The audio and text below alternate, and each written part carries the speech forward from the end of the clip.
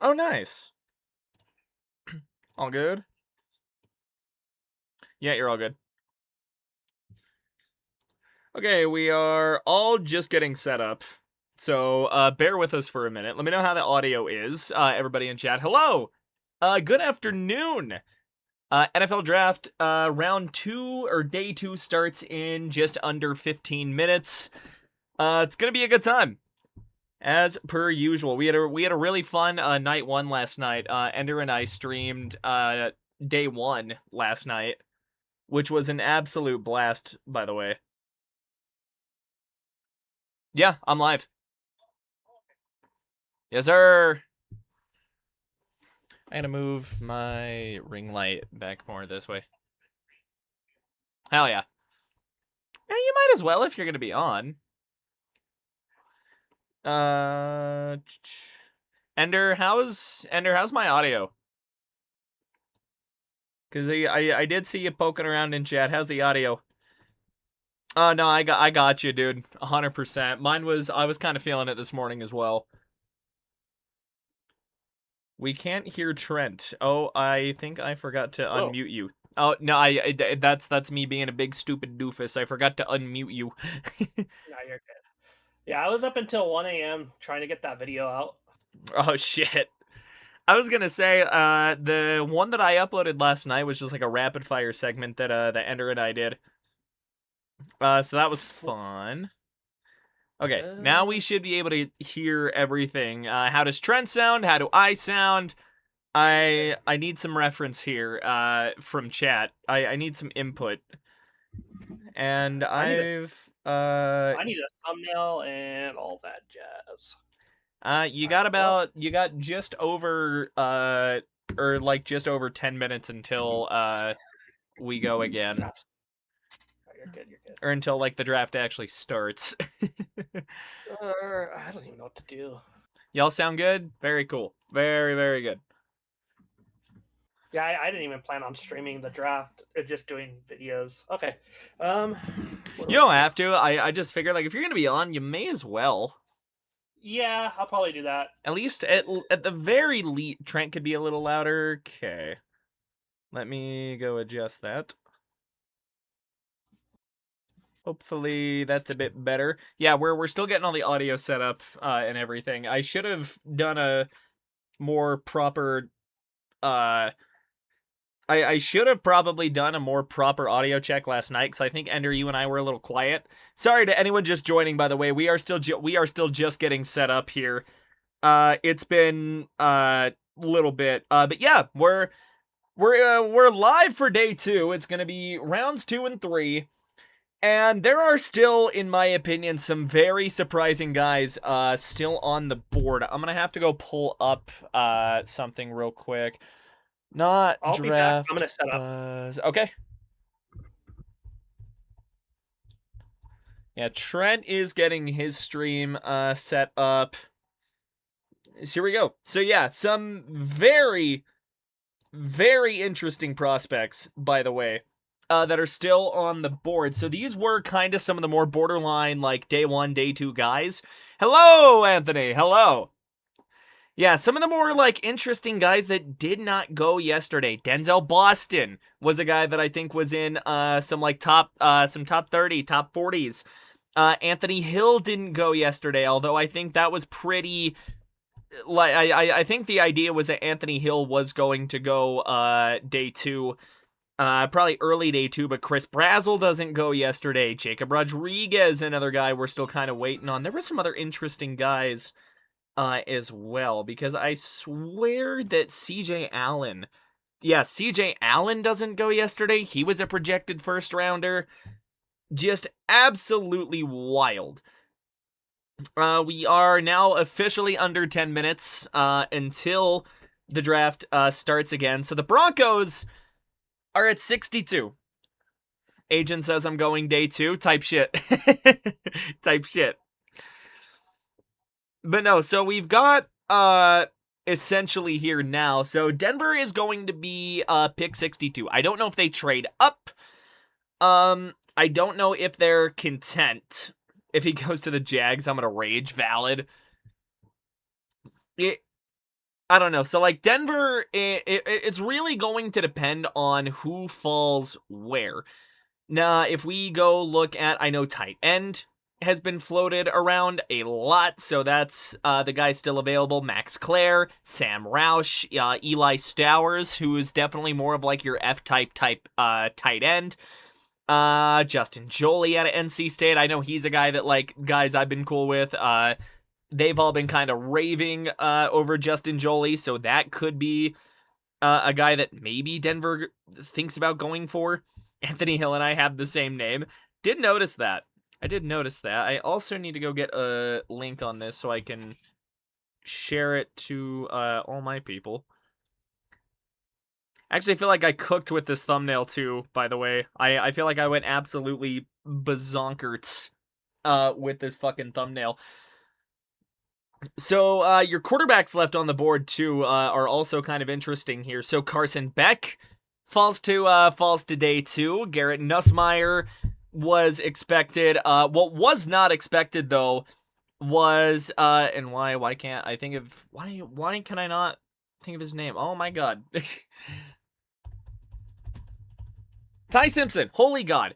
I realized it before I finished typing the question. Ty Simpson was kind of the surprise of the draft last night for a lot of people. Goes 13 overall to the LA Rams, which I think definitely made a few people scratch their heads. Buffalo traded entirely out of the first round, which is a decision, but they might be able to bail themselves out with someone like a Denzel Boston still sitting on the board.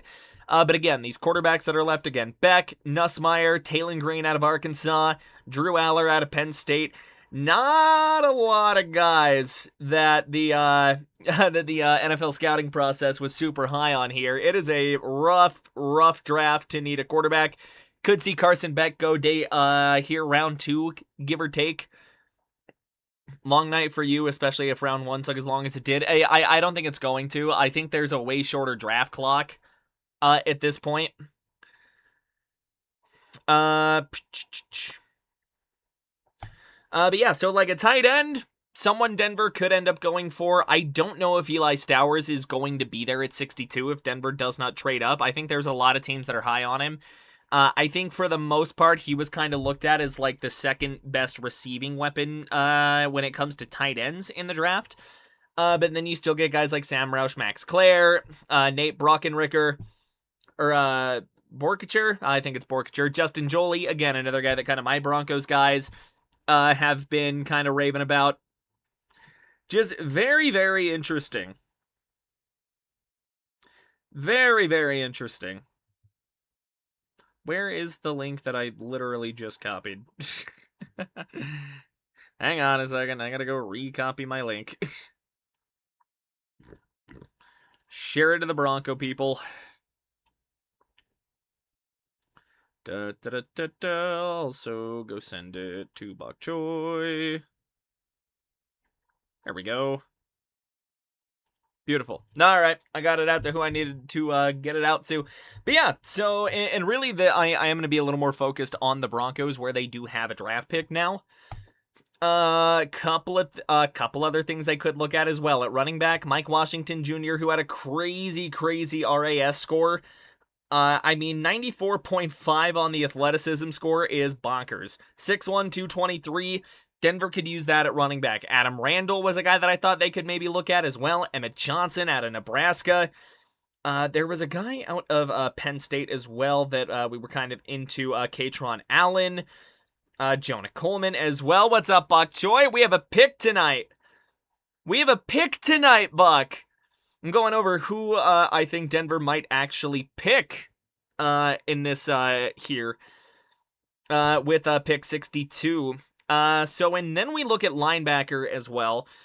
You've got Anthony Hill still on the board. I imagine he might end up going early here in on day 2. Jacob Rodriguez, who could fall to them. Jake Golday as well out of Cincinnati.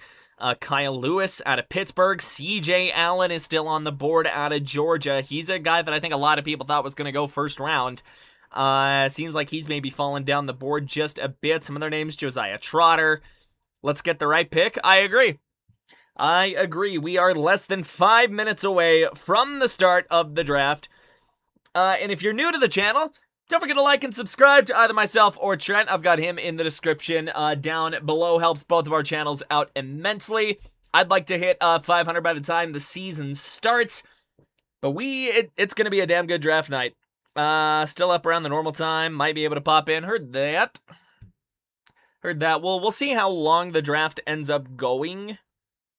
I'm not quite sure how long this is going to go, just because I know round 1 took forever. Round 2 doesn't usually take as long. But yeah, we'll just have to see. Drafted. Okay, so last night we'll kind of give a brief recap of who went. You had Arvel. Ooh, hang on. It is not giving me it's just giving me prospect order here. Can I get in the order here? Oh, it's not even going to give me the actual draft order here, which is wild. Okay. Okay, there we go. Okay, so last night the order, it was Mendoza 1 to the Raiders, David Bailey out of Texas Tech 2 to the Jets, Jeremiah Love at 3 to the Cardinals, Carnell Tate at 4 to the Titans, Arvel Reese at 5 to the Giants, Mansour Delane at 6 to the Chiefs, in a trade-up with Cleveland, Sonny Styles at 7 to Washington, Jordan Tyson at 8 to New Orleans, Spencer Fano at 9 to Cleveland after the trade back, Francis Mauigoa to the Giants at 10 out of Miami, Caleb Downs, safety out of Ohio State, goes to Dallas, Caden Proctor to Alabama. That was a trade right there. As I mentioned, Ty Simpson ends up going to LA. He's going to sit behind Stafford. And then you got Ioane from Penn State, the guard. I'm not even going to try on that first name, by the way. Goes to Baltimore at 14. Ruben Bain goes at 15 to Tampa Bay, which is wild. Kenyon Sadiq at 16 to the Jets. Blake Miller, tackle out of Clemson, to the Lions at 17. Caleb Banks, D-tackle, goes to the Vikings at 18. Monroe Freeling, tackle, goes to the Panthers at 19. Mekhi Lemon, the trade-up by the Eagles, goes to Philadelphia at 20. Max Ihinachor, I think that's how I say it. I probably just butchered that and probably pissed off a lot of people. He goes to Pittsburgh at 21. Akeem Mesidor, edge from Miami, goes to the Chargers. Malachi Lawrence out of UCF goes to Dallas. They had a second pick there. Casey Conception to Cleveland at 24. Dylan Thieneman at 25 to the Bears. That's big for them. They needed secondary help. Keelan Rutledge out of Georgia Tech to the Texans. Chris Johnson, corner, to the Dolphins. Caleb Lomu, tackle out of Utah. Utah got 2 tackles drafted in the first round. Goes to the Pats at 28. Chiefs trade back up, or they had that pick in the back of the first round from the Rams. They get Peter Woods, Chris Jones replacement, if I had to guess. Omar Cooper to the Jets at 30. Keldrick Falk to the Titans at 31. They trade back into the first round with Buffalo. And Jadarian Price at 32 goes to Seattle.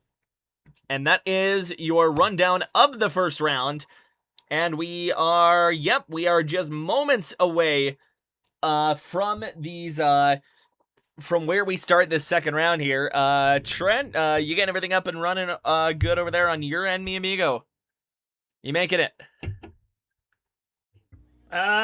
Still struggling here. Oh no. Oh, we got this. I had to go take a picture for my thumbnail. Valid. I didn't know what to do, so I'm getting it going. Fair enough. Can you see the venue? Like, is the venue? Or no, you're in LA. Never mind. It's in Pittsburgh. No, me? I'm like, no. Listen. I saw all the Eagle stuff, and like my brain just snapped to Pennsylvania for like 2 seconds.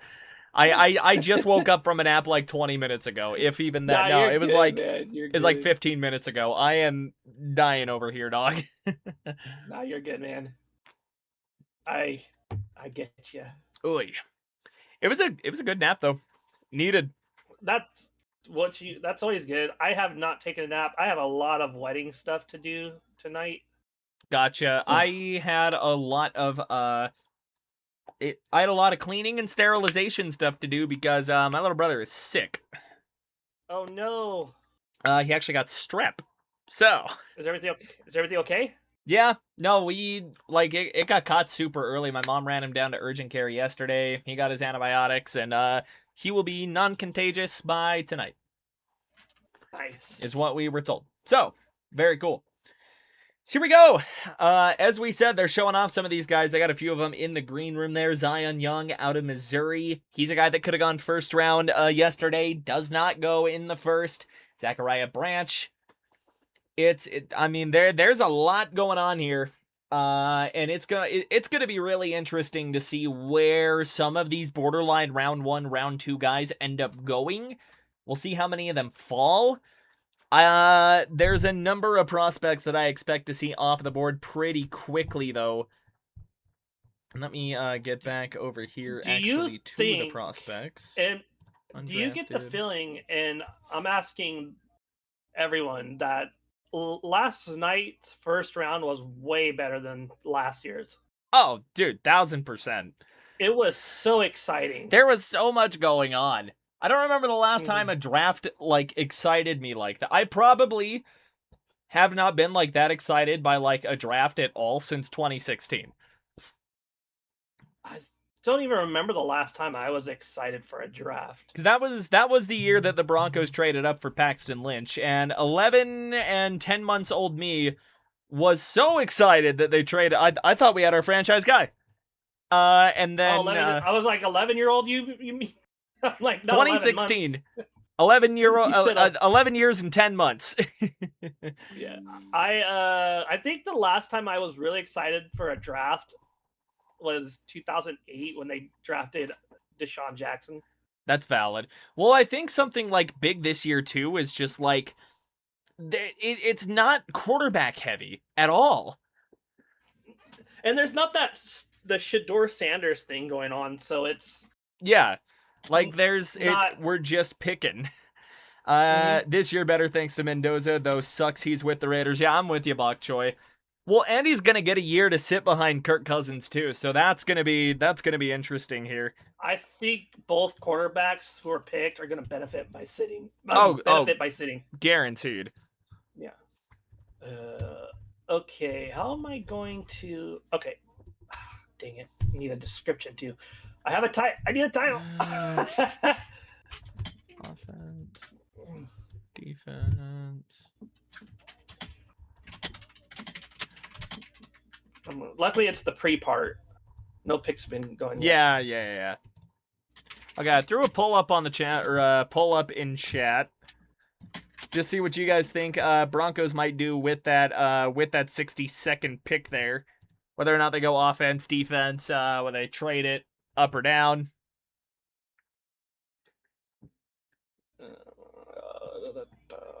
Yeah, I did not expect to go live. I apologize. No, you're all good. I'm very interested. Part of me wonders if... Part of me really wonders, if Denver's going to trade up from 62 to snag somebody.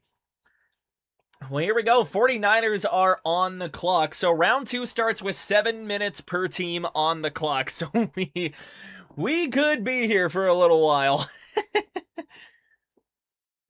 But here we go. So yeah, some guys that are still available. Denzel Boston, 49ers, Zion Young, CJ Allen, Jermon McCoy out of Tennessee, that corner. And then Emmanuel McNeil Warren out of safety out of Toledo. And we do have the Niners on the clock there. It's 7. Yeah, so it is 7 minutes per team here in the second, and then I think in the third it might go down to 5.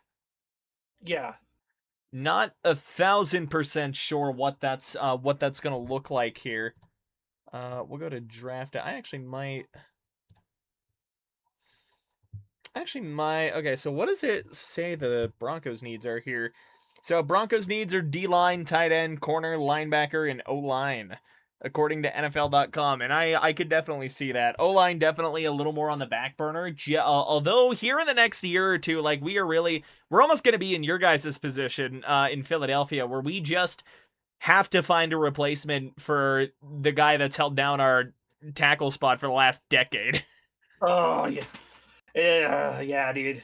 Because like Bulls was already like kind of old when he got drafted, like in NFL terms.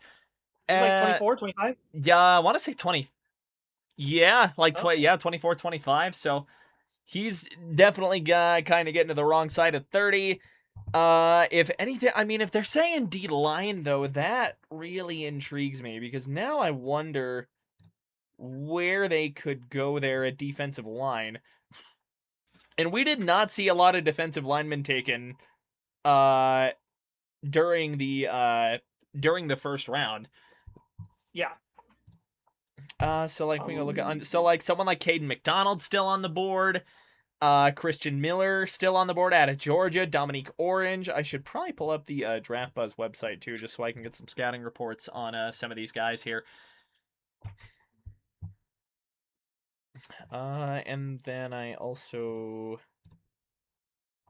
might. And just like that, I am live. I might somehow do a I've second made it. tab for the draft tracker.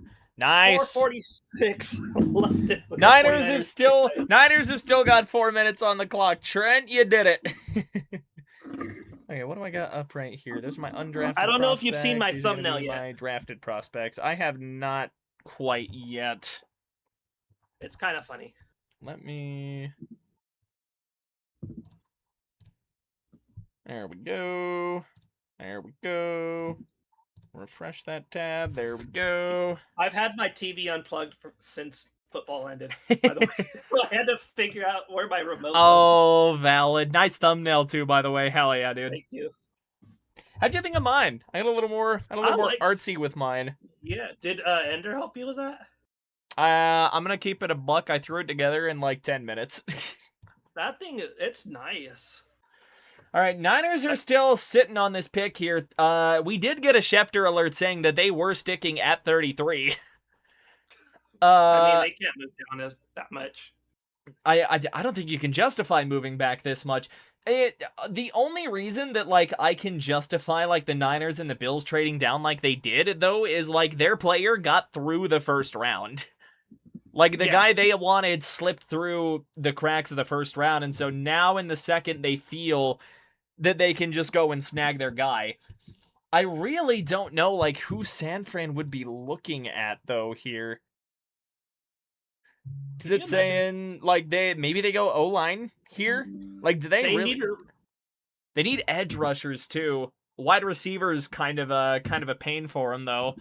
Not really. No, they got Mike Evans. I kind of forgot about that. Really, I need a replacement for Williams as soon as possible. Yeah, they just signed him in like was it a 1 year or a 2 year extension? Yeah, something like that. Super Bowl 60 champs. Don't even remember who won Super Bowl 59. I don't even remember either. It was a Kelly Green team. Or a green team, also a bird. But what's up, Sam Poyle? Hope you're doing well.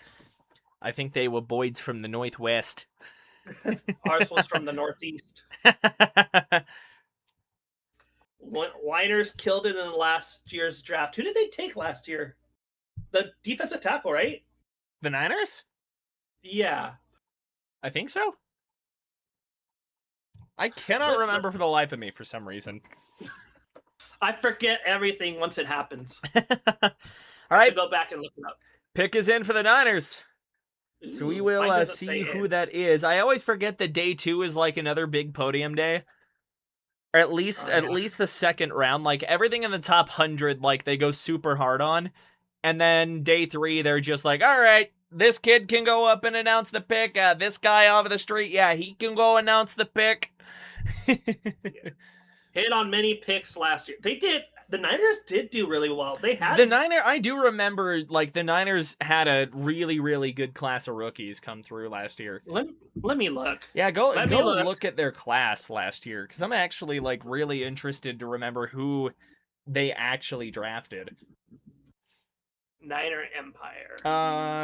Mikael Williams, the edge defender. He was good. I think he got injured though. I think he was one of the guys that fell victim to it. They traded out of the first round Did they trade out of the first last draft too? Yeah. Round 2, 33rd, Michael Williams, Alfred Collins, Nick Martin, Upton Stout. I remember him. Oh, Upton Stout was a hell of a pick. I remember hearing all about that guy. Yeah. I am very intrigued to see where the Niners go, though. It's always it's so crazy to me when they flash the thing up that they were 12-5 and third in the NFC West. That's crazy. I forget how good most of the West was last year. Except for the Cardinals. Except for the Cardinals. We'll talk about them in a second.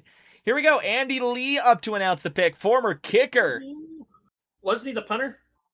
Was he a punter? I think he was the punter. I could have swore the guy was a place kicker. Hold on. First debate of the night. But here we go. The 49ers select. Come on. Oh, he was a punter. I was wrong. Oh, you're good, man. Announce it already, old man. Ooh. Dejon Stribling, wide receiver, Ole Miss. Ooh. Interesting. I don't think he's a guy that I heard anything about. My buddy says Stribling. that should have been the Denver Donkeys getting beat in the Super Bowl. Should have been the Broncos winning the Super Bowl. Okay. What do you think of that pick? Okay, so looking from what I'm looking at on Draft Buzz, they just overdrafted this guy by 30 or 60 spots. Yeah. So Stribling ran a 4.3 40, 4.36, 6'2", 207, so decent size there. So here is what they like about him. Eats cushion in a hurry off of the line. Corners playing off, cannot recover once he gets vertical. Plucks the ball away from his frame with natural hand extension. Sold a beautiful double move against Tulsa in 2024 that set up a 63-yard score on pure route craft.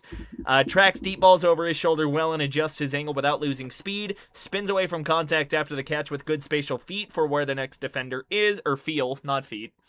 Pacing on curls, hitches, and comebacks is controlled, willing to get his nose in there as a blocker and fit up on safeties in the run. Noticeably better player on 24-25 tape than 21-22 version. Growth is real and visible. They don't like, and these are their words here, leggy in his breaks, hips stay high on in-cuts and digs, giving DBs time to close. Patient corners who mirror his release can ride him off his stem at the line of scrimmage. Gets displaced at the catch point. Physical DBs knock him off balance through contact on 50-50 balls. Build-up speed profile means he takes a beat longer to threaten the top of a route. Let's see. Release repertoire is narrow, relies mainly on feet and a swipe, needs more counters against press. Age and 3 school changes will raise questions in draft rooms about long-term trajectory. I don't know. So on this, his NFL comps are Tyquan Thornton and Velus Jones Jr. Ooh. That does not sound like a early second round pick. I think that's our first super hard reach. That just the fact that he's got speed and I think that's exactly why they took him. Cardinals pick is getting announced too now. The speed and all that, he reminds me of John Ross. Maybe with a little more tech to his game though, because John Ross was all gas, no finesse. All right, Cardinals go with a guard. Chase by Santos. If I haven't butchered that. Can't imagine anyone trading for Ayuk. Yeah, probably not. Not with how he went MIA. I'm gonna find this guy real quick. First O lineman off the board there was projected more at 50 than anything. So again, the second is where it's really just your tape against or your ideas against everybody else, basically. Yeah, let's see what he's got. Let's see. I'm watching the... Yeah. So the scouting report, they like outstanding short area quickness and foot speed for an interior lineman. Gets underneath defenders despite his height to win the leverage battle early. Balanced pass pro, protector who mirrors well once hands are engaged. Heavy, accurate hands when he strikes first at the point of attack. Core strength and low center of gravity let him sustain and steer blocks. He is an effective puller and move blocker who reaches targets cleanly. Stays active and attentive as the unoccupied blocker, picking up late work. Showed clear improvement in pass pro from freshman to junior year. His weaknesses are that his hands arrive late against patient, technically refined interior rushers. Below average arm length creates occasional lunging and overextension. Hips open early in pass sets, exposing a soft inside shoulder. Pad level at first contact is inconsistent and sometimes too high. Can get walked back by power rushers who attack the middle of his frame. Penalty frequency is a concern with 19 flags across 3 seasons. I'm scared after watching Will Campbell last year. Guys with short arms. Yeah. Buffalo's pick is in. So this guy. Already? Yeah. So the profile on the guy that the Cardinals just took, 6'5", 315, ran a 5.02 arm length is a huge concern, though. Only 31 3/4. Oh boy, that's Will Campbell size, right? Give or take. Yeah, wingspan's only 79.5 too. So I'll tell you a story after you announce the pick and everything about last night. It was pretty fun. Gotcha. I already said it. Where people were, I was sitting next to a Steelers fan. Oh yeah. You were telling me about that. Yeah, running back class isn't that great. I think the RB class is really top heavy. I just think that there were too many teams with too many other concerns that weren't the running back spot. I think everyone from here though is just super unrefined. Like they need to sit in a sandblaster for a year. I actually like the setup of Pittsburgh's draft. It looks sick. It genuinely looks sick. They're gonna go quarterback. I'm just kidding. Could you imagine how funny? Is that Jim Kelly announcing the pick? Yeah, Jim Kelly. Oh man, they got Shane Conlon's name up there as a linebacker. Ooh. That does not look like a linebacker. Is that Jim Kelly? It looks like Jim Kelly. TJ Parker, edge out of Clemson. So our first pass rusher is off of the clock. Is he really or is off the board? Second round, of right? the second round. Yeah, I'm talking day 2 here. I'll find him real quick. TJ Parker, 4th ranked guy. He was average rank, overall rank was 31. So for value, technically, I mean, hell of a pick there by the Bills. Where is he on the board? He was rated roughly, and this is on NFL Draft Buzz, so I'm on a different website, but his average rank was 31. If anything, I think they're like an aggregate for a lot of the scouting reports. So here we go. 4.68 40. Ended up with 5 sacks last season. I'm gonna see if I can find his stats again real quick. Yeah, so 5 sacks in 25, 11 in 24, 6 in 23.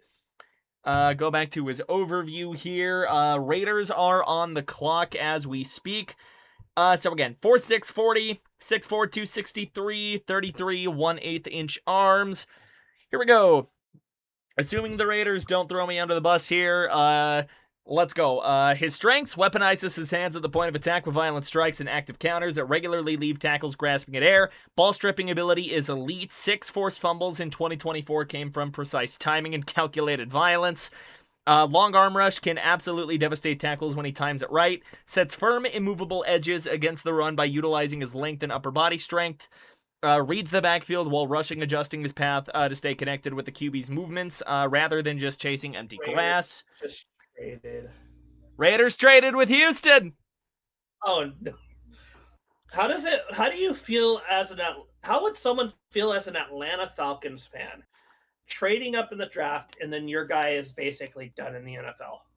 Oof. Because isn't that what happened with their pick last year, right? He's going to prison or something. Who was it?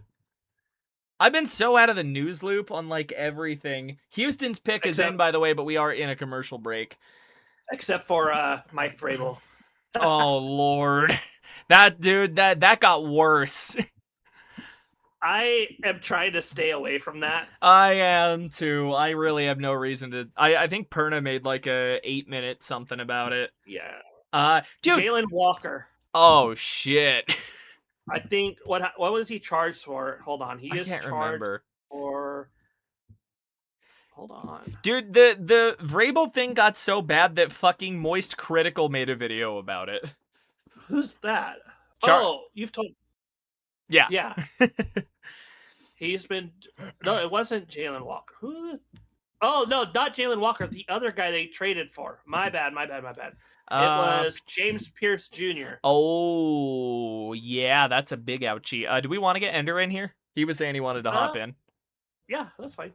Okay. Oh, so he's getting his charges dropped for aggravated battery with a deadly weapon, fleeing police, and resisting arrest.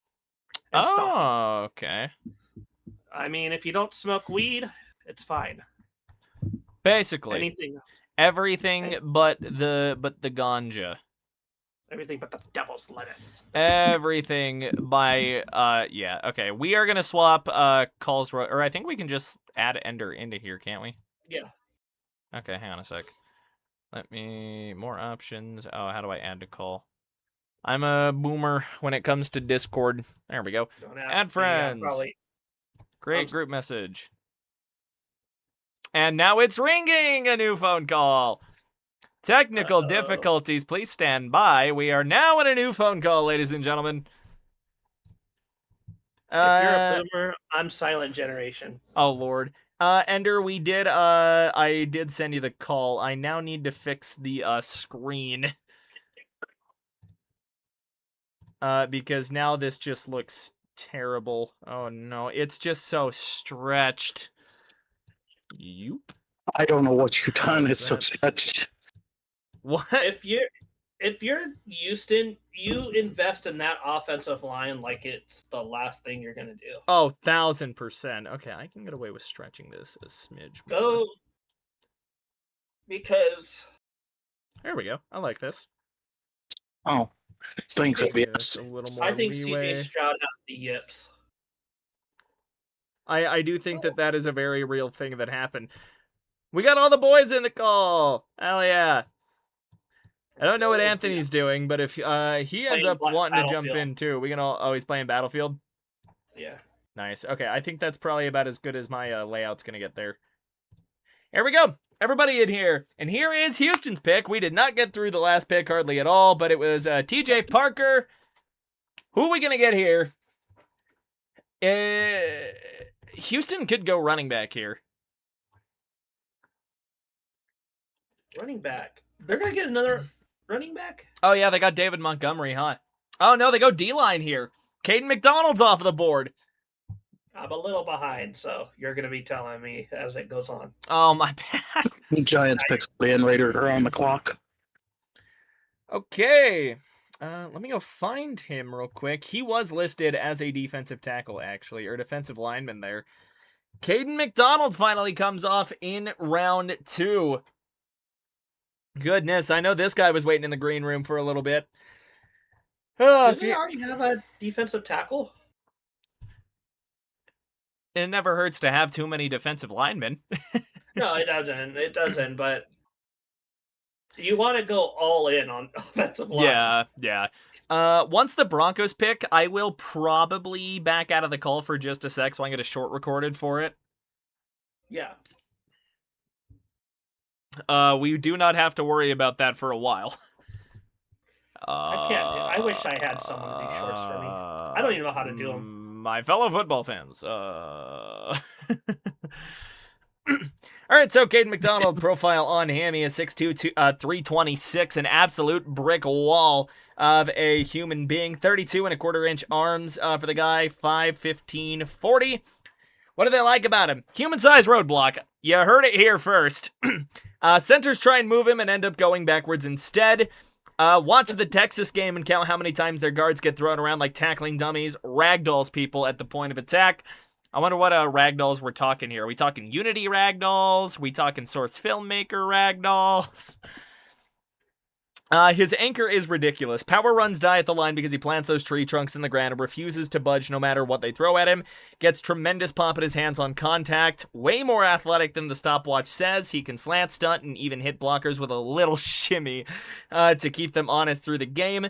Even when he gets caught in a bad spot, his combo of strength and quick feet lets him recover and still blow up plays near the line. Finds the ball. He has a nose for the ball through all that trash at the line and does not just eat blocks for the sake of eating blocks. Won a natty and showed up in the biggest games. 8 tackles against Texas, 8 more against Penn State. The moment is not too big for him. His weakness is the arms are shorter than you'd like. Once a back gets to the edge of his reach, he is grabbing at air and hoping for the best. His pass rush right now is basically bull rush or bust. Gets caught guessing between or against combo blocks. By the time he figures out what is happening, the guard is already climbing to the second level and he has lost his gap. He has a bad habit of popping up out of his stance and getting narrow with his base. Good O-lines will see that and wash him out of the play. Motor runs a little cold on passing downs. If his first move gets stuffed, you will see him take a play off instead of fighting through the whistle. Camera's off. Oh, Yeah, your my camera bad. is off, Trent. He kind of reminds me of Kevin Williams a bit. I do have the trade compensation for that Raiders pick trade. Ooh. Oh yeah, the Raiders did trade with Cleveland. So Texans trade up with the Raiders in round 2. Texans get number 36 and 17. Raiders get number 38 and 91. Nice. It's not bad. No, not at all. Back end 3. I mean, didn't the Eagles just give up 2 4th rounds basically for the first to move up one spot? Yeah, something like that. Yeah. I feel like that's a fleece. What do you guys think Could of Keelan Rutledge? He got picked last night, didn't he? Guard? Yeah, guard. Was that that was a kid from Georgia Tech, wasn't it?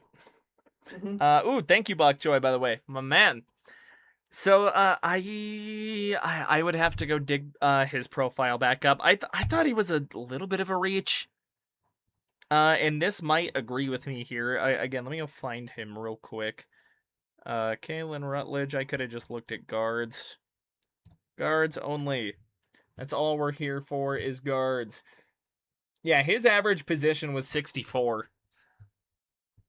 So, Ooh. probably that might be the biggest reach. Because that's like a 50-spot reach there. But Houston might like something, and I think at this point they just want warm bodies to protect their goddamn quarterback. Anybody. But 9 offensive linemen picked in the first round is insane. Oh, it shows you where teams are right now, dude. Good O-linemen are damn hard to come by. Genuinely. I mean, people are starting to realize you need good O-line and good D-line to win. Yeah. No, 1000%. Giants pick is in, and we are about to get that announced. This will be interesting to see where they go here, because they have a lot of needs. They kind of need to replace Daniel Bellinger. They're gonna go edge rusher again. Fun fact, round 1 was the first time in IU history that 2 IU players were drafted in the first round. That checks. Oh. Wasn't IU like good in the 30s and 40s? Yeah, the last time they had a first overall pick, FDR was in his second term. So 1936. 38. 38. Okay, yeah. Have another trade, it looks like. Raiders traded down again? No, Ooh. never. Corner. We got a corner off the board. Colton Hood. My boards are not synced, and that's annoying. There is another corner off the board. Colton Hood out of Tennessee. Let me go find him. Average overall rank was also 31. So, I don't know what it means. I think it's just like average of like where he was ranked just in the overall class. Because again, I think this is more of an aggregate than it is anything else. So here we go. This is 6 foot 193, so a bit of a smaller, leaner frame for a corner. Not the longest arms in the 49th percentile. Ran a 4.44 40. Lot of 4. So what do we got here? Fluid hips and quick feet in his back pedal allow him to mirror receivers through their breaks without losing a half step, especially effective on comebacks and curls. Press man technique at the line is where he lives, gets his hands on you early with a forceful two-hand jab, disrupts timing, all that fun stuff.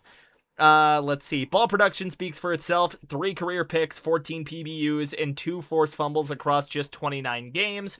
4.4 speed gives him a legitimate recovery gear that allows him to close windows when he's even when he's initially beaten off snap. Diagnostic ability at the snap is advanced for a 1-year starter. Competitive fire burns hot in contested catch situations. Versatility in coverage schemes translates well. Closing burst downhill on underneath routes is a real weapon. His weakness, run support effort, is inconsistent and position dependent. Willingness to set the edge and take on blocks varies from game to game, and he can disappear against the run when not directly targeted. Tackling mechanics break down in space far too often. Tends to lunge at legs and lead with his shoulder rather than wrapping through contact. Physicality in routes invites laundry. Hey, he might be Riley Moss. Tracking the ball and receivers downfield beyond the sticks is a clear developmental area. Only 1 full year as a starter across 3 college programs leaves real questions about his experience level and ability to handle a full 17-game NFL workload against elite competition week after week. Dang. And then, like, the big, like, scouting, or part of the summary was that, like, his best football is played within the sticks. Here we go. Raiders pick is getting announced. He actually is. I was watching the tape. He looks like he's more physical than his size lets on. And that is something that they pointed out, like, in his strengths and weaknesses, because that physicality does become a flag magnet. Mm. All right, what do you got, Raiders?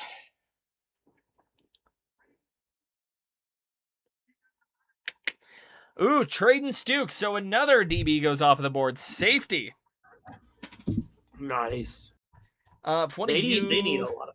If one of you guys want to take the lead on that guy going over his report, my throat needs a second, and I bit my tongue during the last one. Ender, you want it? Yeah, the website pulled up. Honestly, like, the Raiders can't draft a wrong position, though. Like, at all. Like, they just need dudes.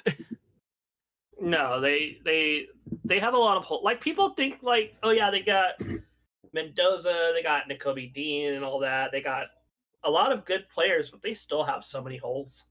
All right, we got Traden Stukes, 6'1", 190 pounds out of Arizona.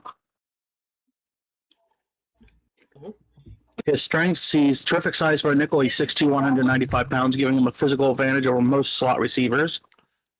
Moves with surprising fluidity for his height. His hips don't betray him the way they do with most tall corners. Okay. Outstanding zone coverage processor who reads quarterback's eyes, picks up route combinations early, and triggers downhill before the ball arrives.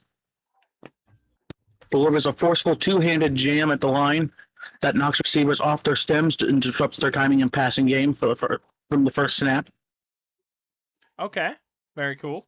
Production speaks for itself. 7 career interceptions, 21 pass breaks up, and 207 targets faced with career completion rate.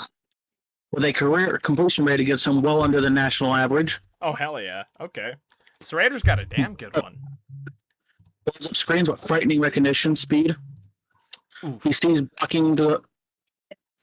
the blocking pattern develop and attacks to stop blockers before the catch is even made. Long striding top end speed allows him to recover on vertical routes and test fades even when he gets a late jump off the line. Okay. And versatile special team contributor with reps across kick return, kick coverage, punt coverage, and field goal block units, giving him an immediate NFL roster value on day one. Hell yeah. Raiders needed a guy like that. Yeah. I hope that they Now, he will be 24 before his rookie season, and the torn ACL in 2024 means teams are buying a player under 2 years removed from a significant knee surgery. Gets caught flat-footed and stacked vertically far too often. Receivers with good stems can get on top of him because he commits his weight forward, hunting the break. Ooh. Lacks short area quickness and mirror ability to survive extended reps and press man coverage against slot receivers who win sharp lateral cuts. Okay. Takes poor pursuit angles in the run game, overcommitting to one gap and opening up wide lanes. His aggressiveness becomes a liability when he can't redirect. Okay. Struggles to consistently stack and shed blocks at the point of attack, lacking play strength to anchor against bigger bodies in the run game.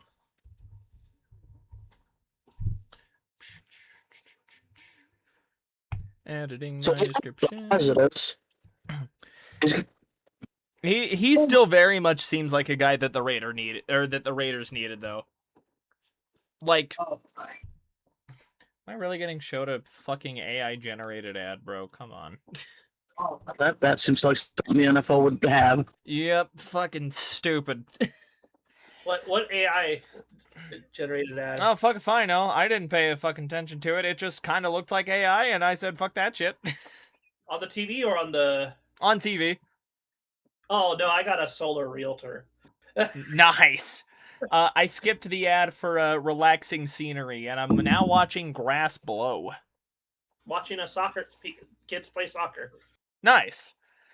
But genuinely, like, the Raiders did need like a big playmaker in the secondary, and I honest to God think that kid's gonna be it for them. I mean, he's gonna be a nightmare for the Broncos if what the scouting report says about his ability to sniff out screens is true. Oh no. Oh no! Well, anyone can sniff out a Denver Broncos screen. Oh no. Anyways. I had to say it. No, you're not wrong is the problem. All right, Browns. Let's see how you. All right, Brownies. What do we got, Brownies? I'm questioning their faith in Shador. I fully thought they were going to go after Ty Simpson and just add another bust to their. Is that Joe Hayden? That is Joe Hayden. Well, I liked him. He had a really good run in Cleveland. He had like 3 or 4 good years, and then he went south. They fell off a cliff. Denzel Boston! Ooh, is that a receiver? Cleveland doubles up on wide receiver in the top 40. God, all right, I want this kid because I kind of wanted him in Denver. Honestly, like if Denver had a shot and the board fell, I kind of wanted Denzel Boston. I guess you could get Jerry Jeudy back. No. Chiefs pick is in. Bengals are on the clock. Oh my gosh. All right, so 6'4", 212 out of Washington with a 4.6 40 for Denzel Boston. They like the height. They're okay with the weight. The hands aren't huge, though it is in the top 2/3. Arms, 32 inches on the dime.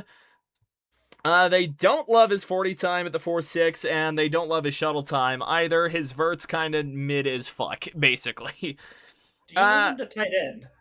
No. Unless you make him add functional weight. Yeah, okay. If you get him up to 230, maybe you could turn him into like a pure F type. Mm-hmm. But that's kind of the only situation where that works. Because he's kind of slow. Granted, though, Jerry Rice ran a 4.7. 4.7 on Saturday, 4.2 on Sunday, baby. Exactly. Here we go. Built like a true X receiver, 6'4" with long arms, and he knows how to use every inch of that frame to wall off corners and pluck balls outside of his body. Gets up to speed quick and carries it through his routes without any wasted steps. Go watch the deep balls. Head comes around early, tracks it over his shoulder like a center fielder, adjusts to back shoulders as good as anyone in the class. 20 touchdowns in 2 years, and most of those came in the red zone. Hands are legit. Vice grip when he catches through contact. Real crafty at the catch point on those in-breaking routes. Runs angry from the catch or after the catch for a lanky guy. And god damn it, Kansas City, fuck off. They don't love his release package. Not a burner. Separation closes on him at the break point. Numbers dipped against better corners. Not making anyone miss. Here we go, Kansas City's pick. Is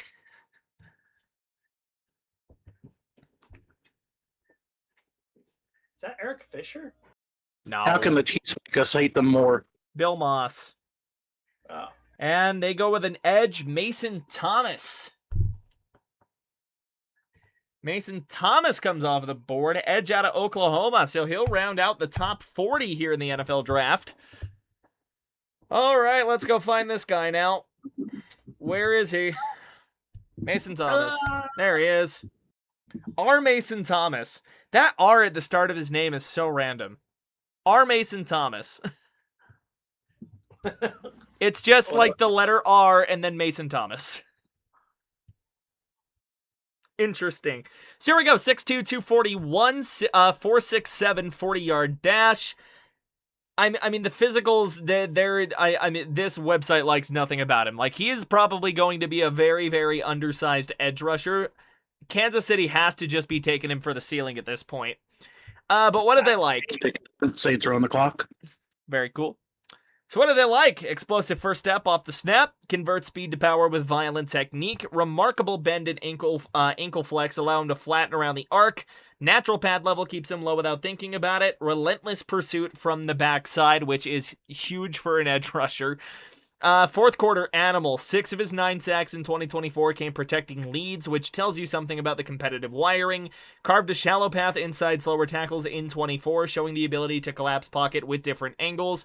Plays with a nasty competitive streak that belies his frame. Does not concede ground willingly and scraps through double teams. So here's their problems with him. Undersized. I called that out immediately. At 249 with below average arm length, invites bigger blockers to lock onto his chest and smother him. Anchor dissolves against down blocks and combo blocks from the run game. Hands arrive late at the point of attack. Durability is a legit red flag. High ankle sprains to both ankles early in his career, then soft tissue issues as a senior. Try saying that like 10 times fast. Good lord. I can't. And then taller tackles with active hands can widen his arc and ride him past the pocket when he loses leverage and stands up. For Casey, I almost want to say that this is like the George Karlaftis replacement. And dude, and now Cincinnati's in. We're going rapid fire. I kind of like that pick. Ken Anderson.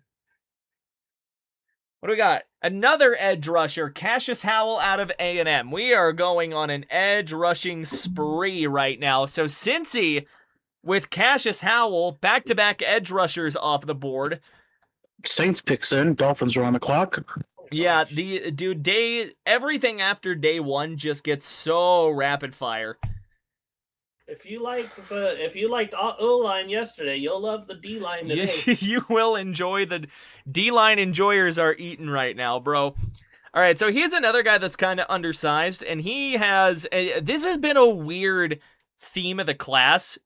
Very short arms, especially for an edge rusher. Ran a 4.59 40-yard dash though, which is good for him. So here we go. What do they like about him?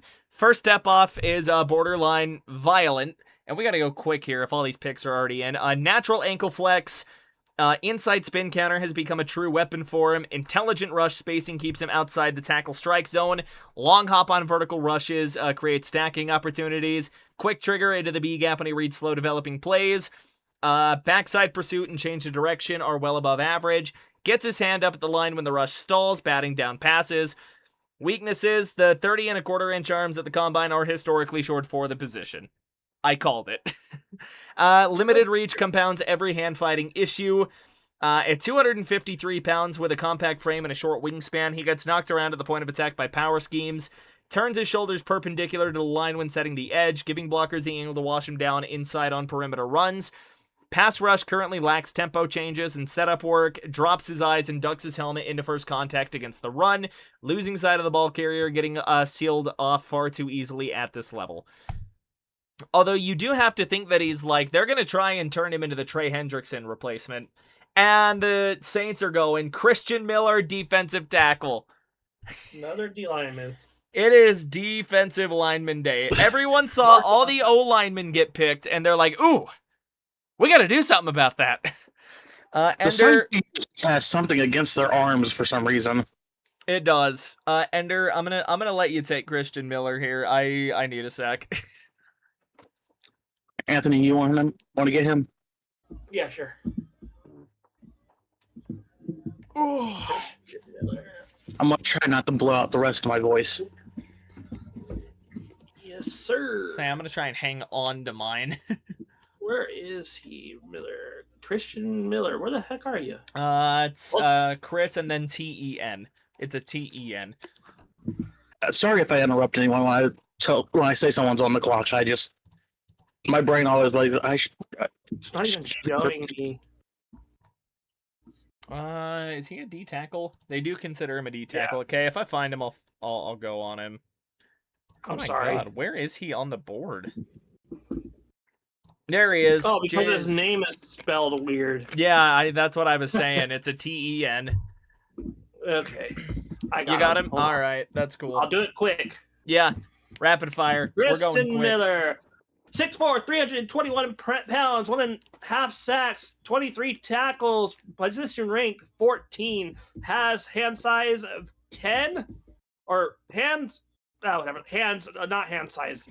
We'll get to that later.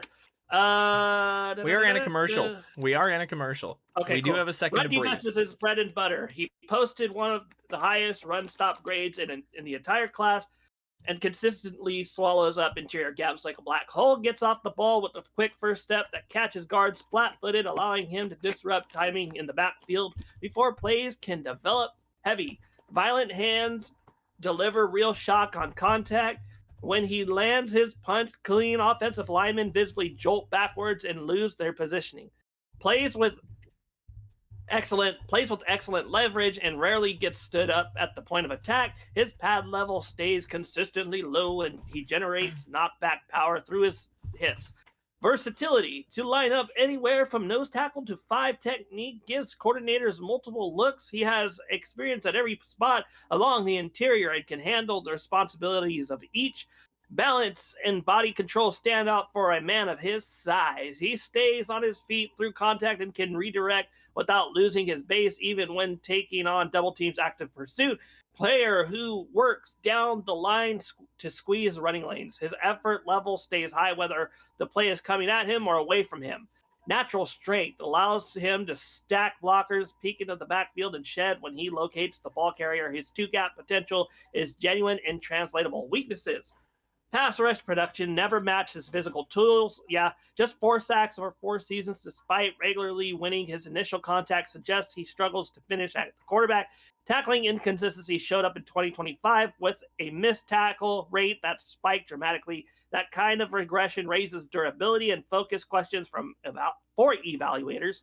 Lacks a developed counter move repertoire. When his bull rush gets stalled, relies too heavily on raw power and needs more technical refinement to become a 3-down player. Gets tunnel vision at times when trying to penetrate, losing awareness of misdirection and play action. He can be fooled by teams that attack his aggressive tendencies. Shoulder surgery following 2024 and subsequent missed spring practice creates legitimate durability concerns that need monitoring throughout his rookie season. Damn. Dolphins pick is in. Jets are on the clock. We are still in a commercial break. I have found the draft sound. Yeah! Let's go! All right, here. So I'll start doing the whole announcement thing, and we'll have you play the draft noise. Oh boy! Fire! Absolute fire, dude. We're gonna get copyright strikes. Yeah, we're all gonna get taken out back, but hey, at least we had a good time. Yeah. But hey, we found the draft noise, which is hella cool, actually. Subscribers. Yeah, we're all at like negative 15,000 subs now. It's crazy. Oh gosh. Please don't do that. I've worked hard for my 240 people. I've worked very hard for my 241. 438. Hey, I'm only from 5. Nice. I'm only 100 subs short of the U.S. Electoral College. Could be worse.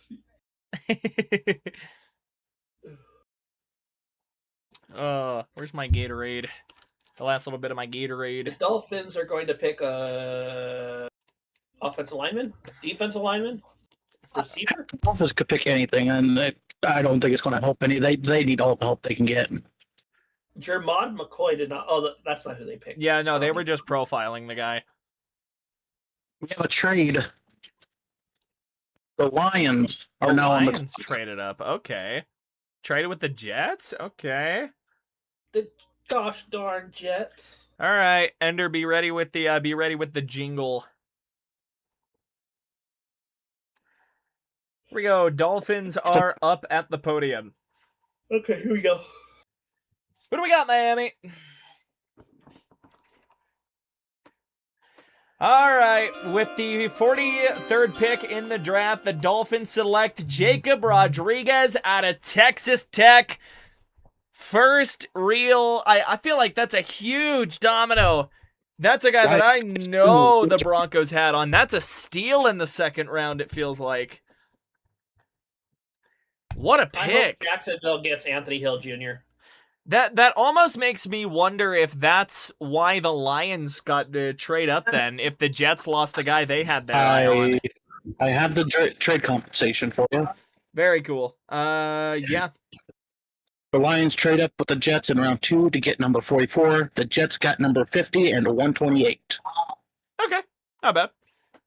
Mid 4-ish. Late 4, kind of. I kind of like his mustache. Oh, dude, his mustache is sick.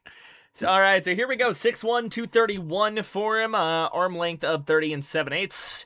I don't think that's a huge thing at linebacker. Guy won a Chuck Bednarik Award, Dick Butkus Award, a Bronco Nagurski Award, and a Lombardi Award all last year. Diagnosis run fits fast, triggers downhill the instant he reads the scheme. Lateral burst shows up on chase plays. Active hands when taking on climbers. Ball production is a calling card. 13 career forced fumbles. Peanut punch is technique, not luck. Quarterback background flashes in pre-snap communication. Scored on both sides of the ball in 2025, including a 69-yard scoop and score. Combine agility numbers and vertical back up the range and burst. Two-time captain whose tempo and urgency clearly lift the group around him. Shorter arms show up against interior linemen who latch on at the second level. Cutback runs give him trouble. Coverage reps against vertical route concepts expose some depth management issues. Aggression cuts both ways, bites on misdirection and play action more than you want. Tight on peripheral awareness when chasing wide, running into blocks in space. Thin special teams resume, which matters for a linebacker his size entering the league. And we will be getting the Lions at the podium. I think that's fucking Megatron to announce it. No. It is. Before we get to that pick, Rodriguez kind of looks like Ray Finkel. True! I'll be right back. All right, no draft jingle. Lions go Derek. Hey! All right, Lions go Derek Moore, edge out of Michigan. So we are just getting a run on defense right now. Holy moly. It is, dude, this feels like it's been just about all defense after the first couple of picks here in the second round. Let's go find who just got picked up here. Derek Moore, if I can find him. There we go. Average position, I think, was in the 60s. So here we go. His profile here ran a 4.65 40, 6'4", 255. What do we got here? Strengths. Bull rush is the best weapon. Generates real pocket collapse. Keeps his legs turning through contact rather than stalling. Good pad level and forward lean at the top of the rush. Reliable tackler who wraps up and finishes. That's big in this league. Michigan used him in standing alignments, 3-point and wide 9 looks without drop off. Carries 255 pounds that plays on a lighter frame. Or that plays on a frame that plays lighter. Good lord, dyslexia is not helping me right now. Hands and feet work together during the rush. Senior year production spiked to 10 sacks. Suggests a player who learned how to finish at the quarterback. Weakness. Run defense effort is inconsistent. Counter moves remain underdeveloped. First step quickness is not in the top tier, forcing him to win with power over pure speed. Struggles to disengage when tackles get into his frame. Pad level rises on contact at times, surrendering the leverage his frame should provide. Ravens pick is it. Years on the clock. I was just about to say. Ooh boy. It is just a run on defense right now, man. Holy shit. This is a really good draft for defense, though. There are so many guys at so many positions. Next year's almost at this defense, point. right? Defensive heavy draft. It is. Well, and that's what it's been so far, too. Especially here in the second, dude. Holy hell. And it's all like the linebackers, edge rushers, and defensive linemen this Yeah. round. Well, like, it, So- like, what's up? Do you see the Steelers or taking a quarterback in this draft? No. Maybe maybe in the third. Especially with from Rodgers. I think they're gonna roll with Will Howard. I was gonna say, because I think there were reports that, like, he had friends in upper management, didn't he? Will Howard? Or guys in the front office that liked him. There's a lot of people that like him. I don't see them. I see them taking a late round quarterback. Say, I could see them taking someone like a Garrett Nussmeier round 3. Someone take and just sit behind Will Howard just so they can learn. Either Howard or Rodgers if he decides to come back. But also, you do, if you do take a quarterback, you do run the risk of pissing Aaron Rodgers off. And I mean, at that point, who cares? But like, I think Rodgers is already pissed off with the Steelers. who isn't Aaron Rodgers pissed off with at this point? Himself? He missed his nap, goddammit. I don't think they get a quarterback this year. I think they're gonna. I still think they should just tank. Just swallow your pride and just tank. Just tank. Just do it. Just lose. Just lose. The draft should have Arch Manning in it. Yeah, next Well, year he- we'll he have was- Arch Manning. It could be tank for Manning. It ain't gonna happen. If it's Jets or I'd say the Browns, Colts. I'd say the Colts could restart the Manning line of dominance in Indianapolis if they had a first-round pick. They don't have one next year. Yeah, next They do year's not. first. If we had one, I think, is he a red shirt junior or a red shirt senior? Great question. Because I think he stays if it's the Browns or Jets. True. Very true. Dude, I love this meme Ender pulled up. If I had one. If I had one! I just 2 first-round picks for Sauce. That's still far back. Looking at your roster right now, you guys have regressed a little.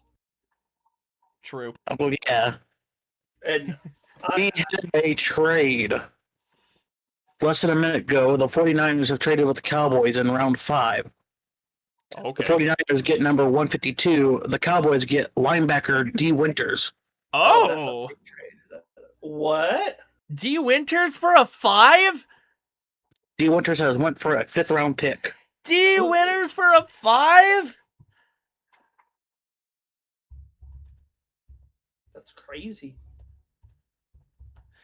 Whoa! That is our first player traded off. Wow! Did you skip? He wants to join. He tried to call in the gents chat. He tried to what? Anthony tried to call in the gents chat. Oh, for He real? wants to come in. All right, let's move over there. To the gents.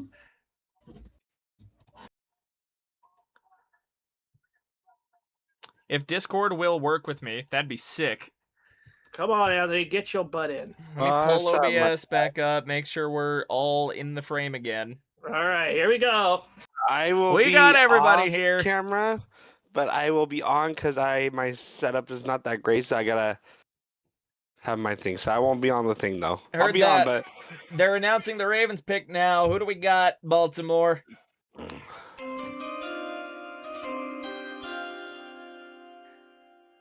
I hope the Jaguars get Anthony Hill Jr. That'd they be better funny. not. I'd be pissed. This guy's taking a sweet time to announce a pick. I'm gonna keep it a buck. Is that Michael Orr? No, that's Ingram, Mark Ingram. Mm. All right, tell me, Marky Mark, who do we got, brother? In the funky bunch. Okay, now we're announcing it. Here we go.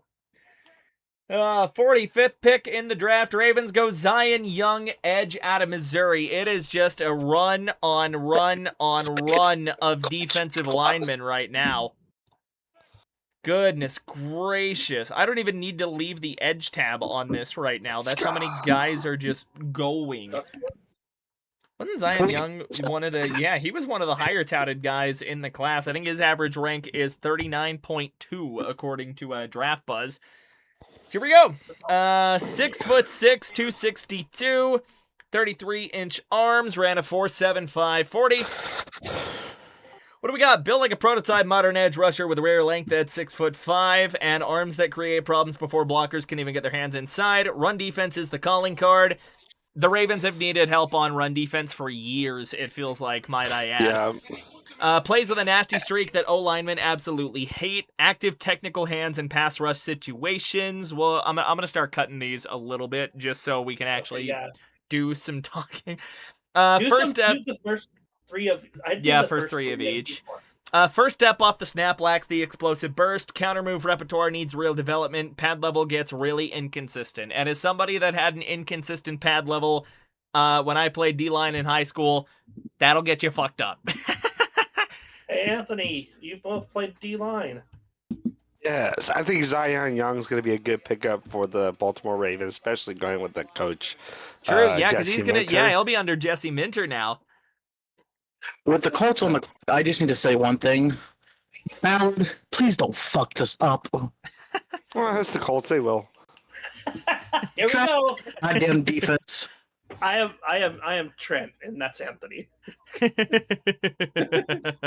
You kept calling me Anthony. Buccaneers. All right, Buccaneers pick is getting announced. Who do they got announcing that? Is that Rondé Barber? Yeah, Rodney Barber. All right, it is Rondé Barber. Nice. Brother of Tiki Barber? Brother of Tiki. All right, Buccaneers go Josiah Trotter out of Missouri. Wow. Is that Jeremiah Trotter's kid? Maybe. Yeah. I am shocked that that fucking Anthony Hill and fucking not this one, not the one under me. That Anthony Hill and gosh. yeah, Hill and CJ Allen are still on the board, which is fucking bonkers. Does Anthony Hill play? Linebacker. Colts taken. All right, so here's I swear to gosh. here's Josiah Trotter, 6'2", 237, ran a 4.61 40, has a big wingspan. The Colts So- have traded. Colts Colts traded. traded down? Steelers Colts are- traded up. The Steelers. Pittsburgh. God damn it, Ballard. Anthony, you're gonna go to Pittsburgh? I don't care. I have anything other than the Colts. All Or right, the so Jags. here's what they like about Trotter. The run defense is the calling card, processes run schemes, heavy hands at the point of attack, good lower body strength, flexible hips, all the good stuff you want out of a linebacker. guys are ahead of me, Weaknesses, I think. arm length measures short for the position, lacks sideline to sideline range, coverage is a clear weakness. He's Alex Singleton. Oh boy. He's Alex Singleton. Trust me, I can tell you about linebackers with fucking coverage issues. Oh, man. Pick is in. Falcons are on the clock. Pittsburgh did a thing! They're gonna get a quarterback. Could you imagine Better now, if this is so what... you- Could you imagine if Nussmeier goes right here? Or Carson Beck. Oh, Oh, yeah, Carson Beck is still there, too.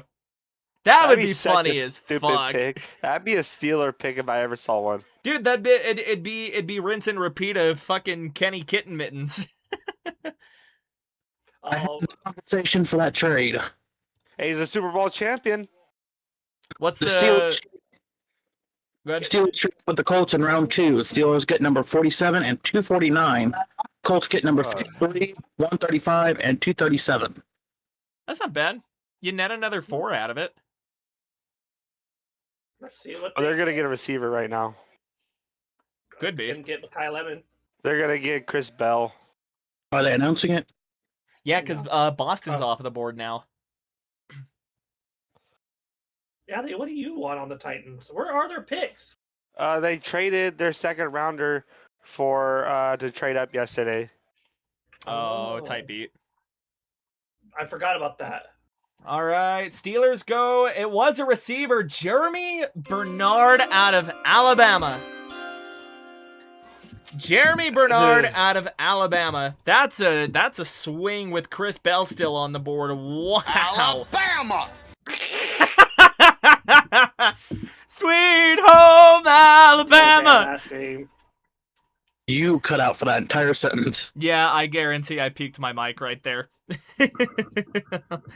There's a lot of guys that are still on the board too. Chris Bell, Chris Brazzell still on the board. Here we go. Jeremy Bernard. What do we got? 6'1", 206, ran a 4.48 40. Not the biggest arms or wingspan, but here we go. Route running is polished, manipulates tempo, sets subtle fakes, owns the intermediate field between the hashes on dig. So a guy is like middle of the field, fucking throw it to me. Reliable hands on third down, just 4 drops on 232 career targets, is an outstanding catch rate. Catches and becomes a runner immediately. Alignment versatility, sideline body control, cool stuff. Long speed is average. Long speed is average. Press coverage remains an issue. He needs better counter moves. Contested catch production does not match the frame. Lacks the explosive twitch to make defenders miss in tight spaces. And drops can creep in when working over the middle into traffic, where NFL windows shrink considerably. Falcons are on the clock. I actually like that pick. That was actually a really good pick. That isn't a bad pick, and Jeremy Bernard is like definitely a day 2 pick. I just thought we'd see like Chris Bell come off earlier or Chris Brazzell come off earlier. That's wild. Atlanta needs to go edge rusher because their little stalker guy. Yeah. Charles just got dropped, so he's fine. Oh, Hold on. Well, yeah. Charles. Well. In that case, no wheel of discipline. Falcons are on the clock. Falcons pick is in. Vikings are on the clock. Very cool. Ooh. Hey, buddy, Ender, your mic keeps cutting in and out. It does come in a little fuzzy before it kind of figures itself out, and then it goes fuzzy again. Try again. Is that better? There we That's go. better. That's much better. You're good, bud. I'm beginning to think it's the cable. It might be. Could I'm be. just hard of hearing, so my apologies. Remember, I'm old. Old. Hey, but you're not bald. Yeah, it's Miles. No, I'm actually. My barber was like, "Dude, you have a full head of hair." Type beat. I'm like, "Thank you." All right, guys, let's Just get made the it whole back to stream the taken office. down. Gonna turn my camera to the TV. Let's get us all murdered. Except for Anthony. Except for Anthony. And no, Hi, boys. Anthony gets dragged in because he's an accomplice. He's an I don't accomplice know. to I don't know. copyright infringement. That's fine. No copyright law in the universe is gonna stop me. Once said fucking Sonic the Hedgehog. Oof. Which one of you farted? Sorry. What? My dog. What kind of 4D nose you got to smell that through the stream? What? Nah, that'd be crazy as fuck. Whoever smelt it dealt it. True. I think it's Ender. I think only a Colts fan would fart like that. What are you talking about? I can't hear you. Even the farting coming through the microphone. I have no Poor Ender. We still can't hear him. He comes in so like fried, and it just makes it so much better. At least you guys could agree you don't like AEW. Is that better? That's true. In that case, I love AEW. Can you hear me now? Kind of. Debatable. What is going on with it? Oh, there's something. There it is. I hear him. All He's right. alive. The Falcons' first It's so pick. weird. I think we're making our way to the podium at some point. I do really wonder what the Falcons go with here. I hope they don't get. I think I'm on an ad right now. How funny would it Well- be if the Falcons took Carson back right here?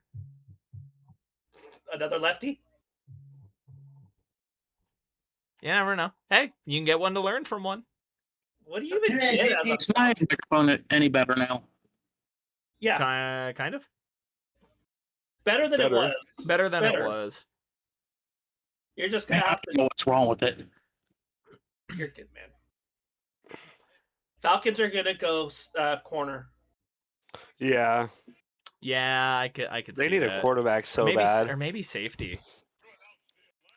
Anthony, how would you feel if Anthony Hill goes to the Jets? I would be fine with it. You just don't want Jags and Colts. Or Texans. Because I want to buy you an Anthony Hill jersey. No, I plan on buying me one. And I hope it's the Jaguars or the Colts. I wouldn't buy it. I just want I'm him to go buying to it the for you. Broncos. Who's this? Michael Turner. Michael I think is what Turner? it was. Yeah. Ooh, I liked him. A good ass running There we back. go. It was a corner. Avion Terrell I knew out it. of Clemson. They do go corner. They needed it badly. I wonder if it's AJ Terrell's brother or something. Long lost. 'Cause his long lost sibling. Avion. Oh, it is his brother. Ooh. Oh no way! That's crazy. Got the Terrell brothers. They get to play together in Atlanta. Really? Where even is Yes. he on the board right here? So, Oh, question. second ranked What's up? guy. The Jets have, based off of the NFL site, the Jets need a QB. Do we see the Jets drafting a QB? No. No, Probably they're not. gonna wait till next year. They They have Arch to Manning. know. To be fair, this is the Jets. No, I don't think so. I would say like in the third or fourth round, but not right. There's nobody who's like Well, good it is- enough. I'm starting to think Ender's onto something here.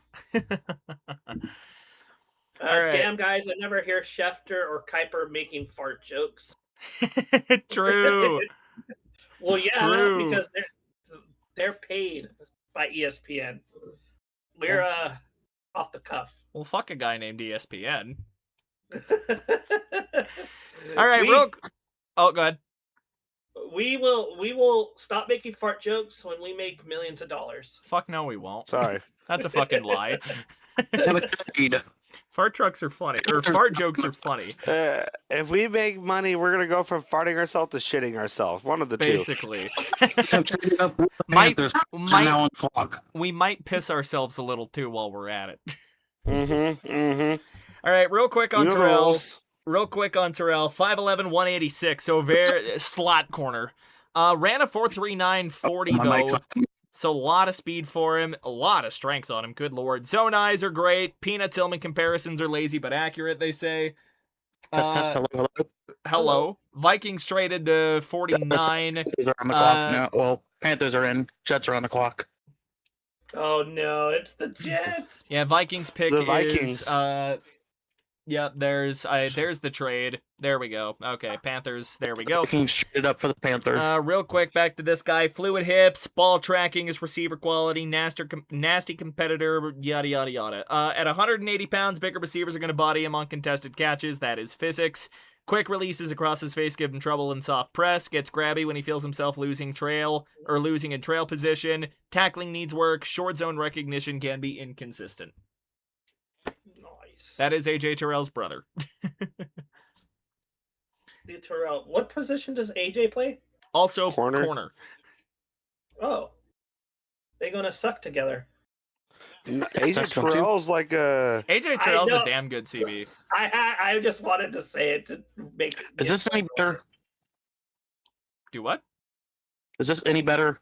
Yes? A lot That is better. better? Yeah, That sounds so good. He got it figured out! I've now just switched cables completely. That sounds way better. It's that is night and day. You no longer sound like I'm listening to you on in the 1950s. Oh, actually, I resent that comment. Oh, Ooh, Jake Jake Delhomme Delhomme. announcing it. Let's go. Jake Delhomme. All right, Panthers at Should've had Jimmy 49 Clausen. traded up for. Oh God, Mel Kiper would have creamed his pants. Panthers go Lee Hunter. More defense. When was the last time we had an offensive player picked? Good Lord. Well, Oh, it was the receiver. yeah, It was Pittsburgh. Steelers. I have the trade compensation for you. Yeah, let's hear that real quick, and I'll find this guy. The Panthers are traded up with the Vikings in round 2. The Panthers get number 49 and 196. The Vikings get number 51 and 159. who's next? Little Wait, swap. they traded out of the second round? The Vikings? Yeah. No, they got No, Vikings 51. are next. Oh, Yeah, it goes Jets Vikings. 51. I thought I heard 141. I was like, Oh what? Lord. All right, so Lee Hunter, defensive lineman out of what school did he just go to? I completely missed it. Texas Tech. Texas Tech. Ay. All right, 6'4", 318, seems like a human fucking brick wall. 5'18" on the 40-yard dash, so it's slow even for his position comps. Wins at the point of attack with violent hands, natural anchor, thick, powerful base with a 6'9" wingspan built to clog interior gaps. Fires low out of his stance with surprising burst. Run defense tape is impressive. Gap integrity forces opponents to devote extra resources. Generates real pocket push as a bull rusher. Wraps up and finishes near the line. 3 years of meaningful power forward production across 51 games. Removes guesswork. Weaknesses. Gets tall when fatigue sets in, losing pad level and letting linemen get underneath him. Pass rush is essentially one move deep, bull rush only, no counters or hand variety. Lacks lateral quickness and long speed. Effort visibly drops on plays away from his gap, needs a snap count rotation to stay effective. Stiff hips and limited bend make him vulnerable on line games and twist packages. I still don't hate the pickup, though. Carolina needed help on both lines badly. We'll see if the Jets maybe get a linebacker. No. They got rid of Jermaine Johnson. Yeah, and they lost Devin Lloyd. Oh, that was the Jags who lost Devin Lloyd. Or who are you talking about? The Jets. Oh, okay. We don't speak of the Jags. So, Anthony and Ender, do you hate each other's teams more, or do you hate the Jags more? I hate the Jags more. I hate the Jags more. Unity between our AFC South friends. You love to see it. We could throw a Christmas party at this rate. Like World War One. The Colts really haven't been like a side of my thorn since like Andrew Luck. So Side of like your thorn. thorn in my side. Sorry. See, even they got me all messed up. Thorn in my side. The Jags. I seen the Jags lose to the Titans, and just knowing I did my one video against them, I will always hate the Jags a little bit more. And Texans, I just don't like it because they complain about the Houston Oilers being theirs. Like, shut the hell up. It's been 30-some years already. Just if you guys wanted us to stay, you should have paid for a stadium. Jets pick is in. Vikings are on the clock. Luigi knows the grammatical error you made. As for the Titans, they may be our technical rivals, but god damn it, the Colts can't win against Jaguar at their home. Yeah, you guys cannot win in Jacksonville. I don't know why we can't do it. I think it's always. I think it's always. It's always so funny too, like when the Colts season comes down to like week 17 or 18 in Jacksonville, and you can essentially just write them off at that point. Oh my god, we might have a chance to beat Jaguar at home. They're playing in Miami this season. They're playing in Miami? I have a chat. Stadium renovations, aren't they? Yeah. Oh, yeah. So they're playing in Miami. We have a chance to beat them. So And honestly, So you're saying there's a chance. since they won't be a thorn in my side until they fire Chris Ballard. So as long as they keep employing him, I'm okay. yeah. Sand Poyle says, sounds like I will be rooting for the Jags this year. LOL. Sounds like you just lost a follower. I'm going to follow you just to unfollow you. Yep. He's a Seahawks fan, so. That's even worse. Nah. Who cares? Oh, watch, they're gonna take Carson back. Dude, that would be so fucking funny.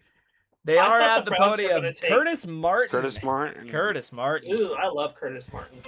We get the He was who's alright, who of overrated. we get the who's who of legends here, kinda, for each franchise. I know Pat McAfee's supposed to be announcing our picks, I believe. Oh, fuck that guy. Didn't he just get fucked up at fucking WrestleMania? Yes, he did. I was there. Yes. That made me so happy. And I when watched that shit live.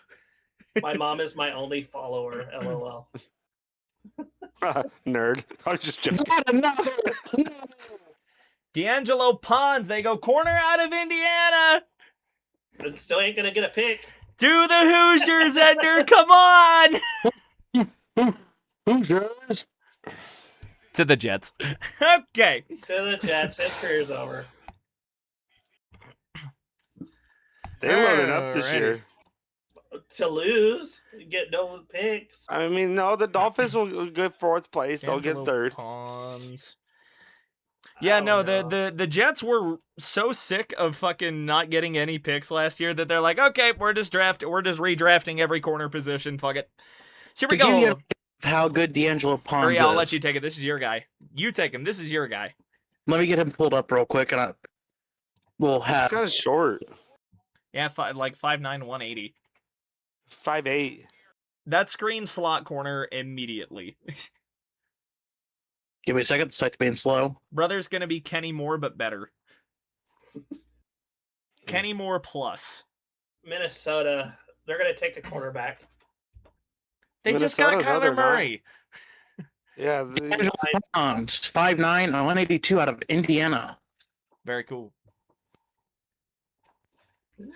Track caliber speeds provide recovery cushion that allows them to gamble without getting torched over the top. 2 picks and 1/2 against Washington, including a 67-yard house call. Put the ball skills on full display. Threw 6'4" Denzel Boston to the ground and made the tackle. That tells you about his competitive fire.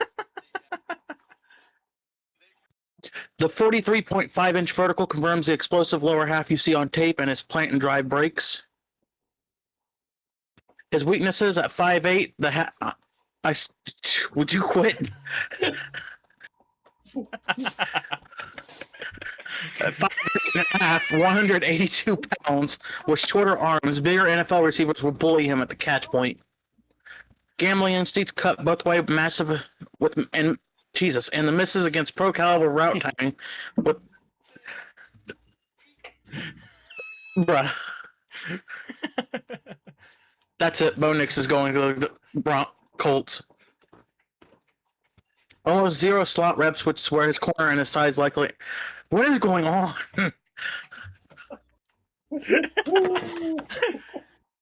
Sounds like a Jets player.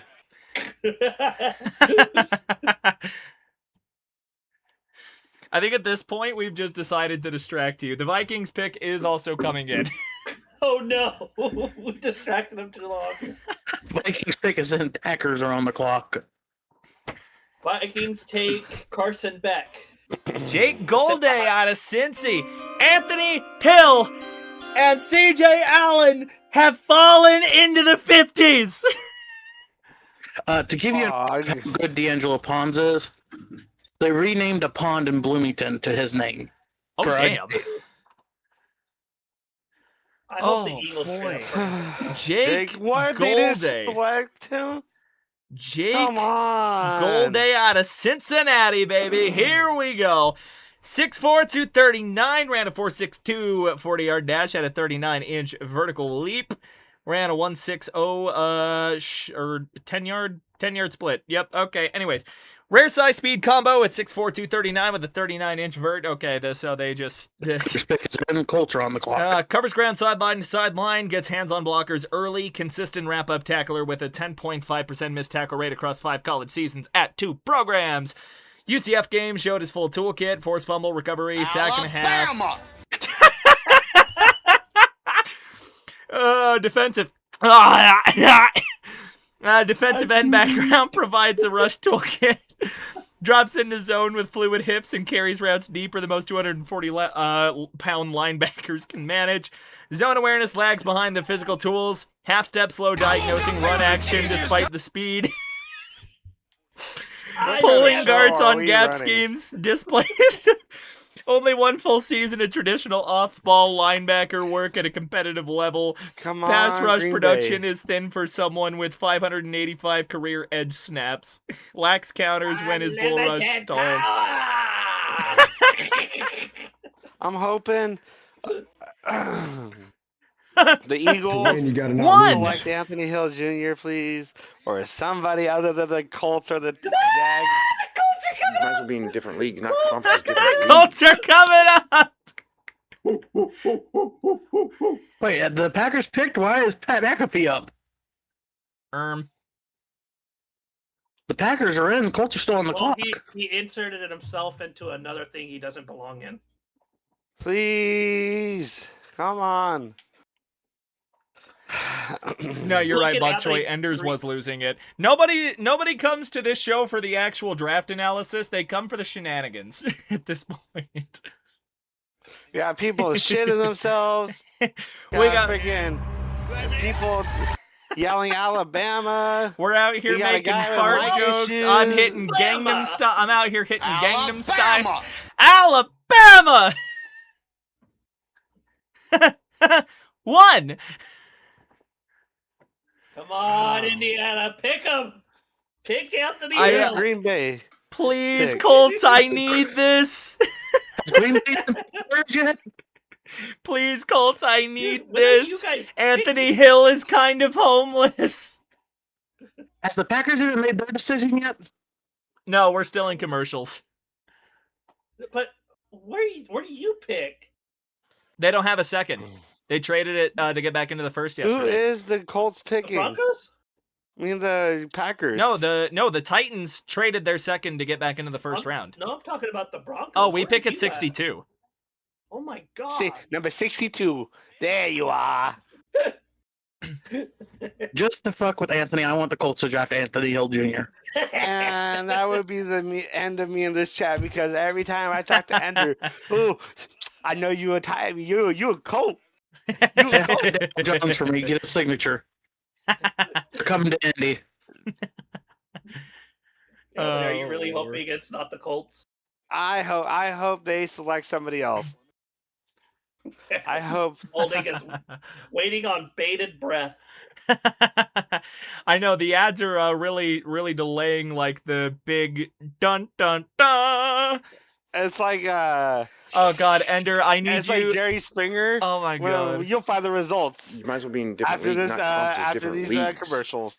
Ender, Or please, the- Ender, please tell me like if that happens, you can get me the fucking fa sound effect. Let me get it Please. downloaded. Fa. We need that so bad. Poor Randall. Poor Anthony. Please. Please, Here it Speed, comes. I Okay, need Packers this. are in. I need the Colts to pick Anthony Hill. They don't even need a linebacker. They need a corner. Are there any corners The available? Packers? Yeah. There's still some good corners available. Corners haven't really been like the priority of the draft so far. The Packers select What's have up, Zaire Zed? Franklin, so I don't think they're gonna get a linebacker. That's also What's true. up, Zed? Nice to see you again. Rock on, dude. All right, who do the Packers go at 52? Here it comes. Somebody's got like glasses that say we actually have a pick today. Is that a Broncos fan or a Colts No, fan? it was a Packers fan. All right, here we go. Colts picks All right, in. Eagles. with the 52nd pick in the 2026 NFL Draft, the Packers take Brandon Cease. Or Sice. And they took a corner! I knew it. Anthony. Dun, dun, dun. Actually, no, run the sound effect now, Ender. Come on. Come on. Good.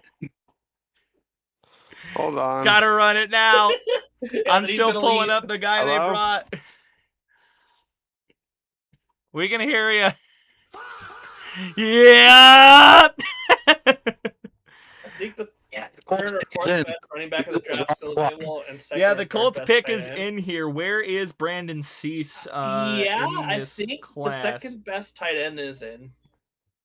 Where is Brandon Cease? There he Running is. back, third and fourth, yeah. What the they're fuck still is that? available. South Carolina. All right, here we go. 6'0", 189. So a slim frame for him. Ran a 4.4 40.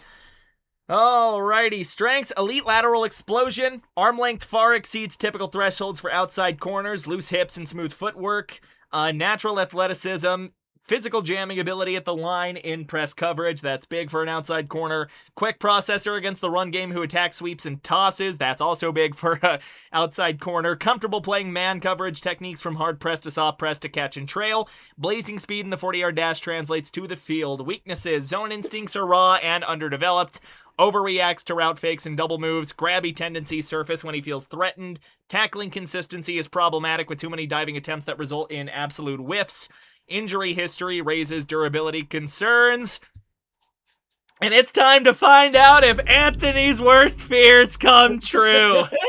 Pat McAfee is at the podium. Shut up. Anthony Hill! Yes! Come on. Yeah, I would. Please, Colts, I need this. Anthony Hill is kind of homeless. I am not. Come on. Come on. Give this to me. Pat, stop fucking yapping, bro. Shut the fuck up. Either give him his death sentence or let him go. Come on. They is dragging this out too, dog. Yes. Oh my god, this guy cannot stop yapping. This guy cannot stop yapping. Here we go. Oh, here we go. Here we go.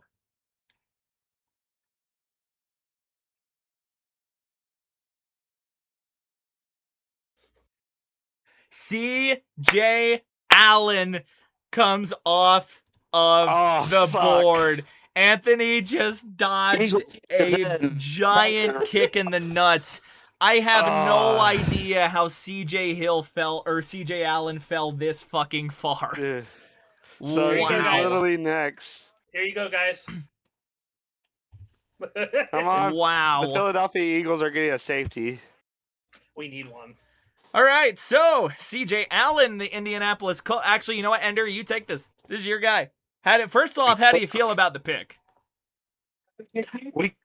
We need the help. There you go. You heard it from the man himself. What do you got on him? He went to your team. CJ Allen, 6'1", 230 pounds, out of Georgia. Yes, sir. His strengths, if the would load. Oh, that's cool. My buddy Sam Poyle said I would rather get my sports news from Hilltime Sports rather than a former punter. True. Takes the pulling guard and lead blocker with leverage and proper hand placement, holding his ground at the point of that tackle rather than getting washed out of his gap. You're crispy. Covers ground side. Oh, free.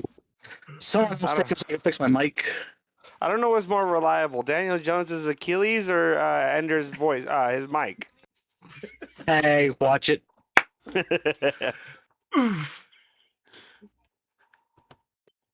Could someone else get him so I could fix my mic? Okay, yeah, I gotcha. All right, again, yeah, 6'1", 230 pounds, ran a 4.55 on the 40-yard dash. Put the tape on against any SEC running game. Allen flies downhill with decisiveness, wraps up and finishes, takes on pulling guards well. Weaknesses, hip stiffness, gets caught flat-footed against quality play action, lacks the pop and physicality. Man coverage assignments will be a test, not a high-value playmaker. All right, Anthony, this is your pick right here, buddy. Come on, Eagles. Save me. Ooh, Brian Westbrook announcing it. Ooh. Another good running back. Hold on. My Eagles. Who do we select? The safety. No, we want Anthony Hill. Anthony, 2 picks till Jacksonville. Shut up. please. That would be even funnier. Oh, you guys got a tight end? Yeah, we need. Oh, Eli Stowers. Hold on, I got it. Damn, Stowers goes off of the board. How do you spell it? Eli Stower. Your pick is in. Jags are on the clock. Out of Vandy with Pavia, 6'4", 9 3/4 inch. I don't even know what that means. Hands. Hands. Weight 239 out of Vanderbilt College. Covers ground quickly in the seam with real speed, forcing safeties to respect his vertical ability. Soft, reliable hands that adjust well to off-target throws and contested windows. Quarterback background gives him advantage sitting in zone and finding soft spots. And his weaknesses: undersized at 239 pounds, which shows up quickly in physical matchups at the line. Run blocking is underdeveloped, and he gets moved too easily by bigger defenders. Drop rate climbed in 2025 after a much cleaner 2024. Worth monitoring. Trade alert. Forward. Oh, the Chargers are trading. Pats. Patriots. Oh, son of a bitch. They're going to draft a therapist. They're going to draft a marriage counselor. A 4.51 40. Or a DNA test, one of the two. Oh, no! You went there. That's crazy. The Patriots select Murray. Jerry Springer. I'm glad. I am so glad that that Eagles got a tight end, and he runs a 4.51. It's not like a 4.38 like Sadiq, but still good. The thing is you're getting a super, super raw guy in line, though. Like, Stowers is a straight-up F-type. The Chargers traded their pick. Yeah, Chargers traded with the Pats. So the Pats back on the clock, or is their pick already in? Their pick is in. Jags are on the clock. I'm okay with that because we do have Goddard for another year at least. Saying Goddard's probably going to teach him up a little bit. And we might keep him if he does well. There you go. That'd be a pretty good two-headed monster, though, dude. 12 personnel would go crazy. There's so many. We have so many weapons now. There is no excuse for Jalen Hurts. That's true. I think if you make a day 2 recap, I think that'd be a pretty important point to bring up. I'll probably make an Eagles like recap on Sunday night. That's valid. Because I'm not gonna have time to. I got a lot to do. I have the trade compensation. What do we got? Go for it, Ender. Patriots get number 55. Yep. Chargers get number 63, 131, and 202. Ooh, that's solid. Okay. That's a two. What is that? I kind of want Anthony Hill to go to Denver. I want Anthony Hill to go to the Jags. I want Anthony Hill to go to the Broncos. Anthony, you want them to go to the Jaguars? See how he's silent? That means yes. Oh, he left. Oh, Oh, bye, that's Anthony. For the Jags. Oh, and we're back. How'd the call with the Jaguars go? What happened? How'd the call to the Jaguars Did the go? Jags have the Jags called you yet? No, I had to separate it. I told them not. They called, but I didn't answer. Pulled the. You guys are pulled literally the- making me. He pulled I the was supposed great to be value. playing with my friend, He pulled the. but he you guys are pulled the- making me have him wait He pulled because I want to the- know what happens. Pulled the great value. Fucking. They wrote and I didn't write back. Fucking the Patriots need a linebacker. I would say, didn't the Colts have someone who did that? The Colts jacked him and they didn't want to play for the Colts. Oh yeah, they that's, did. Could you tell me who it is real quick? My memory's a little shoddy. aw. I think it Shush. his name is Pawn Shell J. I think you're close. I thought it was Sean Jelkway. Stealing our damn quarterbacks. What about Oh wait, John Elpath? no. I think you're almost there. John Elway? Oh, that guy. That guy, yeah. Pro Football Hall of Fame class of 2004. 2 rings. Oh yeah, I remember. The only reason why he won a Super Bowl is because his team cheated the salary cap and they got fined. That's right. I forgot. Hey, I have 2 rings too. only no Super Bowl having people will make up stuff like that. Yeah, true. Can't relate. Anthony is that Family Guy meme of Meg. You guys think you're all better than me, and it's all of us with our Super Bowl rings. How about say, Three. at least have a Super Bowl belts. I'm gonna say. It may be ancient history, and the aliens may have had something to do with the Colts winning a Super Bowl, but they do have Super Bowls. I didn't even know my chat was going off. I am so. How are we not I as have my smart chat as covered, me, but we're unfortunately. on the same Nobody page. cares about these people. Just announce the pick so I can get off. Just call him Bucktooth. Ah. Another tight end. The more the merrier. Running back fine too. Singleton. Whoa, did I call that? Like I keep telling the What Texans if the fans. Eagles are watching you? Oh, and Goodell's saw announcing me this say one. That could be it. Like I keep telling the Texans fans, until you guys win a Super Bowl, Ooh, the Colts were. Oh my gosh. Gabe The Jackus.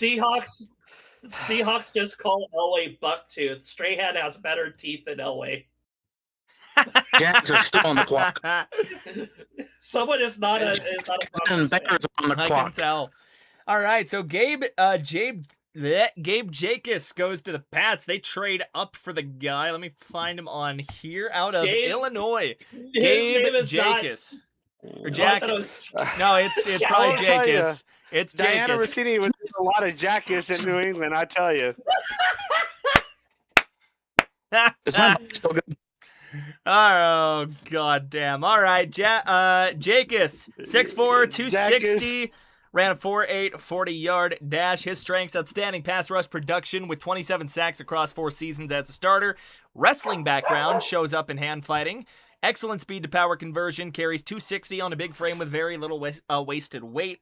Violent chop rip combo, knocks outside hands free to turn the corner. Solid recognition when he reaches pocket depth.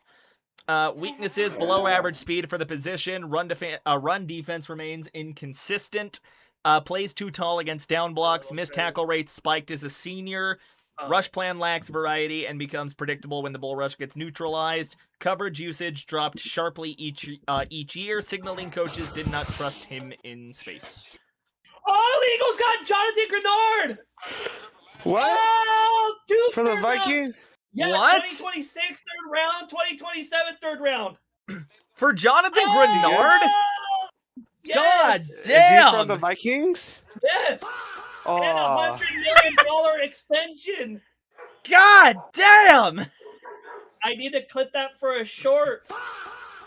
How do I do that? All right, guys, the pick is I in. had my OBS recording. Oh, they're bringing The up. pick is in. Is this Paul Pazlutsny that's gonna announce this? I know Yeah. that jawline anywhere. It's me. It's Hill time. I'm just. You guys are ahead of me, so. That is Paul Come on. Pazlutsny. Anthony Hill. Come on. They could do the. It's Anthony Please, Hill. Jags, I need this. Is it? Yes! Damn! Nate Borker. Nate Borkercher. Nate Borkercher. Yes! You got more excited about that than when they drafted Cam Ward last True. year. All Nate right, boys, that's it for Borcher. me. All right. All right, see you, Anthony. Imagine if they trade back up and just snag him. Now Shut that up. Now that he's leaving Shut the up. call. Shut up. Looking at my draft thing right here. Oh God. I still Nate want to bring Borcher. in Taylor Green too. I think he's the Bears best pick is in. draft. 49ers are on the clock. Yeah, that'd be nice. Ooh, Bears pick is in already. God damn. I- Alrighty. Do you think you could send me that clip? Yeah, probably. I might have to like email it to you like a fucking dinosaur, but I probably can. Is my mic good? It's working a little better now. All right, Borkature, 6'6", 245, big hands, 10.5, ran a 4.7 40. What do they like about him? Punishing run blockers, so more of an inline guy for sure. Catches nearly everything thrown his way. Understands zone coverage at an advanced level. Versatile alignment profile. Real pop to his initial punch. Very cool. Weaknesses, since the Bears pick is already in. Will turn 25 during his rookie season after spending 6 years in college. Ouch. Can I get a flaw for that one? Career receiving sample is alarmingly thin for evaluation purposes. Lacks the explosive burst and lateral agility to threaten defenses after the catch. Tends to bend at the waist and get narrow with his base when blocking in line. Hands can arrive late in pass pro, causing his anchor to set a beat behind and leaving him vulnerable to power rushers who get an early push off of the snap. My throat hurts. Right. I'll probably stick around for a little bit longer. I was going to say, at least stick around to the end of round 2. How much time left? It's not much. We're in the back end of the 50s. Like, we probably have 6 at most, if I can math. We've got we have 6 picks left. Okay. Yeah, so we've got 8 left to be announced.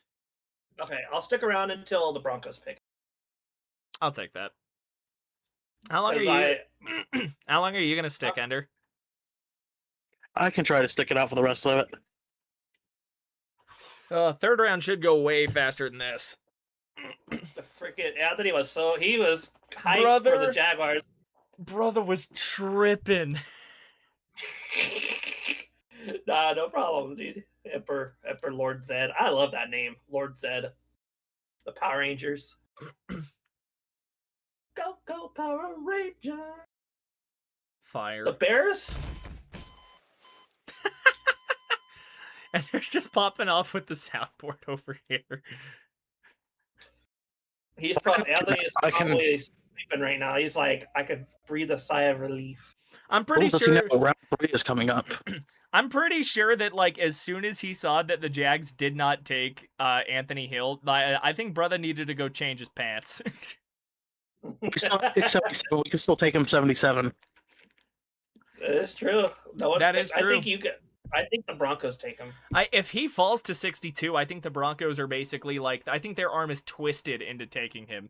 If they do some bullshit and they take like another DB at 62, I'm fucking done. Dude. I'm gonna have to do a video on the Grenard trade. I'll probably do that Sunday. You could leave the call and do it now before you've got a whole lot of shit to do. I want to do an in-depth drafting.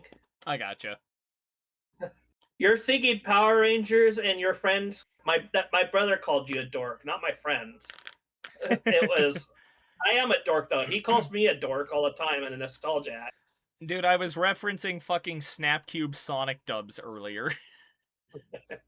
The second best college tight end and maybe the best is now on the Eagles, and it only cost 50th something pick. I agree. He's a raw prospect, but he's going to learn behind one of the better ones. No, dude, Stowers was like a hell of a snag right there. I'm surprised he fell this far. Me too. I didn't know. Not a lot of receivers and tight ends have gone since the first round and morph. It's morphin' time. Excuse me. Tyrannosaurus. I'm still upset that the Green Ranger passed away. Oh. It was not a pretty thing that happened to him. Damn. It was a few years ago. It was like 2022. I'm not sure. Well, I'm just telling you. Trade.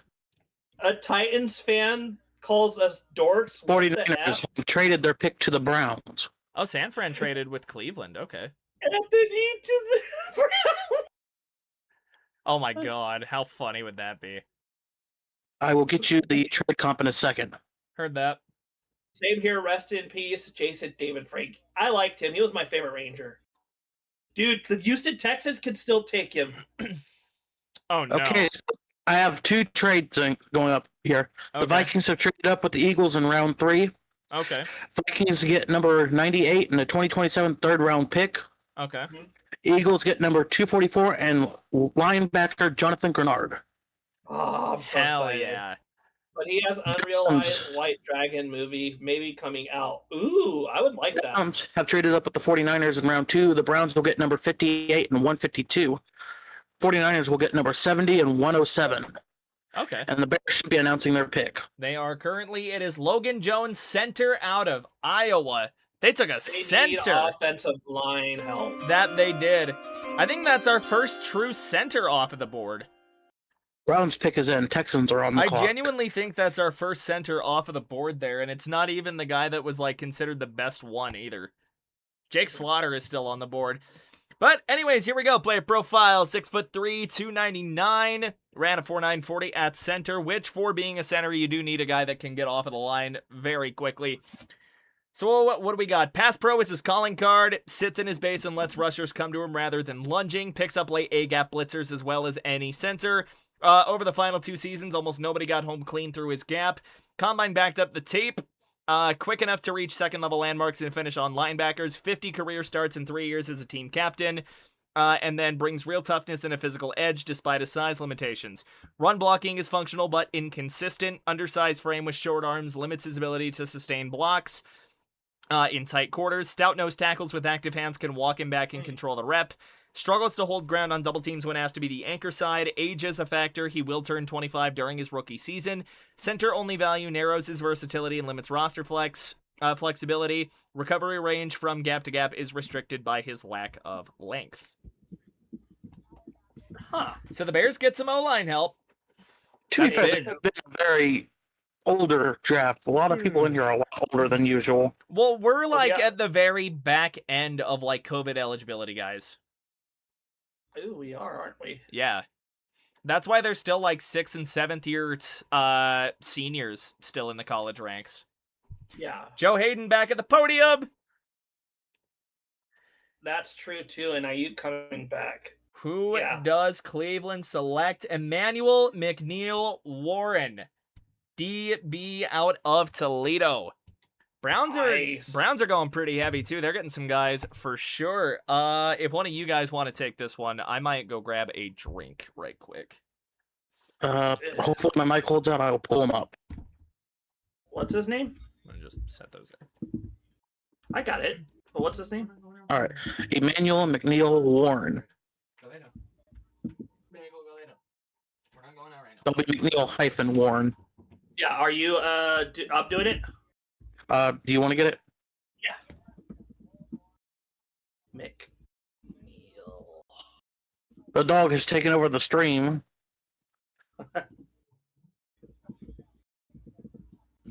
Out of Toledo, Texans Emmanuel pick is in. Titans are on the clock. Warren. Titans. Texans. Bears have Texans pick is in. Titans are on the clock. They Okay. traded with the Bears to get back into the 6'4". second round. 201 pounds. Power 5, 240. His strengths measured 6'4" at the combine with the 32 plus inch arms, or a physical profile at safety. 9 career forced fumbles reflect a trained habit of attacking the ball at every contact point. Covers ground and zone with fluid transitions, reading quarterbacks' eyes and closing on underneath throws. His weaknesses: man coverage against quick twitch receivers is concerned. Feet get heavy on sudden break. Combined testing confirmed average explosiveness with a bottom tier vertical and broad jump. Ooh, that doesn't sound good. So the Titans have traded with the Bears to get back into round 2. Titans are on the clock. The Titans? The Titans are on the clock. Oh. Did they trade with the Bears or the Texans? They traded with the Bears. Yeah. Ayuk is getting released in June. I'd probably choose Ricky at that moment. Interesting. He's a good player, in my opinion. Ayuk should go to the Packers. Yeah, I thought he got into some public dispute with the team. He did. Oh, boy. So Titans trade up with the Bears in round 2. Titans get number 60. Bears get number 69. Nice. And 144. Nice. Not bad. Titans pick us in. Rams are on the clock. Okay. All right, Texans, who you got? Texans take a tight end, Marlon Klein. Nice. That's He kind was of down the board. That's a reach. Hey, Anthony Hill could go to the Titans. Yep, Titans are on the pick us in. Titans traded with the Bills to get back in round 2. Oh, Titans traded up with Cleveland? Yep. So the thing with Ayuk is he drove by the facility and kind of laughed at them. I think that's what happened. Did something. He drove by the stadium and like was taunting the Niners. I think he's done crazy. Oh yeah, he's in 40. gonzo. I think the second he went MIA, like it was Jover. Oh, definitely. After an extension, no less. I mean, I guess Maybe- Purdy's favorite receiver is the open one. That is true. Facts. Here- Let me get a rundown on Klein real quick. I was looking for him. Where the fuck? Oh, I did it. I can do him if you you got want the me to. rundown on Klein? Yeah. Okay. I could do them for you. Oh, Marlon Klein. Oh, yeah, that let me tight do end that. that just got picked. Let me do that. You got it? Okay. My fault. Marlon Klein. Uh-oh. 6'6", 248 pounds, number That's 11 position player. 4'6", 140, strength, outstanding top end speed for his side, the kind that forces safety to respect the vertical threat and opens up intermediate windows underneath.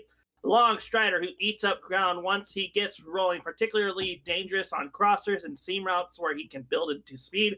Strong hands at the catch point with real grip strength. He attacks the ball aggressively and plucks it away from the defenders rather than body catching. Weakness, route tree remains limited and his cuts lack the fluidity you want from a tight end who can threaten all 3 levels consistently at the next level.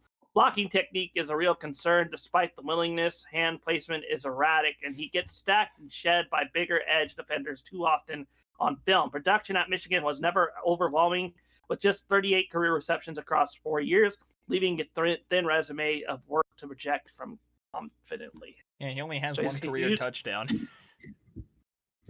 What the heck? Okay. Yikers.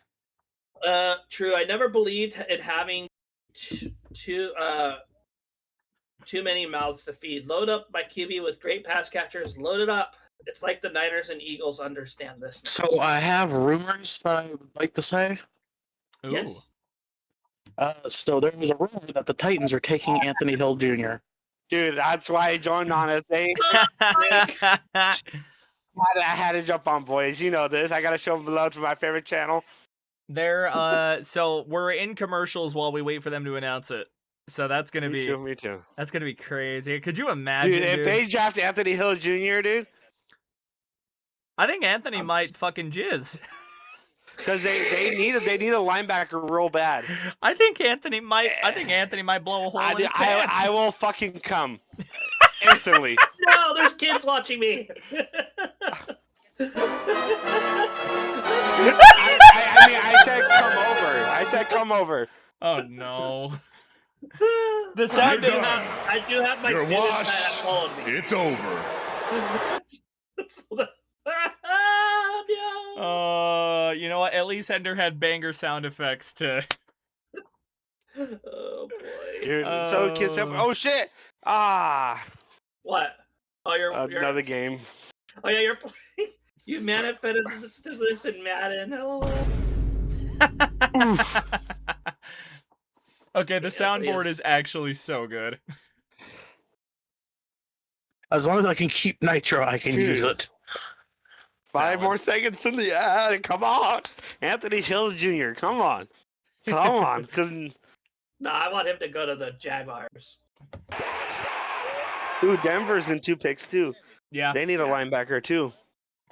That's probably why Correct. they jumped. That's why the Titans jumped. Come on, Titans. Who could Denver still go get at linebacker if it is Anthony Hill though? You guys kind of. I mean, you got Jalen Waddle. That's good. But like, not being Come in, on, like, hurry early up. second round hurts you guys a Rodriguez lot. is off of the board. Dude. Like Trotter's off, Golday's off. It'd probably be like a Kyle Lewis kind of pick. I want an Anthony Hill jersey. I want an Anthony Hill jersey.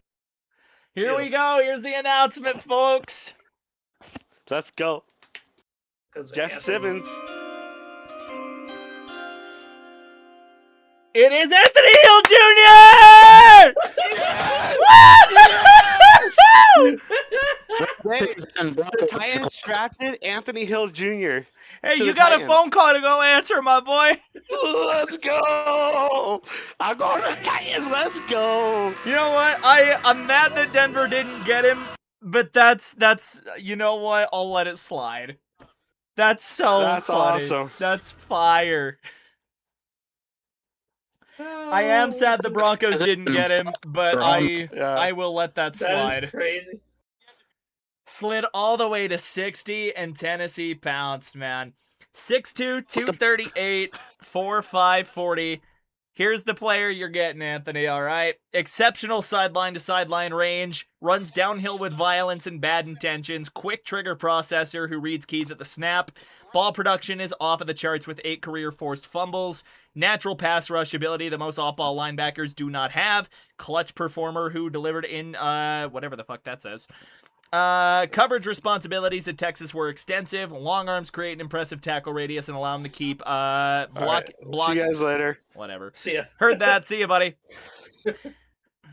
He is overly aggressive Literally with his Miracle. reads and occasionally overruns plays. Man coverage against quick receiving backs is a work in progress. Tends to tackle high at times. Stack and shed technique against longer offensive linemen who get into his frame needs refinement. And the play action can draw his eyes into the backfield a little too quick. Get him caught flat-footed. All that stuff. All right, Rams my pick. This Rams feels pick like is an in. intervention.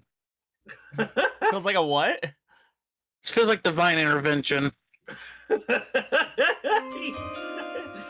right, here we go, LA. Ooh, Tavon Austin announcing this. I think Anthony just died. They go on Max that. Clare. Max Max Clare. Clare out of Ohio State. God, that's another guy that Denver could have gone for. You guys should Damn. have traded up. You guys should have traded up. You could have traded up to 59 and really had your pick at anybody you wanted. Damn. I mean, I think Sam Roush is still on the board. But now I am very curious as to what Denver does. All All right, I am going to start recording too, or actually, no, I will wait. I am going to be prepared to leave the call so I can go record a short for this real quick. Yeah. Well, if you want to record it in call, go ahead. Well, I just wanted to have, yeah, I guess it's not. I will have to disable my camera on Discord though. Yeah, for a I'll make sec. a quick short on the trade and stuff after this. All right. All right, Max Clare was the third-ranked tight end in the class on this. 6'4", 246, 4'7", 40 for the guy. What do they like? Loose, fluid athlete, genuine vertical threat with speed to climb, excellent production on intermediate and deep targets, attacks the ball after the catch with real intent.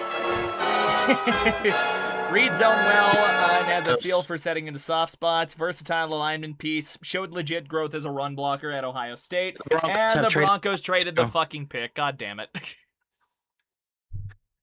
All right. What's the comp on that? Don't tell me Denver traded out of the fucking second. That does tell you like what they like were going for. I think it was like back to back guys that like Denver really wanted that just went off of the board. Who's So- the GM? Trade comp. Ours? George Payton? Yep, for the, can you hear me? Yeah. The Bills trade up with the Broncos in round 2. Bills get number 62. The Broncos get number 66 and 182. Okay. I'm not. So you have traded out of the second round. We're out of the second. You are completely out of the second round. God. Or second round. Well, yeah, second round. Third round's next. God damn. So that's like what, like 5 picks into the fucking third? Second pick in the third. God damn. So it's not okay, it's not like that far of a trade down, but damn. That sucks. All right. You'll be picking right after the Cardinals. Damn, that is I actually do have to go. all right. I'm sorry, man. It's all good. Yeah, it's getting close to the time. We got to set up like chairs and tables and stuff for I got our you. engagement party. I got you. Have fun, man. You too. You too, dude. Enjoy yourself. We All right. will talk to you later. Peace. Everyone, watch my my first round reaction. And if you still want to watch the stream, we will be live over here as well. Go over to Crushing It Show with Ender and Miles and enjoy the rest of the draft. Adios, stay blessed, boom. See you, buddy. See you, bud. I enjoyed myself thoroughly. All right. See you later. Adios, amigo.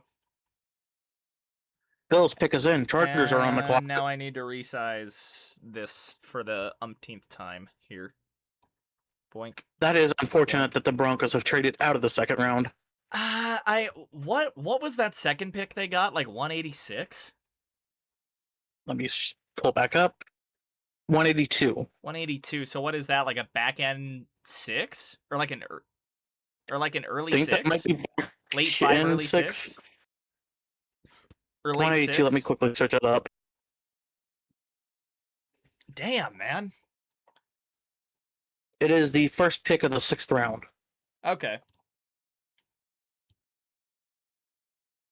First pick of the 6th. Damn.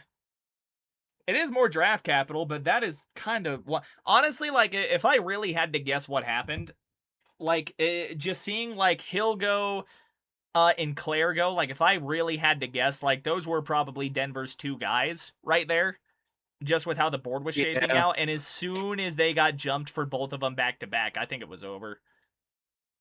I think Broncos decided to cut their loss and say, we couldn't get our guys we wanted, so we're just going to go for draft capital might as well now. get a little more draft capital. I don't love trading with Buffalo.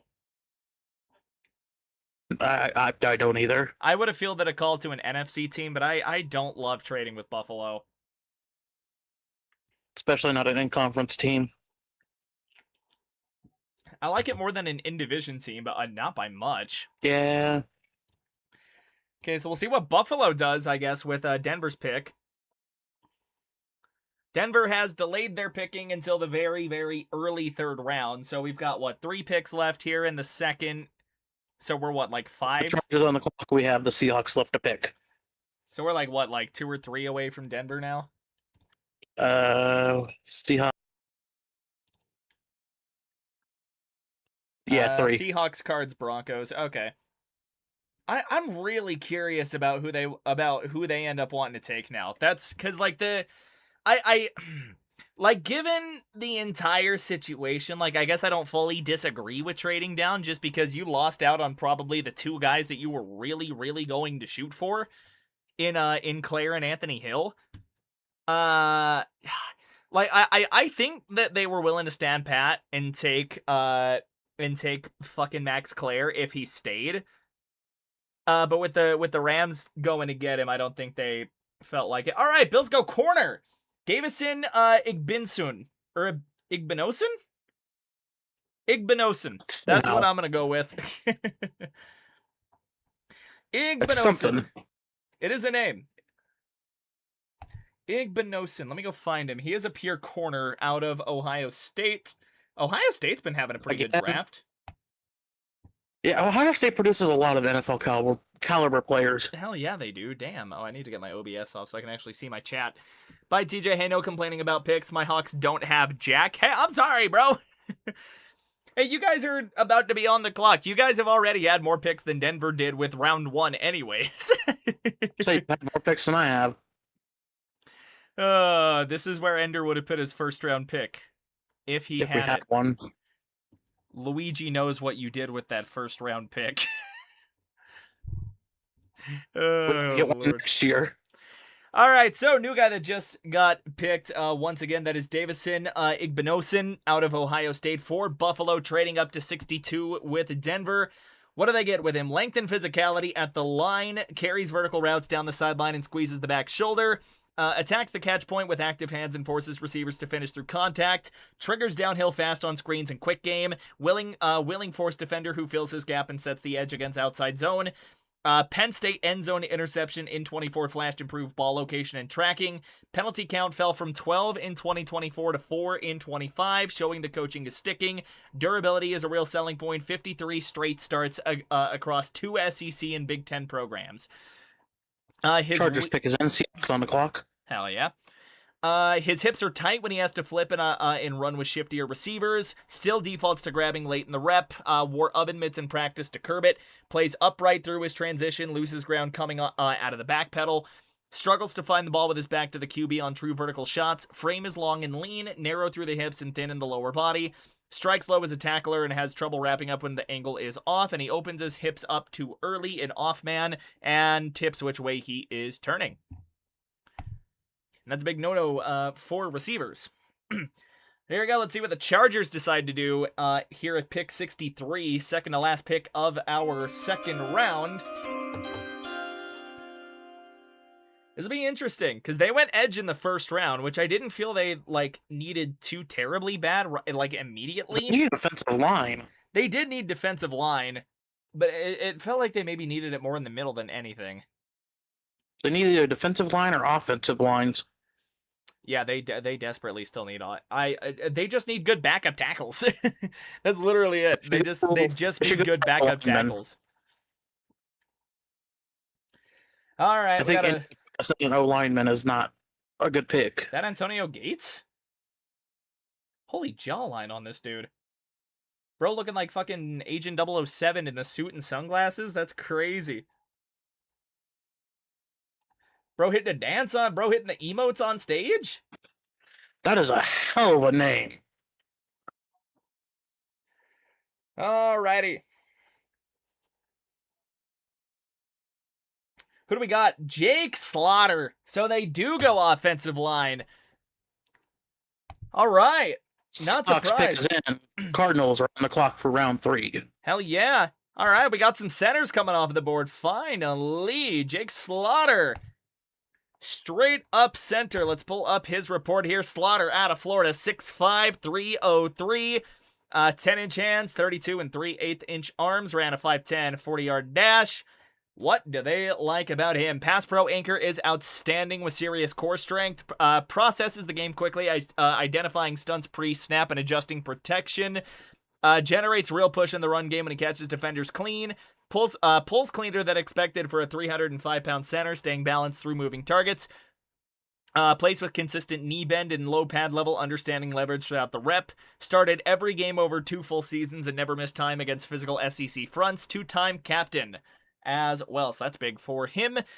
Weaknesses: leans on his hands against quick counters instead of chopping feet to stay square. Lets defenders disengage late in the play when the QB extends beyond the design. Struggles reaching quick 3 techs on stretch plays. Gets too aggressive on stunts and lunges rather than trusting his footwork. Could use more mass in the lower half to hold up better against pure power on bull rushes. Any Charger fans listening, we should nickname him Sergeant Slaughter. Sergeant Slaughter is crazy. But that's a Harken to the valid old name. WWF days. Honestly, I do think Slaughter could have maybe gone first round. Oh, no, they projected him late second round. They did, in fact, project him. Overall rank was 53 on him. Honestly, I do think the Chargers got a really good one here. They needed O-line help, something Round fierce, 2. and they got it. So far with round 2, I'm surprised C.J. Allen fell as far as he did. I really am, too. I could have sworn the guy was going to go... somebody got their pick in on my poll that said trade down. I forgot to end that at 62. Fair enough. They did, in fact, trade down. Whoever guessed correctly after the trade down, I can't prove that you did it after. So, congrats to you. I don't got nothing to give you, but here's a meme. Oh, we have a meme. You rule! We are in a commercial break as we wait for that Seahawks pick to come through. If you are enjoying the stream and you want to help me out here, don't forget to like and subscribe to my channel. Would love to get to 440. And hopefully we get to 500 by the start of next season. That'd be cool as hell. Would be very cool. I feel like I should, high-key post the link to my stream in Perna's self-promo thinger blogger.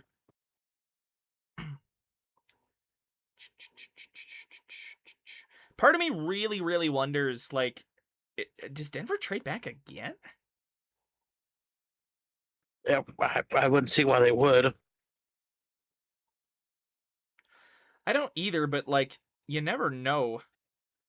Because at that point, they're just going for draft capital at this point, and they're just missing all the good guys. Well, right. Well, it's like now in round 3, it's like you've really, really got to find a guy that you like here, because I feel like you can't just stand pat right here now. Or like you have to kind of stand pat on 66, I feel like. I don't know. We are almost into round 3. Seahawks pick is in. Cardinals are now on the clock to start round 3. They should have kept their pick at 30. No, we got Jalen Waddle. Well, I mean like 62 or 30 in the second round. Oh, should have stayed at 62. Yeah. It's kind of like I said, like I think they lost out on Hill and Claire, and I think they were willing to call it right there. I think they were at that point they were willing to. I am like 1,000% sure at this point that those were the two guys Denver was really sitting on falling that far, especially with how the board was developing. Like it was D-line and line, or it was D-line for so long. Doesn't Broncos have the capital to trade up? We didn't have a third going into this. Seahawks go Bud Clark, safety out of TCU. Did the Seahawks need safety help? I don't know. Well, let's go find him. Bud Clark, Horned Frog. Here we go. 6'1", 188, ran a 4.41 40-yard dash. Puts him in the top 93%. So here we go. His strength, 15 career picks over 4 productive seasons with 2 pick sixes. Elite straight line speed, reads route combos quickly and triggers downhill with conviction. Comfortable in man or zone with extensive reps at safety and slot. Uses length well at the catch point to contest and high point the ball. Willing run defender, 3-year captain with 61 games and Senior Bowl standout week. Strong closing burst to undercut routes and jump passing lanes. His weaknesses, thin frame at just 188, leaves him vulnerable to absorbing blocks. Over-aggressive reads on the quarterback's eyes can pull him out of position. Open hips prematurely in man. Missed tackle rate jumped in 25 after a clean 2024. Injury history is real. Missed a lot of time in 21, 22, and 25. Can lunge at legs rather than wrap up, especially against bigger ball carriers. So there we go. There's your guy, Thax. There you go. End of the second round for Seattle. They took a safety. Bud Clark, TCU, Horned Frogs. So the NFL has the Cards needing a quarterback. Do we see the Cards taking a quarterback? Oh, fuck. Yeah, they could take Carson Beck right here. Put them behind... I can't remember who their current quarterback is. Jacoby Brissett. Oh, yeah. I kind of pushed that whole 45-minute argument out of my brain. I don't blame you. We were there on that stream for a long time.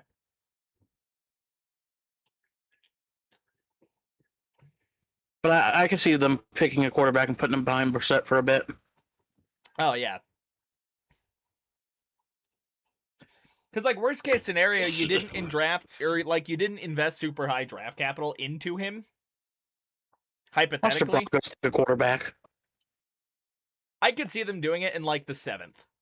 Just to get some backup competition. Broncos GM just rips a fat bong. You know what? We're taking Beck. George, both of the Paytons are sitting there like they traded back just because they're stoned out of their minds and they couldn't figure out what to do because both their guys were gone. So they're just like, all right, man, I know what we're going to do. We're going to take care of Nussmeier. They got the bingo thing and they're just spinning it. Who are we getting? Who are we getting? Oh, we'll take it where a Nussmeier is. Let's take another corner. Sir, we have 5 corners. I don't care. We want another. Oops, all corners. Oops, all corners. Oops, all berries.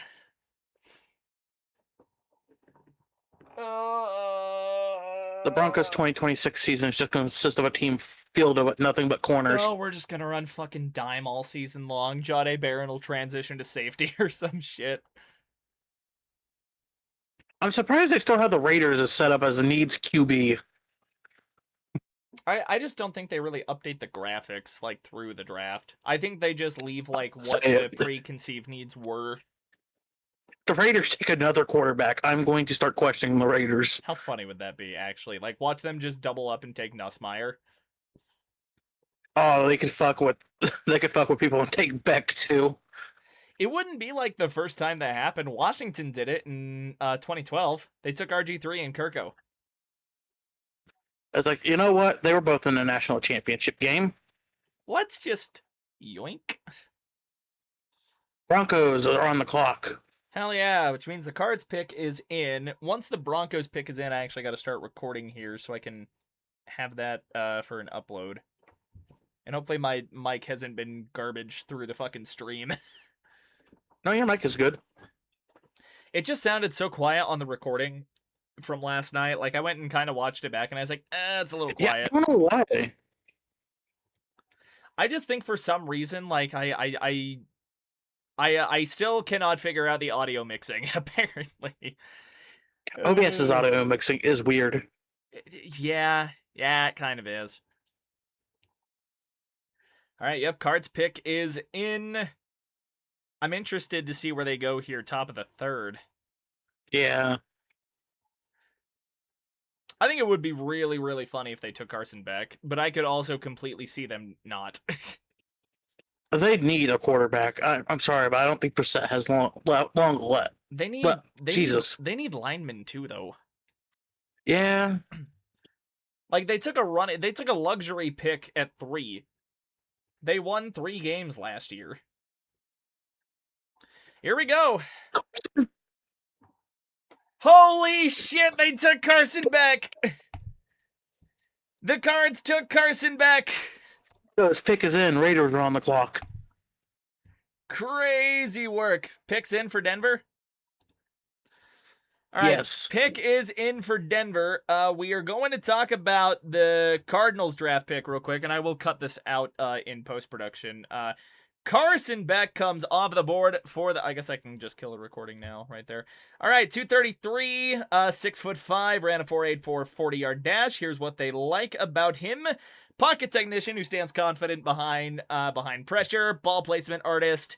Lightning quick processing speed. Quick release mechanics stay compact through different arm angles. Decision making has evolved through playoff experience. Scrambling ability improved considerably down the stretch. Clutch gene shines in critical moments until the national championship. Resilience and mental toughness shine through his ability to rebound from adversity. Deep ball accuracy remains inconsistent and problematic. Pocket mobility still limited to shuffles and slides rather than explosive movement. Trust issues lingered throughout career. Susceptible to inside pressure, forcing early releases. Coverage disguises occasionally create false reads. So there you go, Zona. There is your new quarterback. As the college football world used to call him, Sid the Sloth is an Arizona Cardinal. Sid that was his nickname, Sid the Sloth? People would call him Sid the Sloth. That's funny. All right, Broncos pick is it's in right now. I'm going to upload like this raw file. Well, maybe not. I don't know. Maybe I'll have this just for later to upload as like a thing to talk about who they picked. Fuck if I know, honestly. But man, Broncos have actually made a pick. It took them until the second pick of the third round to do it, but they did it. After this, done something. After this, I will have to shut my camera off so I can activate it in OBS, just so I can actually go record a short about the guy real quick. All right. But here we go. We will get the announcement here. I feel like it's either a linebacker or like... Oh, man, I don't even know. Is that TJ Ward? Hell yeah, that's TJ Ward. I know that mug anywhere. Oh, biggity boy. I'm scared. Like, are they about to throw this?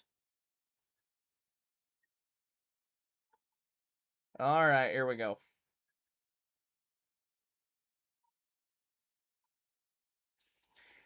They go Tyler on Onyedim, D tackle out of A&M. I don't hate it.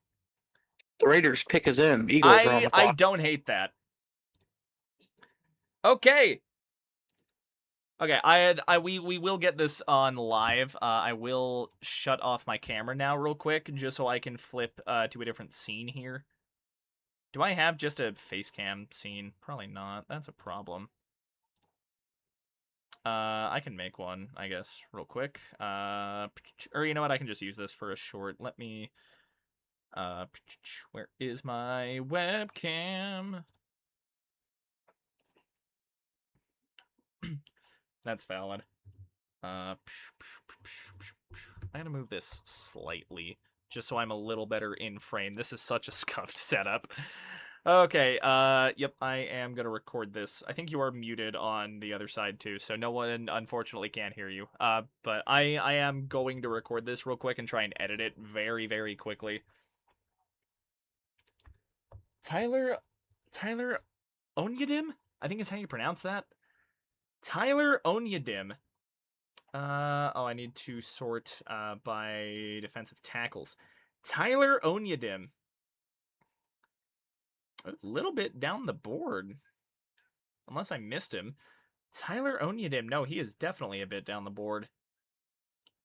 Ball. Unless they just have him listed it. Okay, hang on. Now I just gotta actually search for the guy. Yeah, go, well, I don't even have you live. No. Unfortunately. But it is K'Ron Crawford, edge out of Auburn. So Raiders taking a pass rusher here. Okay, I gotta record this real quick, and then I gotta start editing this. Can I find, like, where this guy was, like, actually supposed to go here? Like, can I find his average player ranking?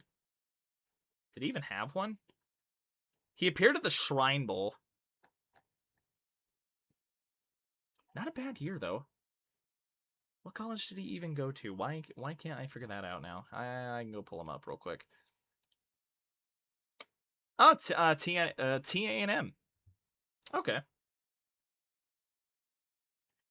All right, here we go. Tyler Onyedim. Okay, I gotta go find, like, guys. I gotta go back to, like, his home. God, okay, yeah, having to do a short while we're live, having to do this live is kind of a fucking pain in the ass. But all right, here we go. Recording in 3, 2, 1. The Denver Broncos have finally made their first pick in the draft after trading back from 62 to 66. And with really their linebacker and tight end options a bit strapped after the Rams, and really no, that bad take. Okay, retry. You guys get to see the process behind the scenes too, so this is gonna be great. All right, here we go. The Denver Broncos have finally made their first pick of the 2026 NFL Draft. After trading back from 62 to 66, the Broncos, now without really any of their linebacker or tight end options that I think they liked at 62 on the board, the Broncos go and select a defensive lineman, which was something that they were going to need. So Savion Jones is going to have a little bit of competition on the back end, but they take Texas A&M product Tyler Onyedim, again out of Texas A&M. The profile on him, 6'4", 292, so maybe a bit small for really the D tackle or D line spot. Although NFL Draft Buzz really likes it. So, what is the profile on this guy? So here's his strengths: fires off low on the snap, crosses the guard's face before the hand fight starts. Long arms land first on contact. Cross chop and swipe combos show up on film, pairing well with a sudden inside counter. Tracks down zone runs from the backside, finishing plays at the numbers with real effort, which is big for the Broncos because they did get gashed by some good running backs last season. On line twists, he loops with urgency and arrives clean through the B gap, wraps up in space when pursuit takes him outside of the tackle box, rarely missing in the open field, flashes a heavy punch that stuns centers on the jump through and buys him a half beat to react, has not missed a game through injury across 5 college seasons. And considering Denver really needed a John Franklin Myers replacement here, I'm pretty happy with the pick. I don't know if I love it yet, but of course, there wasn't that flashy guy to take. So his weakness is he gets rooted backwards when centers climb to him on double teams, losing ground before shedding.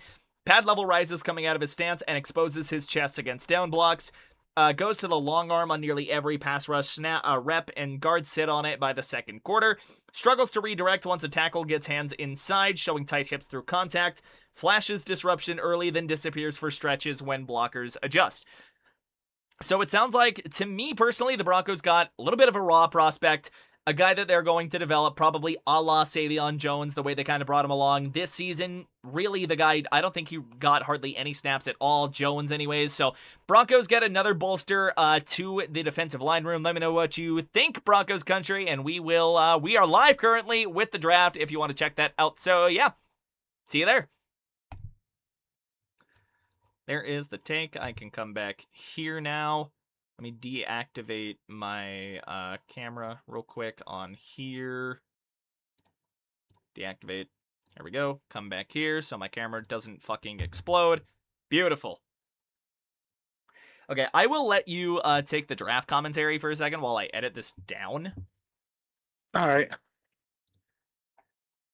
Because I don't have the actual live draft pulled up, so I'm just going to announce it when I see it on the NFL draft thing. Gotcha. I am going to flip here. You should still be audible, though. Say something real quick. Test 1, 2. Yeah, you're still audible. Okay. Big stuff. 68th pick of the NFL draft. The Eagles have selected Markel Bell, OT out of Miami. Okay. The Bears pick is in. 49ers are on the clock. Okay, I'm going to exit full screen, swing into DaVinci real quick. I don't have an editor that I can hand this off to everybody, so I very much apologize. Quick info, Markel Bell. Oh, sorry about that. No, you're fine. I wasn't going to say really anything substantive. You're good to go for a minute. Markel Bell, a tall 6'9", 346 pounds, 9-inch hands. A mountainous tackle with rare physical attributes that work both in his favor and against him. Depending on the situation, there is no escaping a high center of gravity, which will impact his ability to change directions and protection and create consistent engagement as a run blocker. Bell must play in a gap scheme to attack to minimize his limitations. He has exceptional length that he puts to good use in finding static pass rushers and offering shade to the pocket. NFL edge speeds and sudden inside moves could be an evergreen issue for Bell, but with coaching, he could learn to mitigate those issues with his length. He has day 3 value, but might have a firm ceiling in his upsides. Very cool. Next gen stats have given him a 67.24 in production, a 64.15 in athleticism for a total score of 131.39. Nice. Okay, DT short. Bears pick is in. Unless that's the one you just went on. That was the Eagles. No, Bears is in. That was the Eagles. I'm still waiting for them. Gotcha. Let me get that in there. Change the project frame rate. That works for me. Let me go find the recording that I just did so I can pull that into here. Okay, oh, this is gonna get weird. Just because, like, this is gonna get odd. It's gonna get odd. Okay,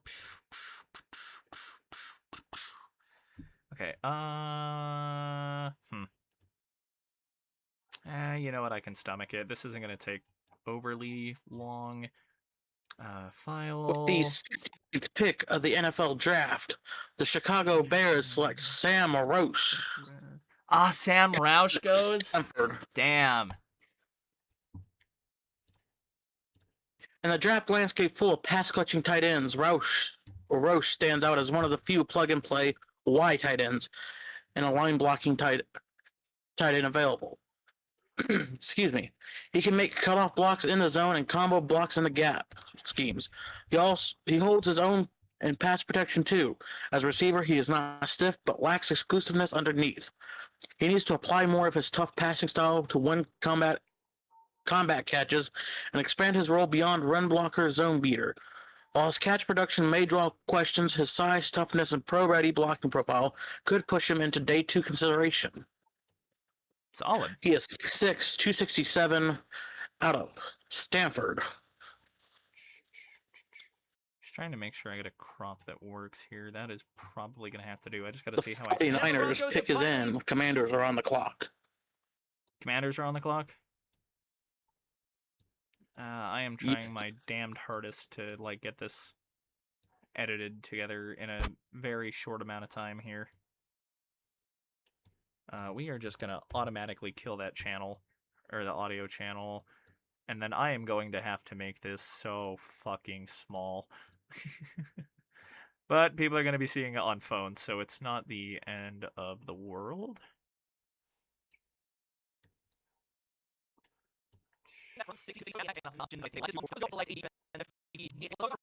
With the 70th pick of the NFL draft, the San Francisco 49ers take Romello Height, edge from Texas Tech. Nice. Coming in at 6'2", 239 pounds. He is an edge defender with a lean, angular frame. Height will need a heavy dose of weight room work to compete in the pro level. His rush is fast and relentless. He uses long strides to challenge at the top, can lean inside at protection. However, his lack of play strength and contact balance allows blockers to bounce him around. Height needs to improve his skills and refine his approach if he's going to make an impact as a designated pass rusher. But he has the talent to cause some chaos in the pocket. Okay. This is going to be far from the most polished short ever, but that's alright. I'm not good at making shorts, so it's... I mean, to be fair, it is just an instant reaction.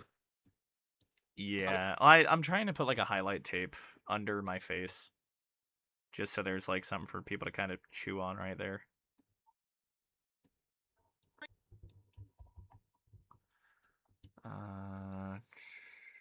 The problem is finding GT highlight tape for... Somebody had one. I will credit them in the short description.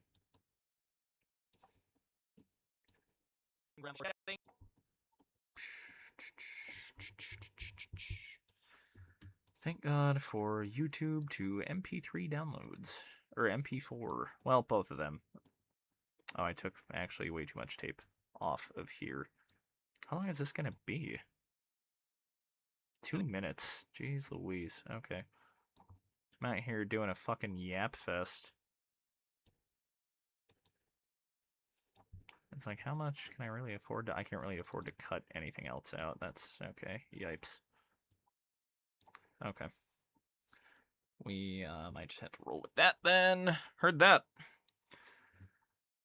Thank you for carrying the stream for a good fucking second. I'm good. Okay, draft. So there's a stream. I'm still keeping track of any trades that happen. Yeah, it's a minute before the Broncos pick. But they've got back-to-back picks in the 4th. Or not back-to-back, just really closely put together ones. They could use that to trade back up in the 3rd, though, which is kind of what I'm, like, really wondering, like, how they're going to go about that here. Hopefully the audio... This pick is in. Bengals are on the clock. Render job 1 failed. Oh no. It has a valid codec. What do you mean the fucking... What is it? They do not change the codec? I did H265. It just doesn't like me. Does it like me now? Okay, it likes me now. I don't particularly know what I did differently, but it likes me now. Alright, I think I'll probably come back to OBS and switch the thing back here. And then once we get Discord back up, we'll be fine. I guess I didn't really have to switch scene for anything. Okay, close out of DaVinci. Bring back Discord. Look at us go! Okay, we got it figured out. Being a YouTuber is, sometimes it can be a chore.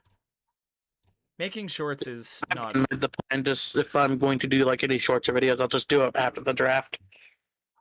I would rather just, like, get live, or just, like, as close to being one of the first people to, like, actually say something about it as possible. Well, thankfully, I don't have too many Colts YouTubers to go up against. Oh, god damn To it. be fair, you have to go up against Perna and other big Broncos YouTubers. On you, dim.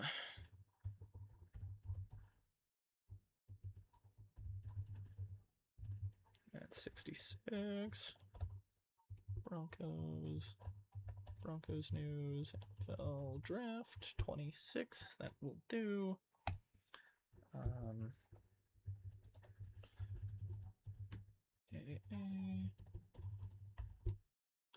Compiled by Goddard.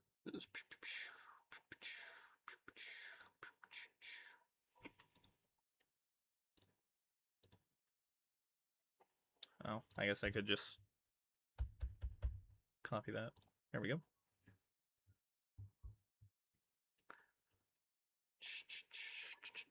Okay, that is in the description. Add a related video. We are still live on the draft.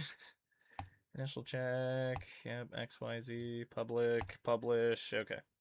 Publish anyway. Don't care. Okay, we're back.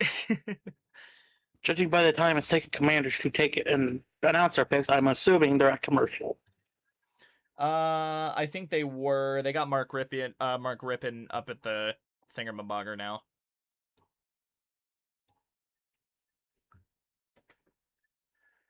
What are we going with here, Washington? I need to get me a Steam Deck for this. True.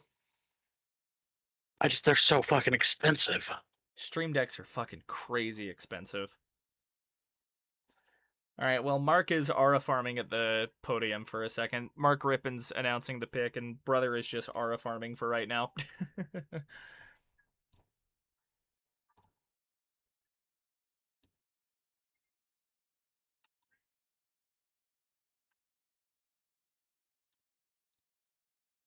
I gotta bring back my draft website. God damn it. Oh, wait, no, I had one up. I did not need to do that. I am a big stupid.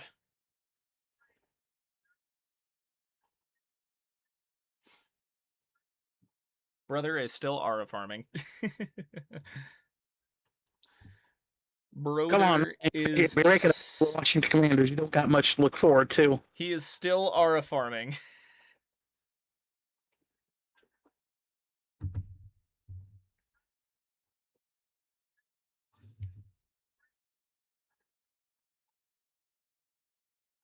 Holy God, Mark, get on with it, brother. You're making Pat McAfee look speedy. That's crazy. I don't hate that pick. Antonio Williams. Wide receiver out of Clemson. I'm kind of shocked he fell to round 3, to be honest. Bengals pick is in, and Saints are on the clock. I am a little shocked that Antonio Williams fell to round 3. I thought somebody would snipe him up in round 2. Like late round 2. Let me go find our guy right here. Here we go. Antonio Williams listed at 6', 187. So definitely a smaller guy. Ran a 4.41 40-yard dash. He had a 39.5-inch vertical though. So a little guy can get up skis. So what do we got? Savvy route tech. He uses tempo shifts and subtle body fakes to consistently win off of the line. Tracks the deep ball well and adjusts his frame. Absolutely zero hesitation working the middle of the field. Natural feel for setting in zone windows. Explosive vertical jump translates to contested catchability that belies his smaller frame. Reliable hands away from his body. Shifty and competitive after the catch. Legitimate return game experience. Adds plug-and-play special teams value on day 1. Kind of sounds like Marvin Mims. The weaknesses, light frame with short arms will struggle against physical press coverage at the next level. Below average play strength shows up as a liability when asked to block in the run game. That's big. Lost significant time to injuries in 2 of his 4 seasons, raising durability flags. Good speed but lacks a true second gear. Change of direction numbers suggest average short area lateral agility, and occasional freelancing on his routes creates timing disruptions with the quarterback. So there we go. Bengals up again. Here we go. They go to Cario Davis out of Washington, so they go corner right here. Oh. You want me to get him? Yeah, honestly, I might grab a drink out the fridge. I might grab a Bapple. All right. If that'll stay.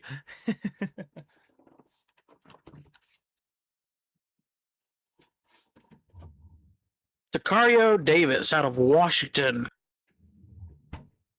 He is 6'4", 194 pounds. He's a cornerback out of Washington. If my scroll wheel will work with me here. It says no. So his strength right now, he's a 6'4" frame, is a genuine outlier at quarterback. His length creates passing windows that feel claustrophobic for quarterbacks trying to fit balls into tight spots. Phrasing on that, please. Ran a 4'1" at the combine at 194 pounds, which is absurd for a corner this tall. And validated the long speed you see on tape when he uncoils downfield. Reliable wrap-up tackler who drives through ball carriers instead of lunging or swiping. We have a trade, it looked like. We have a trade? Ooh, Giants trade up Saints. with Cleveland. I wonder how the Discord is I wonder how the Discord's feeling. But some of his negatives. Penalty count is a red flag. He resorts to grabbing when his feet aren't in position, and NFL officials will eat him alive for that habit. Transition quickness is a big concern on film. He pops upright during his back pedal and gets caught flat when the receivers snap off sharp breaks underneath. And coverage numbers dipped noticeably during his final 2 seasons, and his 2025 injury history at Washington raises durability questions. Damn. All right, we have another tight end off the board. We do have another tight end off, and it is Oscar Delp out of Georgia. So here we go. Giants pick his own. Dolphins are on the clock. 6'5", 245, 449 in the 40-yard dash. Pretty good measurables on that one. What are the strengths and weaknesses? Elite straight line speed for a tight end verified at the pro day. Reliable hands with a low drop rate. Versatile alignment history, lining up wide in the slot and in line. Consistent 12+ yards per catch. Good catch rates on targets, converting at nearly 75%. Pass pro improved significantly in the final year at Georgia. Finds soft spots in zone and settles into the windows, and forward lean and acceleration off the line give him a quick first step. Narrow frame shows up when defenders get hands on him at the catch point. Balls thrown into traffic tend to come loose. Does not finish through contact. Gets walked back in the run game by strong defenders. 4 years of tape and the production never matched the athletic tools on display. Physical corners and safeties who jam him at the line can throw off his timing. And does not create much after the catch despite the speed he shows in a straight line. Saints are really hammering down on some weapons right now. For Chuck. Have that trade compensation ready if you need it. Yeah, what's that trade comp? So the Giants trade up with the Browns in round 3. Giants get number 74. The Browns get number 105, 145, and a 2027 4th-round pick. That's not bad. It does seem like a lot for just one pick. It is a little bit, though. Round. You shouldn't be giving away future draft capital on a 3rd-round pick. They must have a guy they really like.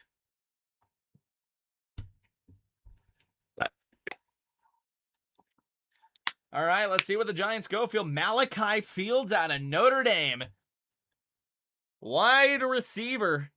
Crazy that he fell this far. I remember everyone was singing Malachi Fields' praises, and then he had like a kind of mid-combine, and nobody ever talked about him again.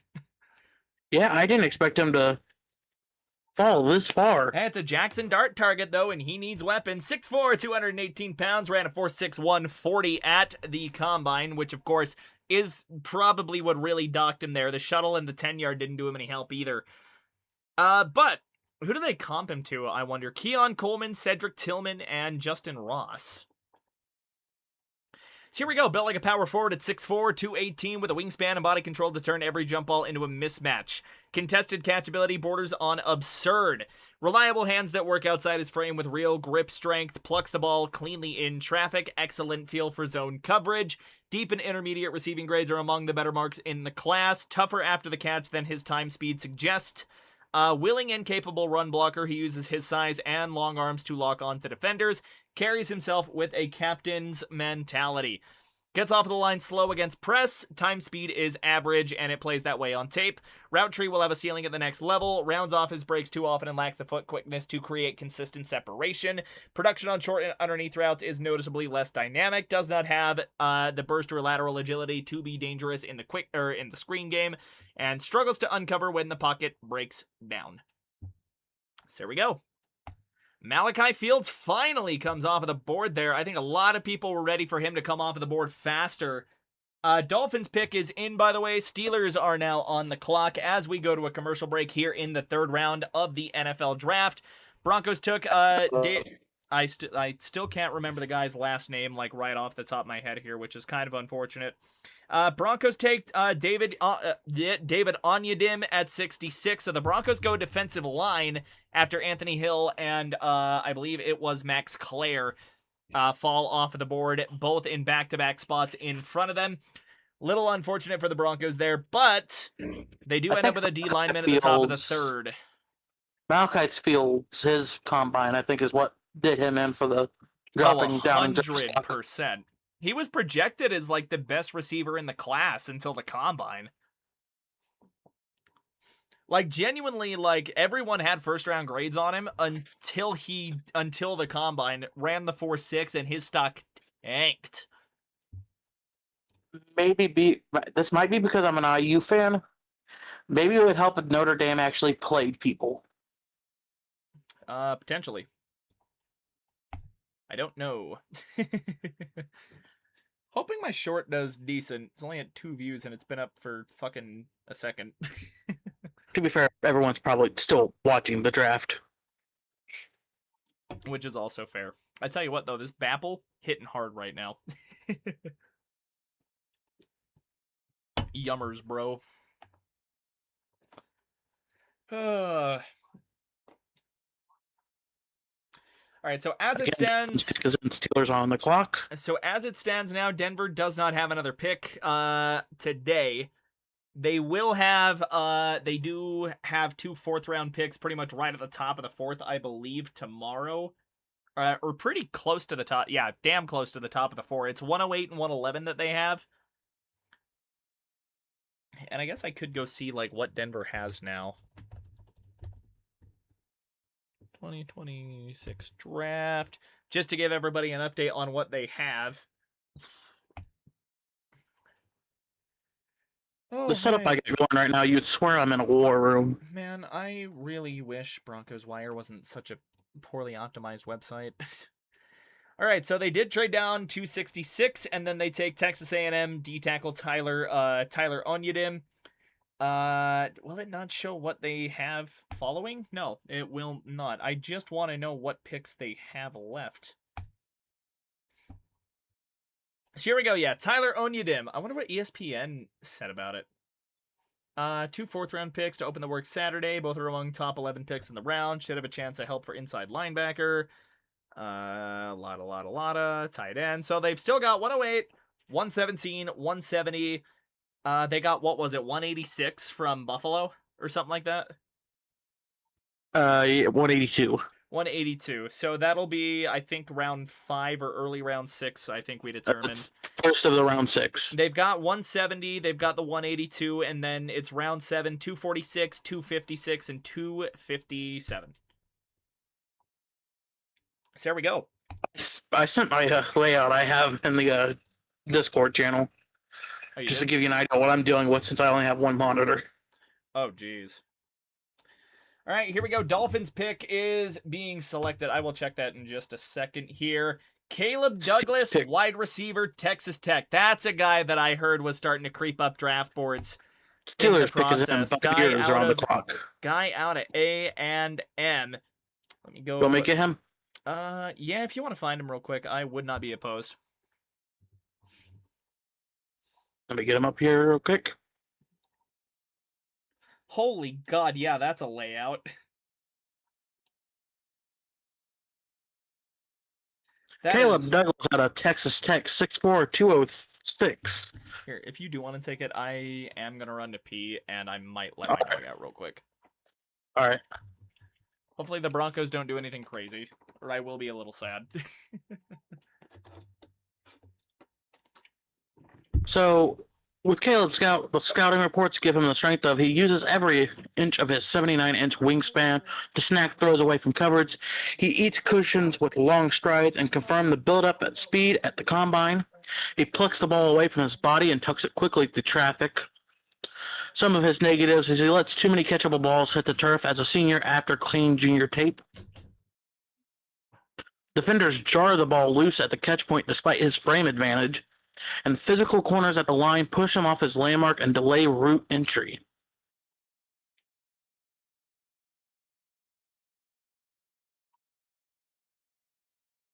He has a 31.5 vert, a 4.39 40 time, and a 126 broad jump.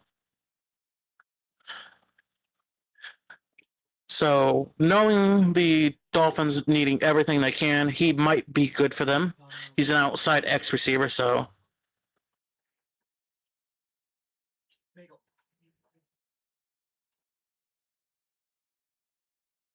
So the Steelers pick is in. The Tampa Bay Buccaneers are on the clock.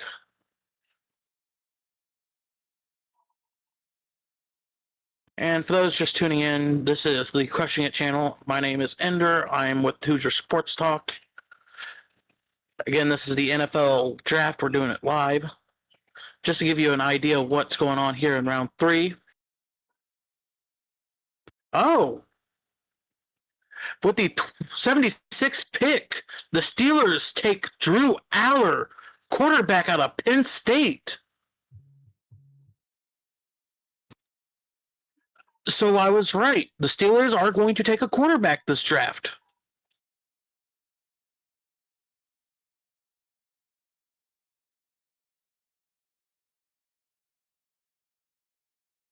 So Drew Aller, 6'5", 228 out of Penn State College. He is a quarterback. Running a 4.90 on his 40 time.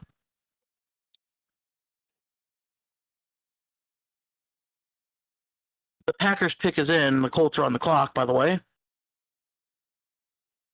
He's at 6'5", 235. He has the frame and build of an offensive coordinator's draw up on the white build when they close their eyes and imagine a franchise quarterback. When he trusts his base and drives through his front foot, he can drop the ball into a bucket 40-yard downfield with a trajectory that takes away the safety's closing angle entirely. Some of his weaknesses: his footwork is a consistent battle. When his base deteriorates under pressure, he becomes a completely different thrower, reverting to flat-footed deliveries that sail on him or die at the receiver's ankles. And his 2025 regression stripped away the benefit of doubt. Without Tyler Warren manufacturing easy completions underneath, Aller's big-time throw rate catered to a career-worst 2.5%, while his turnover-worthy play rate climbed, exposing a dependency on scheme and supporting cast rather than individual growth. That might kill him in the NFL. But a surprise pick with the Steelers taking Drew Aller, the quarterback from Penn State.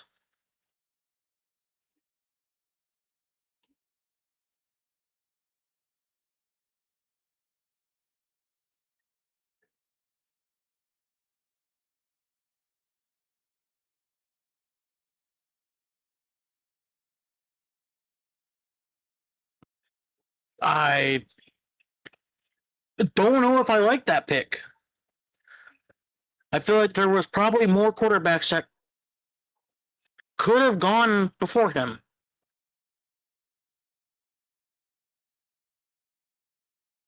Give me a second to get his Miles stream pulled up so I can see what y'all are saying.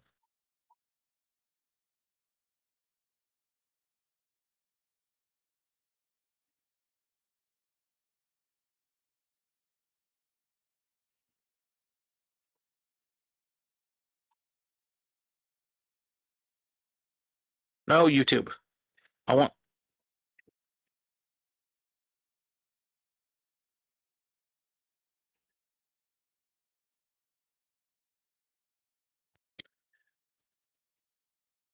And now I wait for YouTube to decide to show me the chat. So the pick is in for the Packers. The Indianapolis Colts are on the clock. As a Colts fan, I think the Colts really need to go for something in defense, patch up all the holes that we have. Because last season, here we go, with the 77th pick of the NFL draft, the Green Bay Packers have selected Chris McKellen, a defensive tackle from Missouri. The Colts pick is in. The Falcons are on the clock.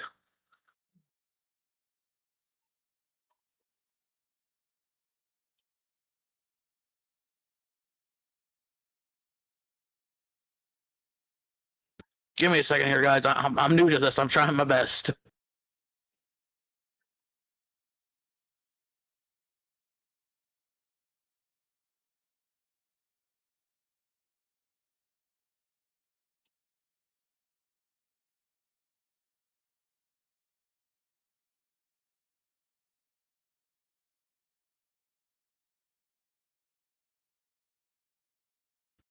Why can't I find him?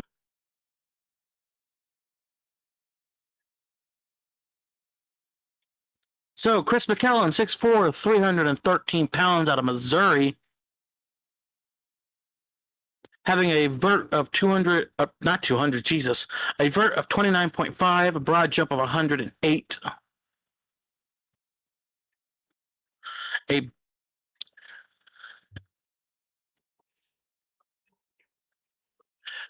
Does that say a bench of 25? I don't think that's right. Oh, what did I miss? A big pick. Big pick? Oh! The Steelers took a quarterback. Steelers took a QB. Drew Aller out of Penn State. Oh, that's crazy.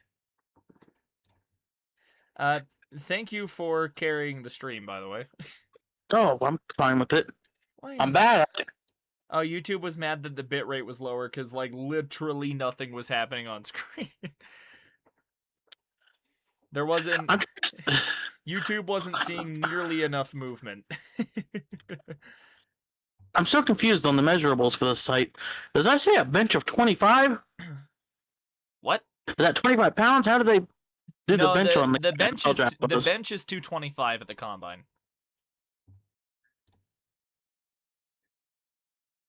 Okay. Oh, so that's reps. Yeah. He did 25 reps. Yes, sir. He had a 108 broad, and I'm talking about McKellen. That's how you pronounce it, because the Packers took it. Chris McKellen. I did see that. GT out of Missouri. I did, in fact, see that. I haven't got his positive or negatives yet, because I'm so bad at doing this. Hey, you know what? You're doing your best, and I greatly appreciate you carrying for a sec. Some back information on Drew Aller. I believe Drew Aller was quarterback when Tyler Warren was in Penn State. Hey, there you go. Who are we looking for here? Chris what?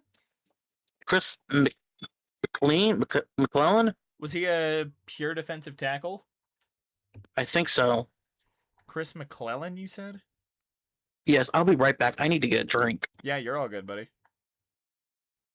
Chris McClellan. No, it might just be a regular defensive line here. See if I can't find him real quick. Good lord. Give me something to work with. Give me something to work with. Chris McClellan. There we are. Alrighty, Chris McClellan, 6'4", 313. 11-inch hands. This bro is big. Awful shuttle. Ran a 5.05 40-yard dash. Here we go. 323 pounds, and he carries it well. Proportional build with enough length that he checks the NFL body box at nose tackle. We're going to kind of bolt through these here because the Colts are, their pick is in. Tackling grade is excellent. One-on-one against single blockers, he's a problem. Pad level is a problem that won't go away. Plays tall, and that is why double teams will screw him over. Pass rush grade is average, and some reps are worse than that. Get off is slow. First step doesn't threaten. No counters. That is not an exaggeration. When the bull rush gets picked up, he's cooked. Scoop blocks and reach blocks are where defenses can scheme against him. I think they meant offenses there. And hard timing and pass rush is genuinely inconsistent. So here we go. Colts are putting their pick in right now, brother. Hell yeah. I'm not Please gonna, pick something good. I'm not gonna lie. That Bapple hitting, brother. Bapple hitting good. Bapple hitting pretty damn good right now. Oh God, Pat, shut up. He just said the Colts are gonna win the Super Bowl this year. God damn it, McAfee. Pat, no. Fucking cursing us. Pat did a bad. He did a magic trick, and then he said the Colts are going to win the Super Bowl. Oh, no. That's it, Ender. It's Jover.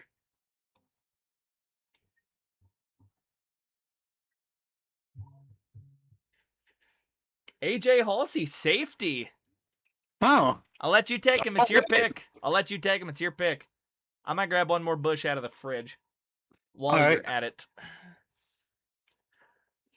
Not going to get too crazy, though.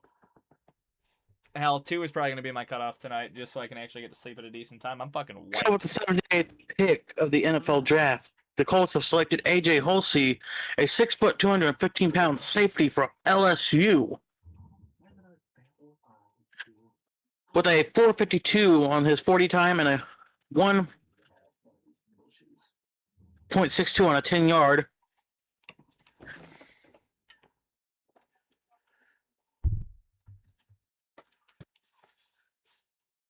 Boosh. Some of his strengths, he has outstanding zone coverage instincts, reads quarterback's eyes from depth, and triggers downhill with clean timing. 10 career interceptions at 19 pass defense, validated turnover productions on tape. A thick 222-pound frame creates a real physicality advantage when driving through ball carriers at the point of contact. Are we talking extra thick? Functional strength against second-level blockers, shredding pullers and working back to the ball on the perimeter. Some of his weakness, his hip stiffness limits his ability to flip and run with vertical routes cleanly. Back pedal gets too upright, leaving him flat-footed against quick breaking route concepts. Falcons' pick is being announced. Sorry to interrupt. Keep going. Okay. Lacks top end speed to recover once displaced out of outer leverage on deep balls. And eyes occasionally drift too deep into the backfield, letting blockers walk him off on the play. Hell yeah. Zachariah Branch out of Georgia comes off. Wide receiver, Georgia kid stays in Georgia. You are now an Atlanta Falcon, and I really do not hate that pick at all. Ravens pick is in. Jags are on the clock. I am amazed that Zachariah Branch fell this far. Falling to 79 is wild. All right, so here's the skinny on him. 5'9", 177, but he ran a 4.35 40-yard dash. Brother is born to be fucking Devin Hester. All right. So what do we got? Yeah, measurables, awful. All the measurables are god fucking awful. But he ran a 4.3 40, benched 20, by the way. Which is crazy. Top end speed is confirmed. Acceleration from a standstill to full stride is rare. Yak ability is the calling card with roughly 80% of career receiving yards coming after the catch. Processes angles, finds creases. Yeah, he's small and wiggly. That's how that works.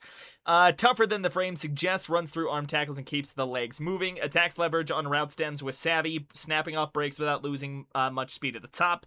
Reliable hands. Deployment versatility is a plus. 2 career return touchdowns with patience and feel for setting up blocks before hitting the crease. The undersized frame is a huge negative still, though. College route tree leaned heavily on manufactured touches. 49 of 81 catches in 25 came at or behind the line. Routes can look rushed and rounded. Has a habit of unnecessarily jumping to catch, leaving him vulnerable to hits and off balance after the grab. Blocking effort and ability are both lacking. Oof. Bad body language shows up on tape when the ball is not headed his way, and NFL coaches will notice. No way a slot receiver is going to become a diva, bro. All right, here we go. Ravens pick is in at big numero 80. I'm not too mad with the Colts pick so far. We needed a safety, and we need defensive. So if he keeps picking defensive, that's good. Very cool. Mr. Sir, have you heard about our Lord and Savior, Busch Light? I don't drink, but I have heard about my Lord and Savior, Monster Energy. True and same. Busch, sponsor me, man. Come on, Anheuser. Monster Energy, I'm willing for sponsorships. Another receiver! Jacoby Lane out of USC. I don't even need to change tabs. Goodness, Jacoby Lane. So teams are swinging on some weapons now, man. Jacoby Lane out of USC. Here we go. Built like a number one. 6'4", 200 pounds, 10.5-inch hands, 32 5/8 arms, and an 80 6/8-inch wingspan. 4.47 on the 40. Excuse me. Verted at 40 inches. Here we go. Wins consistently at the catch point with strong body control and reliable ball tracking overhead. Because the Vikings are on the clock. Long frame and catch radius turned contested targets into completions. Red zone scoring was a calling card with 16 touchdowns over the last 2 years. Adjusts well to off-target throws. Uses head fakes and tempo changes at the top of routes to freeze corners on double moves. Press release has more variety than expected for a size-based receiver. Explosive lower half, competes through contact after the catch, finds soft spots in zone coverage quickly, and understands how to sit in windows for his QB. Weaknesses: needs to add functional weight to hold up against physical NFL press corners. Route tree was narrow at USC. Contested catch rate is strong, but his overall drop numbers remain a concern across both seasons. Speed is adequate, but not a separator. Run blocking effort and technique are both below standard for a starting outside receiver. Production dipped in 2025 with touchdowns falling from 12 to 4 despite more targets. Alrighty, Jaguars pick is in here at 81. So here we go. I could see the Jags taking Mike Washington. I could see them taking him here because they did lose ETN and all they added was Chris Rodriguez. It's weird that one person I saw going later or earlier in the draft, I did see Elijah Sherratt going earlier in the draft, but maybe he'll be a later draft pick. I thought Emmett Johnson would go a little earlier out of Nebraska. Same. I don't know. It's been a weird draft so far for like some of the really good teams last year. Like Broncos just sat and traded back to fucking pick whatever the fuck. Kind of wild. They should be announcing it. They are. What do you got for me, Paul? Albert Regis out of TA&M, defensive tackle. So another one comes off. This has been a big draft for defensive tackles, might I add. We have a trade alert. What do we got? 16 minutes ago, the Packers trade up with the Buccaneers in round 3. Packers get number 77, so this was a little while ago. The Buccaneers get number 84 and 160. I did not see that pick. So Chris McKillen was their trade pick. Damn. Heard that. All right, Regis, 6'1", 295, going to Jacksonville, Florida.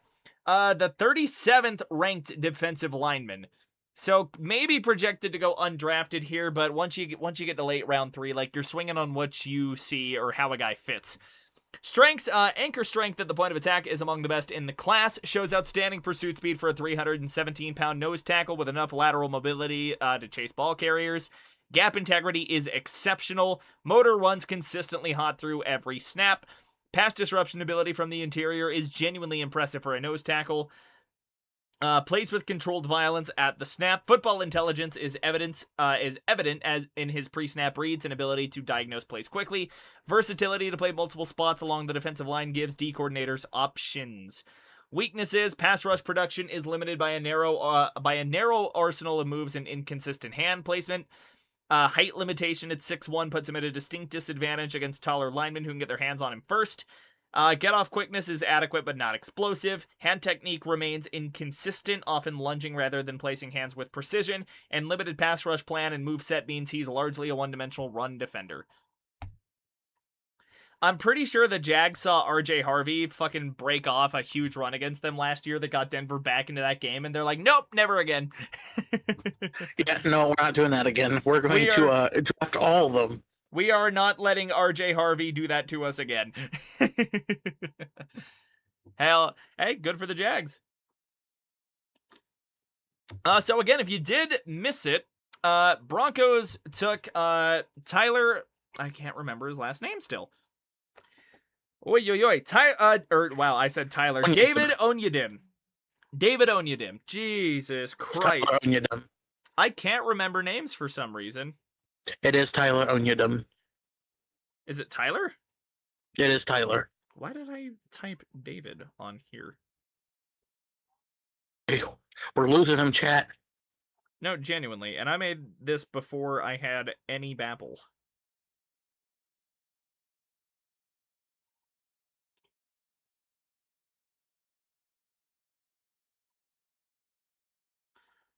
It is Tyler Onyedim. I'm an idiot. Good lord.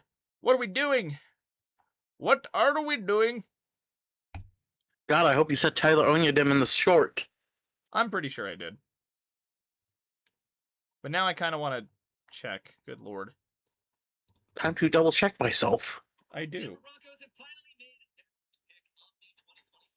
Well, here we go.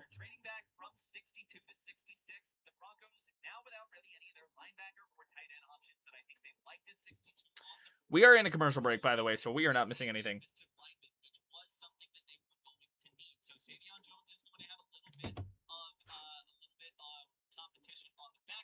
Getting X pulled up to see what the vibe going around. I did say Tyler. Okay, we're good. I'm just a dumbass. Vikings in, Panthers are on the clock. I'm just a big stupid. And yes, I liked my own short. I have to get into the algorithm somehow here, folks. Dude, Chris Brazzell is still on the board, which is bonkers to me. Brazzell's still on the board. Washington is still on the board. I'm almost waiting for Denver to throw together like one of their 4th round picks and a 5 to jump up here to one of these couple of picks.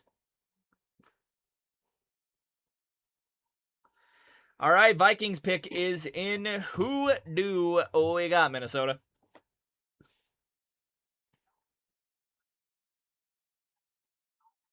Dominic Orange, Iowa State. They take a defensive tackle.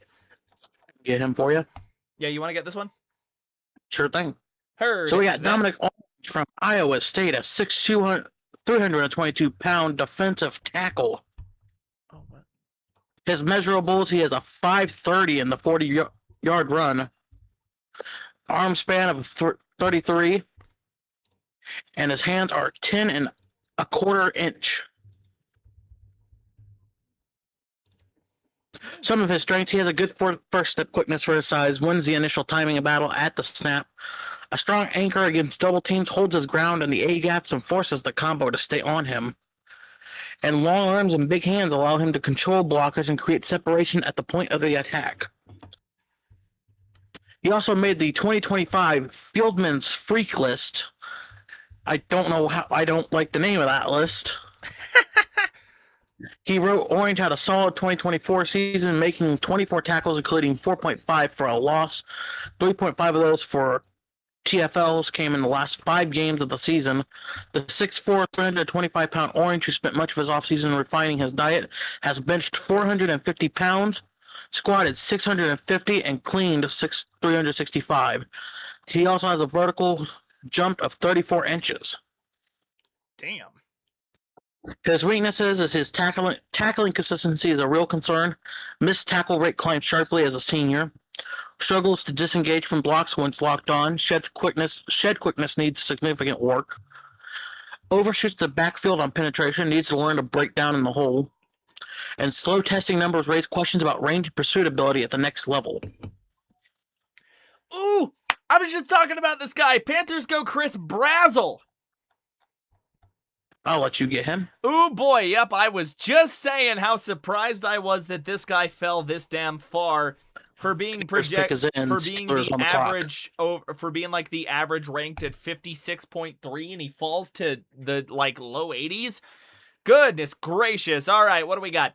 6'4", 198, ran a 4.37 40-yard dash. I really thought this was a guy Denver could have taken at 62 before they traded for Jalen Waddle. So, here we go. What are your Panthers fans, what are you getting with him? Well, his strengths. Watch the Georgia game and you will see a receiver who understands how to manipulate coverage with subtle body movements and stem variations.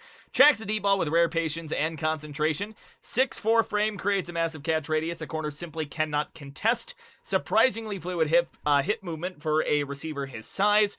Gets into routes quickly off the line and with varied release packages. Uses well-timed hand swipes and jab steps. Plays with excellent spatial awareness and zone coverage. Toe drag sideline catches are already polished at the college level. The combine confirmed what the tape suggested all along. This is a legit deep threat with elite long speed, not just a big body who wins on length alone. Willing to get his nose dirty in the run game and shows effort sustaining blocks. His weaknesses now. 198-pound frame is lean for a receiver his height, and that is true. He's kind of a walking stick in the NFL. Concentration drops show up on film more often than you want to see. Lacks the lateral agility and sudden change of direction ability to threaten defenders after the catch.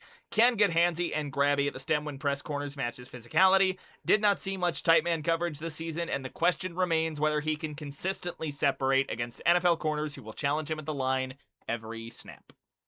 That is Chris Brazel for you.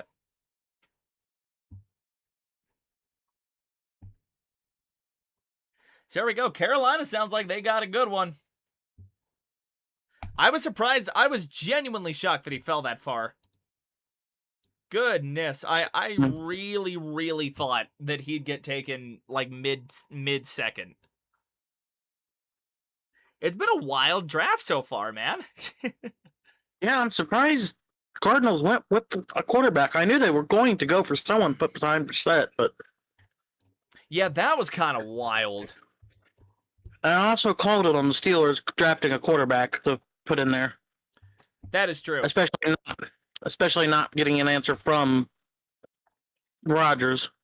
So, real quick, a rundown on round 3 for anyone just joining us. Carson Beck goes in the first pick of the 3rd round to the Cardinals. Tyler Onyedim goes to the Broncos, defensive tackle. That's their first pick of the draft. Kieron Crawford out of Auburn to the Raiders. Markel Bell, tackle to the Eagles. Sam Roush, tight end to the Bears. Romello Height to the Niners. Antonio Williams to Washington. Takario Davis to the Bengals. Oscar Delp to Georgia, to New Orleans. Excuse me. Malachi Fields. Get to college. Yeah. Malachi Fields to the Giants. Caleb Douglas to the Dolphins. Drew Aller goes to Pittsburgh. The Steelers bite on a quarterback, and they keep Aller home in Pennsylvania. Chris McClellan to the Packers. AJ Halsey to the Colts.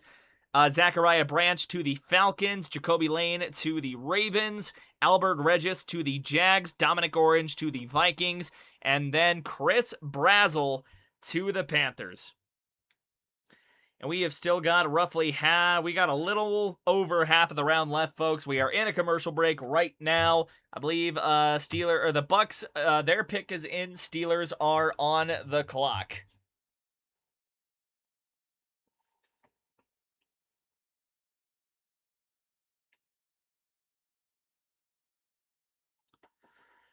Woo! It's been a hell of a day too, dude. It has been one hell of a day, too. It has been.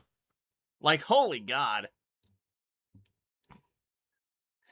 All right, we are back in Pittsburgh. Buccaneers pick is in. We will have the podium and the announcement here in just a minute. First 3 rounds are always interesting, man. Those top 100 picks, they get wild. Lot of edge guys still available in Mel's best available still. So here we go. Tampa Bay, what do you got? Do do do do do do do do do do do do do do do do do do do do. Oh, they got their old commentator for it. That's cool to announce their pick. We do have a trade I will announce after the Steelers or Buccaneers make their pick. Heard that. Interesting. Now I'm interested.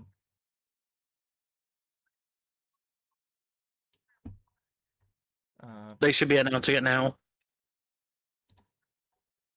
The trade? No, the pick. The pick, yeah, they're announcing.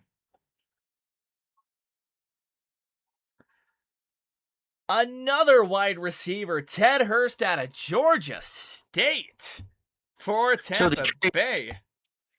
Trade coming up is the Browns have traded up with the Chargers in round 3. The Browns will get number 86, which just changed on my board. The Chargers will get number 105, the 145, and 206. Hell yeah. Okie doke. Do we see the Browns bite on a quarterback? I mean, who at this point? Nussmeier? Nussmeier, Pavia? Yeah. I feel like if you're going anyone here, though, it might be Nussmeier here. But here we go. Ted Hurst out of Georgia State, 6'4", 206. Honestly, they really like his physical here on NFL Draft Buzz. So here we go. Strengths, gets off the line fast and forces corners to honor vertical immediately. Long strider who builds speed through routes and closes gaps. Tracks deep throws with consistent focus. Clean hip sync on comebacks and outbreaking routes for a receiver his size. Deep ball production backed by strong grades. After catch production jumps significantly as a senior. Reads zone leverage well, sits in windows and led the team in first down catches. Red zone target whose length and body control show up on fades and back shoulders. Lower body explosiveness tested among the best in the class. Weaknesses, drop rate stayed stubbornly high across both seasons at Georgia State. Contested catch rate is only average despite his length and frame. Release package is too reliant on footwork, lacks counter moves against press. Lean build invites physical corners to reroute him off his stems. Run blocking is an afterthought on tape, and his frame limits sustain. Shows a slight hitch before firing out of his stance at times. Can lose steam on extended drives and late game snaps. So conditioning, a bit of an issue with Ted Hurst here. Could be a bit of a yikes. And here we go, Pittsburgh. They are announcing this one now. Who do the Steelers take here with the 21st pick in the 3rd round?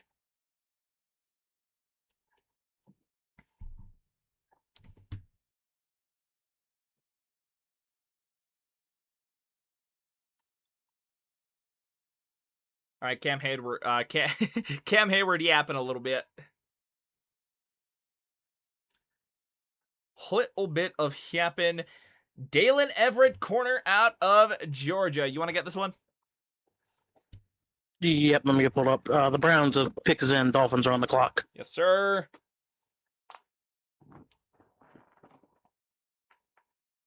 Oh. Dalen Everett, a 6'1", 196-pound cornerback from Georgia with a 337.5 vert, 124 broad jump, a 4.38 40 time. Very cool. Here is what the Steelers are getting out of him. With strengths, he is a verified top end straight line speed that shows up in tracking receivers vertically down the boundary. A good size at 6'1" with enough frame to absorb contact and complete physically at the catch point. My God. You can tell my brain is not working at full. A massive experience base of 55 games and 41 starts against SEC caliber competition. Goddamn. Productive in big moments, interceptions in back-to-back SEC championship games, including an MVP performance. Goddamn. Some weaknesses of his. You good? Should be announcing the Browns. We are getting that one. All right, who do we got? Austin Barber, tackle out of Florida. Couple of Florida linemen have gone so far today, which is kind of neat. While you get him pulled up, I'll finish up on Everett. Yes, sir. Some of the weaknesses with Everett is he tackles too high and relies on arm tackles instead of diving through with the proper form. He's grabby at the break point when he feels receivers separating. NFL officials will not let him slide on that. Coverage grading was inconsistent across 4 years rather than showing a steady upward curve. And he concedes soft completions underneath and zone, allowing easy chain movement receptions in front of him. Hell yeah. All right, and Austin Barber. His height is the greatest Lil Wayne song of all time. 6'7", 318 pounds as well. Had a 32-inch vert, ran a 5.12.40. Here is what Cleveland is getting out of him. Excuse me. The basketball background shows up in his feet. Mirrors speed rushers with loose balance slides. Quick off the snap in the run game. Sneaky snatch and trap move that takes away leverage. Good luck getting off this guy once his hands land clean on your chest. Uses jump sets on play action to crowd the rusher's path and take away the outside track. Gets to the second level well for a big man. Nearly 1,500 career pass blocking snaps in the SEC and rarely got beat clean. 47 games in 5 years at Florida. He has been through the wars in that conference. Weaknesses: hands land high too often. When a bull rush gets into his pads, the anchor gives. That rigid two-hand punch limits his ability to recover against counters, doesn't bend his knees enough at contact, and struggles to move people as a solo run blocker. So there are the strengths and weaknesses for your new offensive tackle. Wow, we already have another pick in. Will Kaczmarek out of Ohio State. Damn. We are going quick with some of these guys here. Will Kaczmarek out of Ohio State, tight end, goes here kind of mid to late third round. Let me go see if I can find this guy.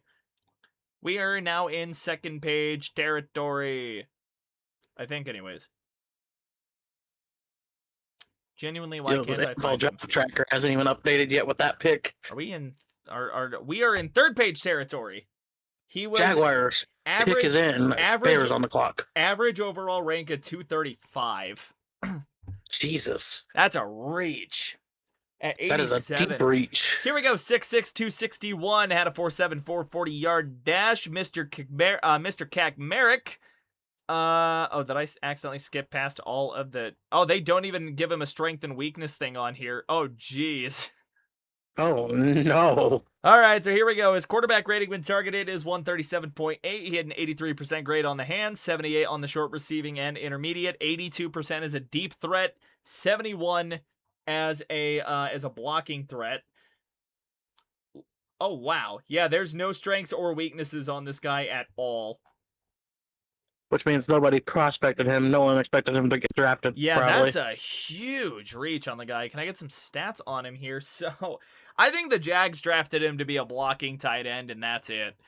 Did they just or the Dolphins? Yeah, God, I looked over, I saw Jags, and I'm like, oh, Jags. Nope, it's the Dolphins.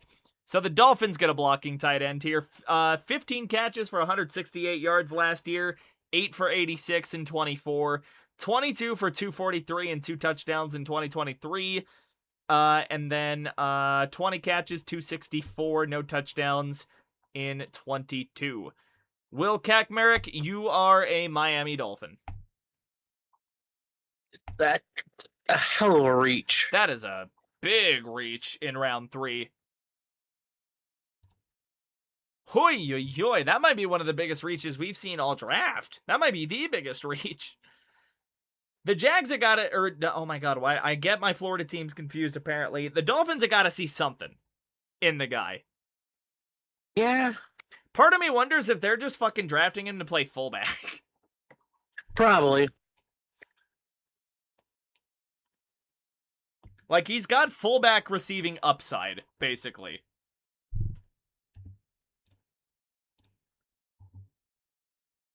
Hoy. Okay, I need to not get my Florida teams confused, apparently. Good Lord. Alrighty, we are still waiting for this Jags pick. I think that's why I was thinking Jags, because the pick is in for the Jags, and so I'm like... But no, the Jaguars pick is in. Looking at. Bears are on the clock. Jesus. The Browns have 4 very close Picks in the fifth-round fifth. picks together. Yeah. 146, 148, 149, and 152. Oh, hey, what up, Jaden? My guy. We're just going over the draft, my man. The Dolphins very hard reached on a on a tight end. They took a guy at 87 that was ranked like 250 in the class. It was bad enough that he had no stats on NFL Draft Buzz. Yeah, nothing. Cowboys have done with the trades and the first round picks we made. We're good. I feel like I didn't hate Dallas's process, honestly. Dallas has had a good draft so far. Dolphins pick of Will Kakmurick completed Jalen Phillips trade with the Eagles. Fun fact. Huh. So here we go. Jags here at 88. What do you got for us, Mr. Puzlutsny? Wonder what the Jags actually, like, go for here. Bears pick is in, 49ers on the clock. Ooh, Emmanuel Pregnant guard out of Oregon. Here we go. Give me guards. He's got a kind of funny name. It's a couple of letters away from just saying pregnant. Wow, he fell a ways too. All right, so second ranked guard in the class and was ranked on average 44.2. So the Jags might have gotten a steal here, man. Here we go, 6'4", 314, ran a 5.21, 40-yard dash. Here we go, strengths, lower body explosion is borderline freakish for a 314-pound man. Broad jump numbers backed up the vertical, finishing second at his position. Hand placement lands early and with force. Once those heavy mitts latch on, defenders are essentially done for the rep. Anchor against power is legitimately elite. An entire 24 season without allowing a sack is not a fluke. The finishing temperament is what separates him from technically sound but bland blockers. And then the combine position drills generated significant buzz for his fluidity and motor. Weaknesses, hip stiffness shows up when interior defenders cross his face on stunts. 40-yard dash clocked in below the middle of the pack at the combine. Forward lean in the run game gets him off balance at times. Positional flexibility is essentially non-existent. He is a guard, period. And then quick twitch interior rushers who win with sudden lateral movement rather than power gave him the most trouble on film, particularly when they attacked his edges. And here is the Bears pick. Good lord. Hurrying up with the safety we got in free agency. Yeah, Downs and Locke could be fun. 49ers pick is in, Raiders on the clock. I did see that. Yeah, Downs and PJ Locke could be pretty fun. Xavier Thomas, another receiver. The third round has been big for wideouts. What if the Raiders will go a receiver to pair with Mendoza? Maybe. Give them a chance to learn each other's practices and all that. Yeah, maybe. Xavier Downs, where are you, my boy? How far down the board could you possibly be? Hang on, I feel like I went too far. Fields, Burks, let's... Unless I haven't gone far enough. That's crazy. I might just have to search for the guy here. Oh, Xavier Thomas, not Downs. I can't fucking read. Xavier Thomas. Good lord. I'm tired, bro. Here we go. Xavier Thomas. 5'10", 190 pounds out of LSU. Ran a 4.28 40-yard dash. And when you're doing that with a third-round pick, honestly, I can forgive it.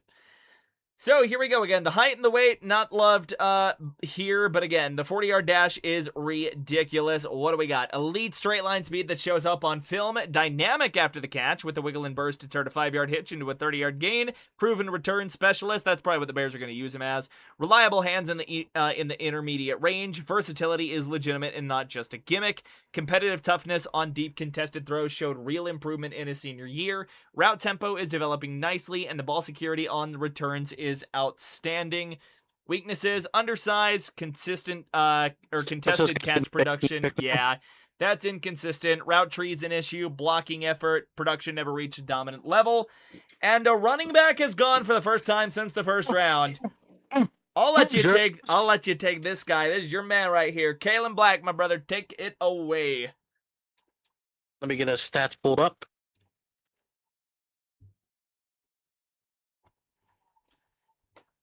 Kalen Black. So the San Francisco Niners have taken Kalen Black, a 5'9", 211-pound running back from Indiana. Hoosiers.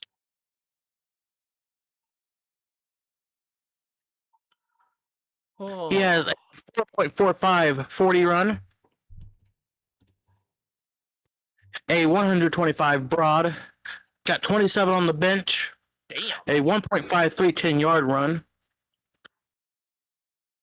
Some of his strengths here,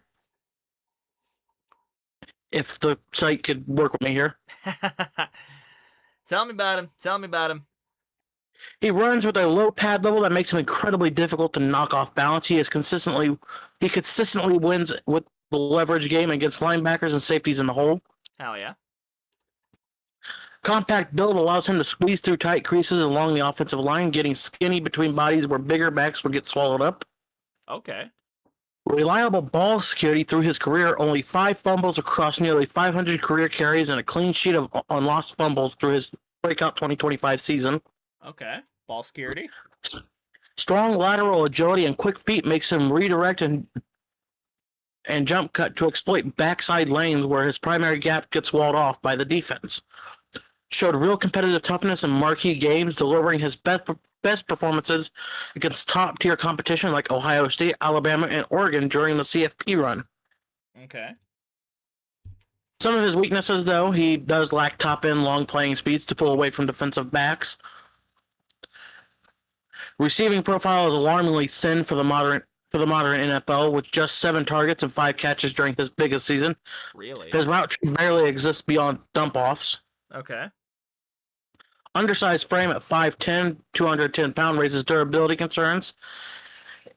If asked to shoulder a feature workload over a 17-game season, and never carried the ball more than 186 times in a single season, leaving real questions about whether he can handle the volume that comes with an expanded NFL role. Gotcha.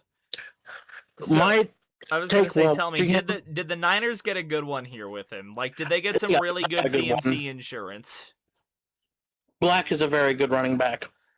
Say, if you give him the ball, he can run. He can get where he needs to. Say, watching him in the Natty, dude, was just wild. Like, guy kind of went off in the Natty, didn't he? He did.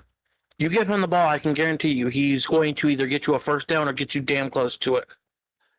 Hell yeah, man. I was gonna say, like, his frame, like, almost screams, like, really small bowling ball to me. Like, it is kind of... Cowboys are on the clock. I was gonna say, like, every bit of film that, like, we just saw, like, guy just looks built. He is, but the San Francisco, I feel like, got a really good one out of this one. 100%. No, I was really excited to see where all your Indiana guys went to. You've gotten, what, 4 guys in the top 100? I think so. That's crazy, dude. Kalen Black, Omar Cooper Jr., Fernando Mendoza, and I can't remember if anyone else went. Because I was going to say, what was the stat from last night? It was like the last time Indiana had a first overall pick, 1938. Last time we had first overall pick was 1938. Yeah, FDR was in the middle of his fucking second term in 1938. Okay, so here we go. Raiders are, their pick is in. They are coming up to announce it. I'm still kind of waiting to see if Denver decides to trade up with all the 4th round ammo they got. I hope so. I doubt it, but I would like to see it. Oh, I got Mr. Matt Millen announcing this. 4-time Super Bowl champ Matt Millen, by the way. Put some respect on the guy's name.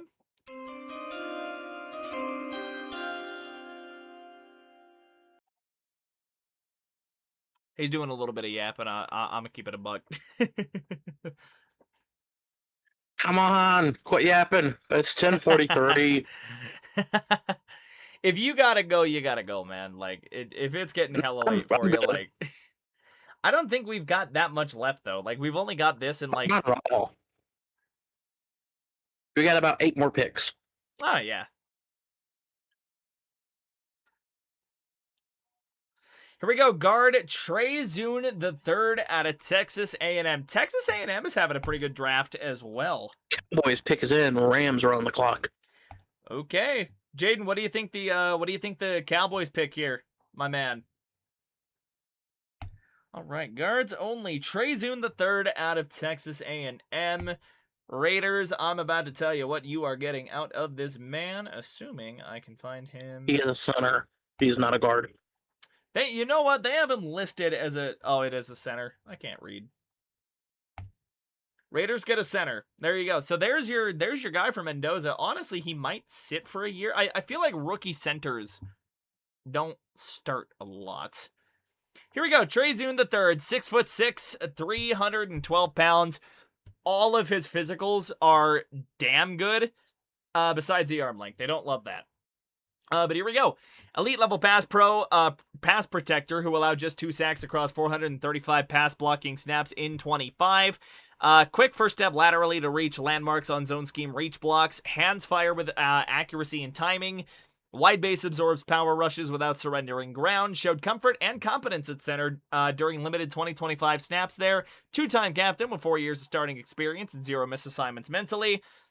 In good straight line speed for a lineman. Weaknesses, short arms limit the strike radius, lunges into blocks when the punch misses. Run blocking performance dropped in 25. Recovery quickness is a concern, leans forward into run fits, and will turn 24 during his rookie year, leaving less developmental runway. And here we go. Jaden says the Cowboys will take a corner or a linebacker. I did see that. We'll see what it is here. Drew Pearson and Tony Dorsett. Former Denver Bronco, by the way, Tony Dorsett. True fact, by the way. I'm so bad at doing the NFL draft sound. Hey, it works. Here we go. Jay-Sean Barham, edge out of Michigan. You know what? Maybe if I just take my time and, like, read the thing that comes up on screen, I'd be having way less difficult of a time. Have I ever thought about reading? Did the Cowboys need an edge? I think they wanted to double up a little bit, because you got to think, they lost Micah, and their pass rush last year was kind of paltry. They did not have the best pass rush. The Rams pick is in. Dolphins are on the clock. Oh, they listed Onyedib as an edge on here. DE and edge. Jay-Sean, where are you, Jay-Sean? Okay, am I gonna have to fucking look this guy up on here?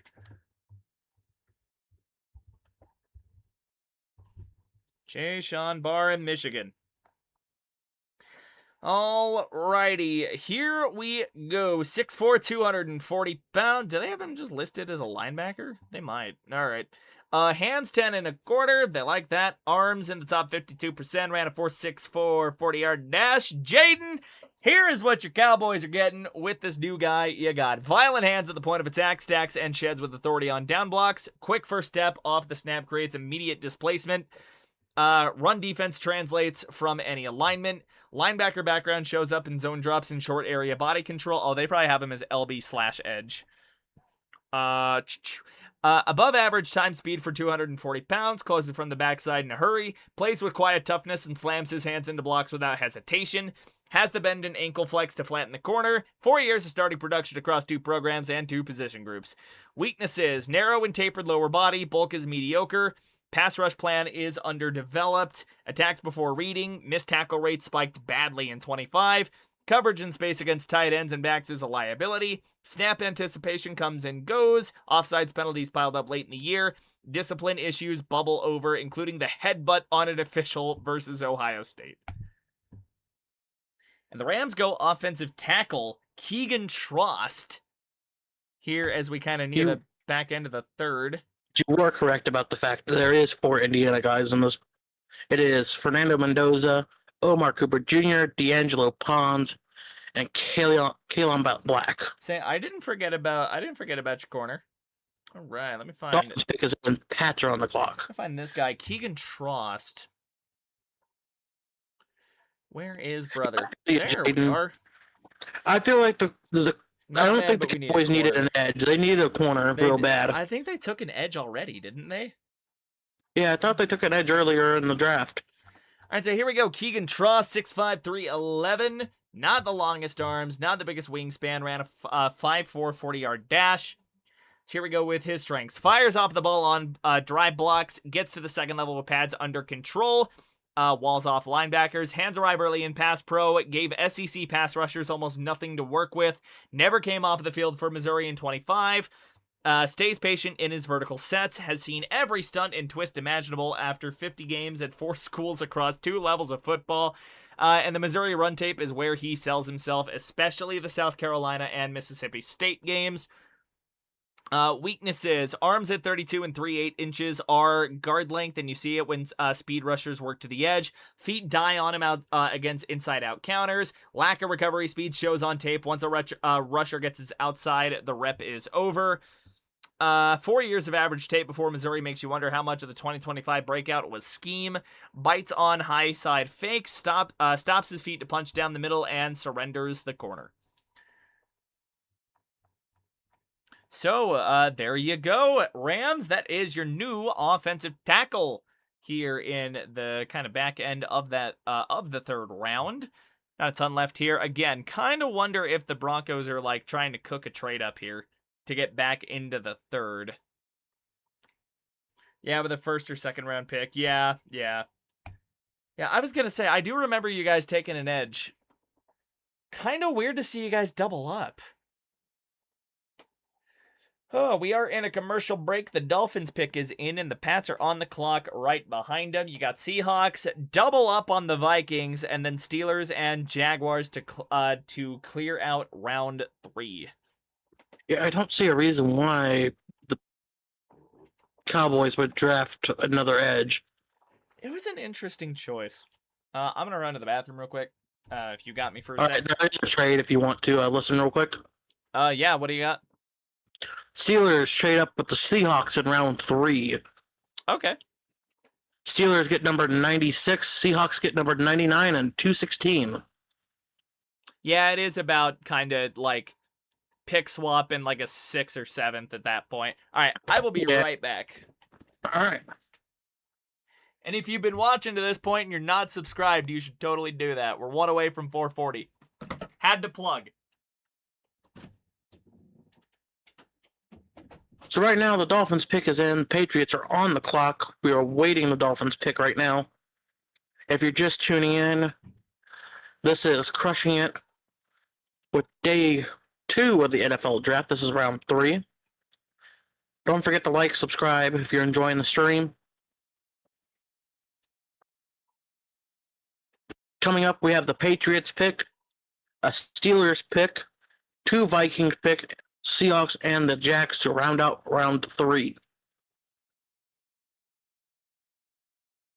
So let's just go back and talk about the draft so far.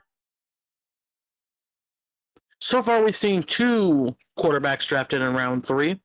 Carson Beck out of Miami and Drew Aller out of Penn State.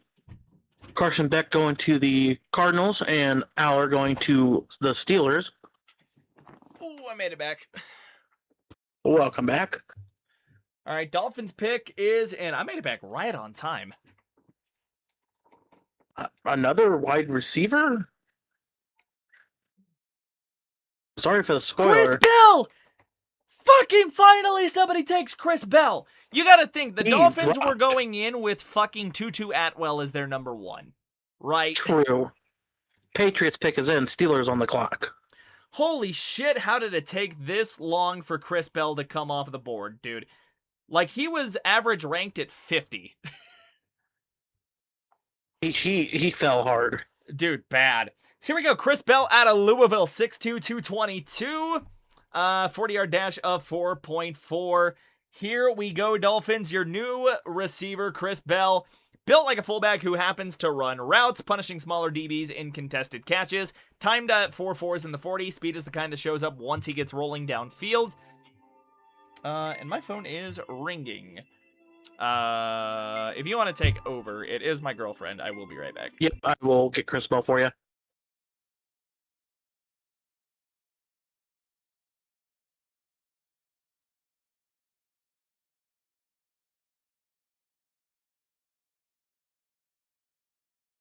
Let me get Chris Bell pulled up here for you.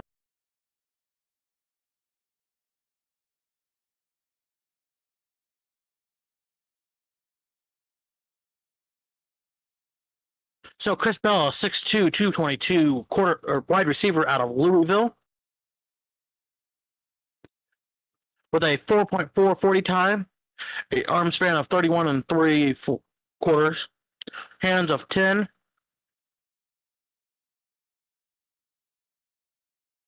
So here is the guy you are getting, Dolphins.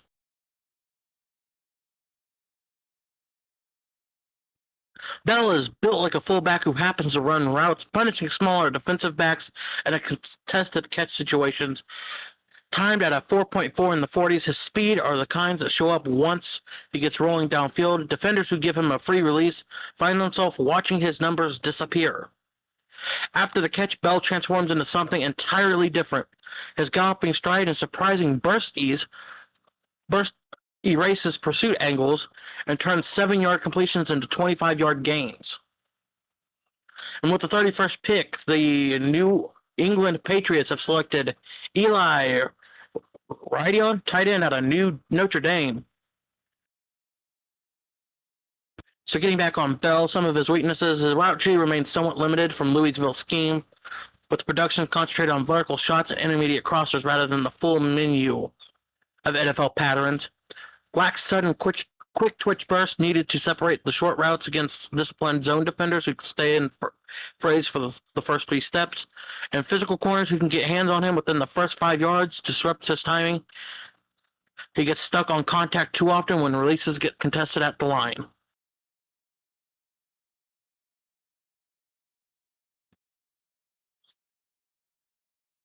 So let me get Eli Radden pulled up here. I'm going to be honest, it's either Raridon or however you pronounce that.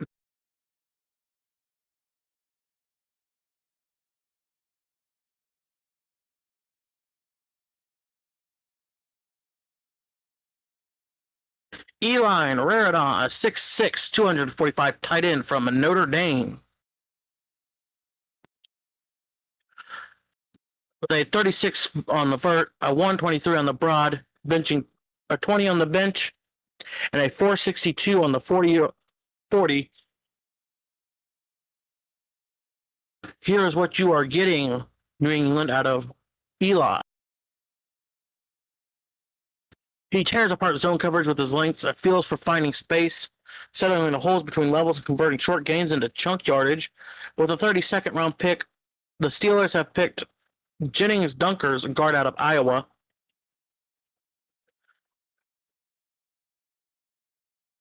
I'm going to quickly go through just one of his strengths and one of his weaknesses. They are going fast, Jesus. 2 torn ACLs on the same knee creates real medical issues for Eli. Gets too tall in a stance when blocking. So a bit of a project for New York, but they can get something good out of him. So on the Jennings Dunkers, the Vikings pick is in. Vikings are still on the clock.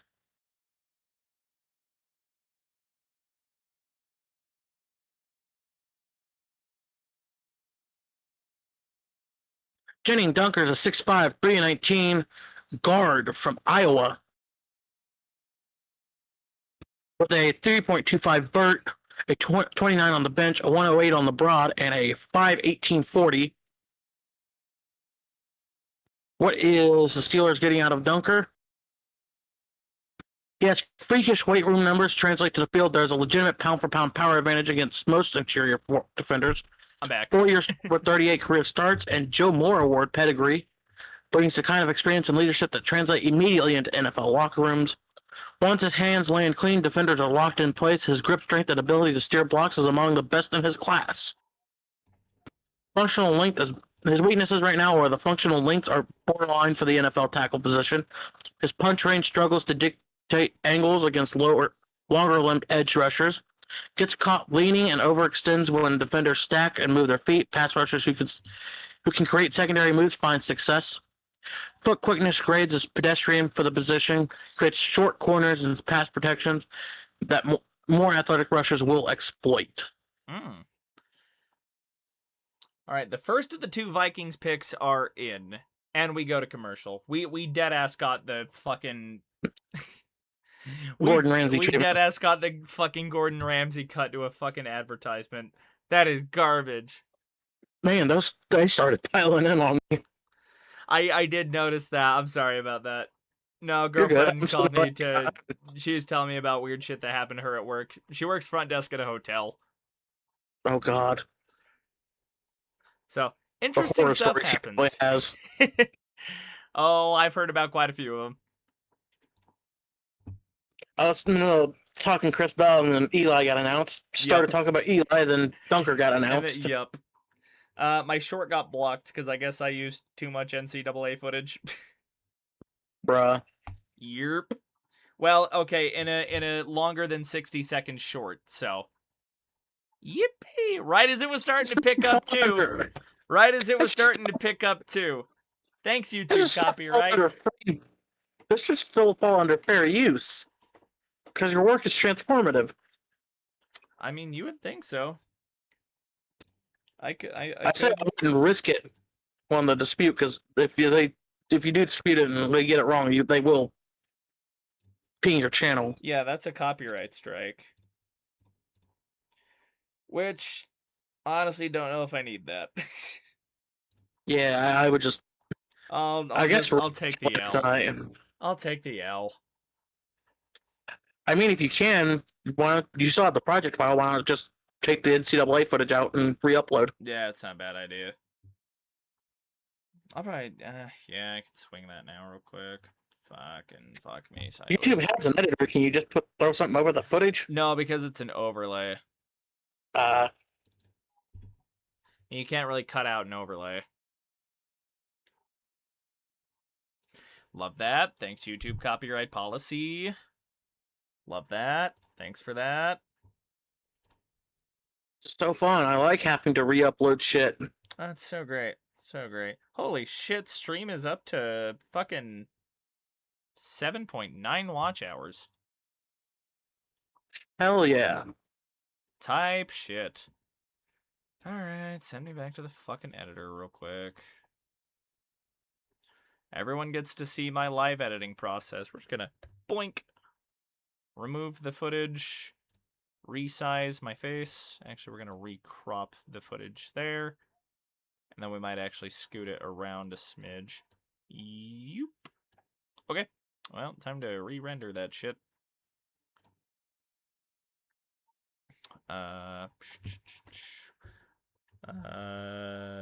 Draft okay. Draft re-upload. Love that for me. Love it so much. So great. It's wonderful. Thanks, YouTube copyright policy. Love that. I did also feel that it was transformative, but I mean, It's an argument with them. yeah, I don't want to fight that copyright claim. With the 33rd pick, the Vikings select Caleb Tiernan, OT out of Northwestern. Damn. Sorry if that spoiled, but I was letting you.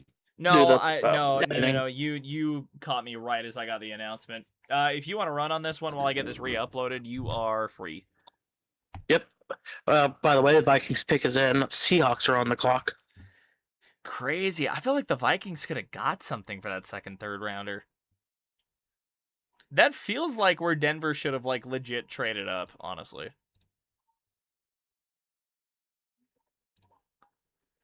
Alright, well, let's fix this real quick. Draft re-upload because God hates me.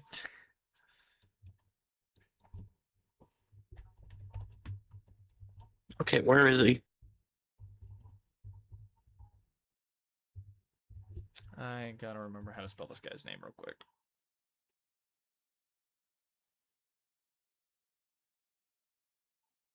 All right, Vikings. Onyadem. Here's who you got. You got Caleb Tiernan, a 6'8", 323-pound Oh boy. offensive tackle from Northwestern. Here comes their second pick. I'm not even going to give you guys the weaknesses and stuff, especially since their pick is with the 98th pick, they have taken Jacoby Thomas, safety from Miami. So, your first pick, Tiernan, had a 530-40, a 111 broad, a 35.5 vertical, with a 79 span on his arm span.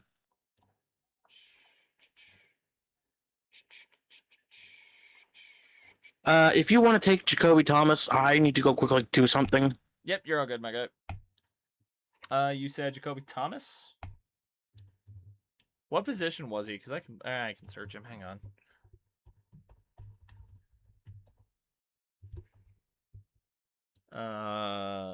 It won't even show who they... Oh, it does. Jacoby Thomas out of Miami. Alrighty, here we go. Vikings, the second guy that you just pulled here, back-to-back. Jacoby Thomas, safety out of Miami, 6'1", 211. They like the hands. They don't love the 40 time relative to the position. God, the Seahawks are going too. They like his size. They like the reliable ball skills, or size and length to contest catches. Reads the quarterback's eyes. Tackling's a problem. He whiffs too often. Run defense is underwhelming. Average speed. Allowed too many catches and yards when targeted in 23 coverage assignments. 2023. We are going quick. I am getting bombarded. Julian Neal, cornerback out of Arkansas. For the Seattle Seahawks is the next pick here. Holy shit, we're going quick all of a sudden. Let me find corners only, and let me find Julian Neal out of Arkansas. He's probably going to be third page at this point. Nope, second page. Julian Neal. Here we go. Seahawks, here is what you are getting. A 6'2", 203-pound safety. Bit of a big guy there for the position. Ran a 4.49 40-yard dash. Here we go. Ideal boundary corner frame with long arms that can test throws at the high point. Run defense is the calling card. Tackling improves sharply in 2025. Reads the quarterback's eyes well in zone. Jumps routes with good timing. Length squeezes throwing windows and forces contested catches. Underneath, tested as an above-average athlete, lined up at corner, in the slot, and in the box at Arkansas, so he can move around as a chess piece. Long speed is average, hips get tight in transition, 3-cone confirms the rough change of direction, press technique is inconsistent, bites on play action, and allowed a higher completion rate in the SEC, despite solid overall coverage marks.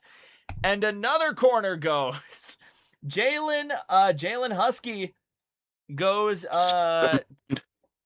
holy God. Who just picked? Is that Jacksonville? Yep, Jalen Husky. Good Lord, we are moving quickly. That is the last pick, so... That's the last one? That is the last one for today. Damn. Is it? Yep. Oh, yeah. That's one. All right, Jalen Husky, if I can actually find the guy. Is he a fourth page guy? Husky. I might have to actually search his fucking name to find him. Hang on a second. Jalen Husky out of Maryland. Jacksonville. Here's what you are getting here. 6'1", 196-pound guy. Big hands. They like his size. 4.55 in the 40-yard dash. Here we go. 11 picks over his last 3 years. Speak to genuine ball skills. Reads the QB's eyes in zone and triggers downhill with clean timing. Corner background shows up when asked to match slot receivers or tight ends and man. Willing run defender who uses active hands to stack and shed blocks near the line of scrimmage. Willing run defend. I just said that. Arrives under control in the alley. Vocal leader who was voted permanent captain. And drew praise from scouts at the Shrine Bowl. Steady year-over-year improvement at Maryland. Good length at 6'1", helps him contest catch points. Below average straight line speed shows up when asked to carry vertical routes. Hip transitions are stiff. Gave up too many completions as a junior before tightening up his coverage as a senior. Pursuit angles widen against outside runs. And he lacks the recovery to correct them. And then light frame raises concerns about holding up against bigger ball carriers in the box.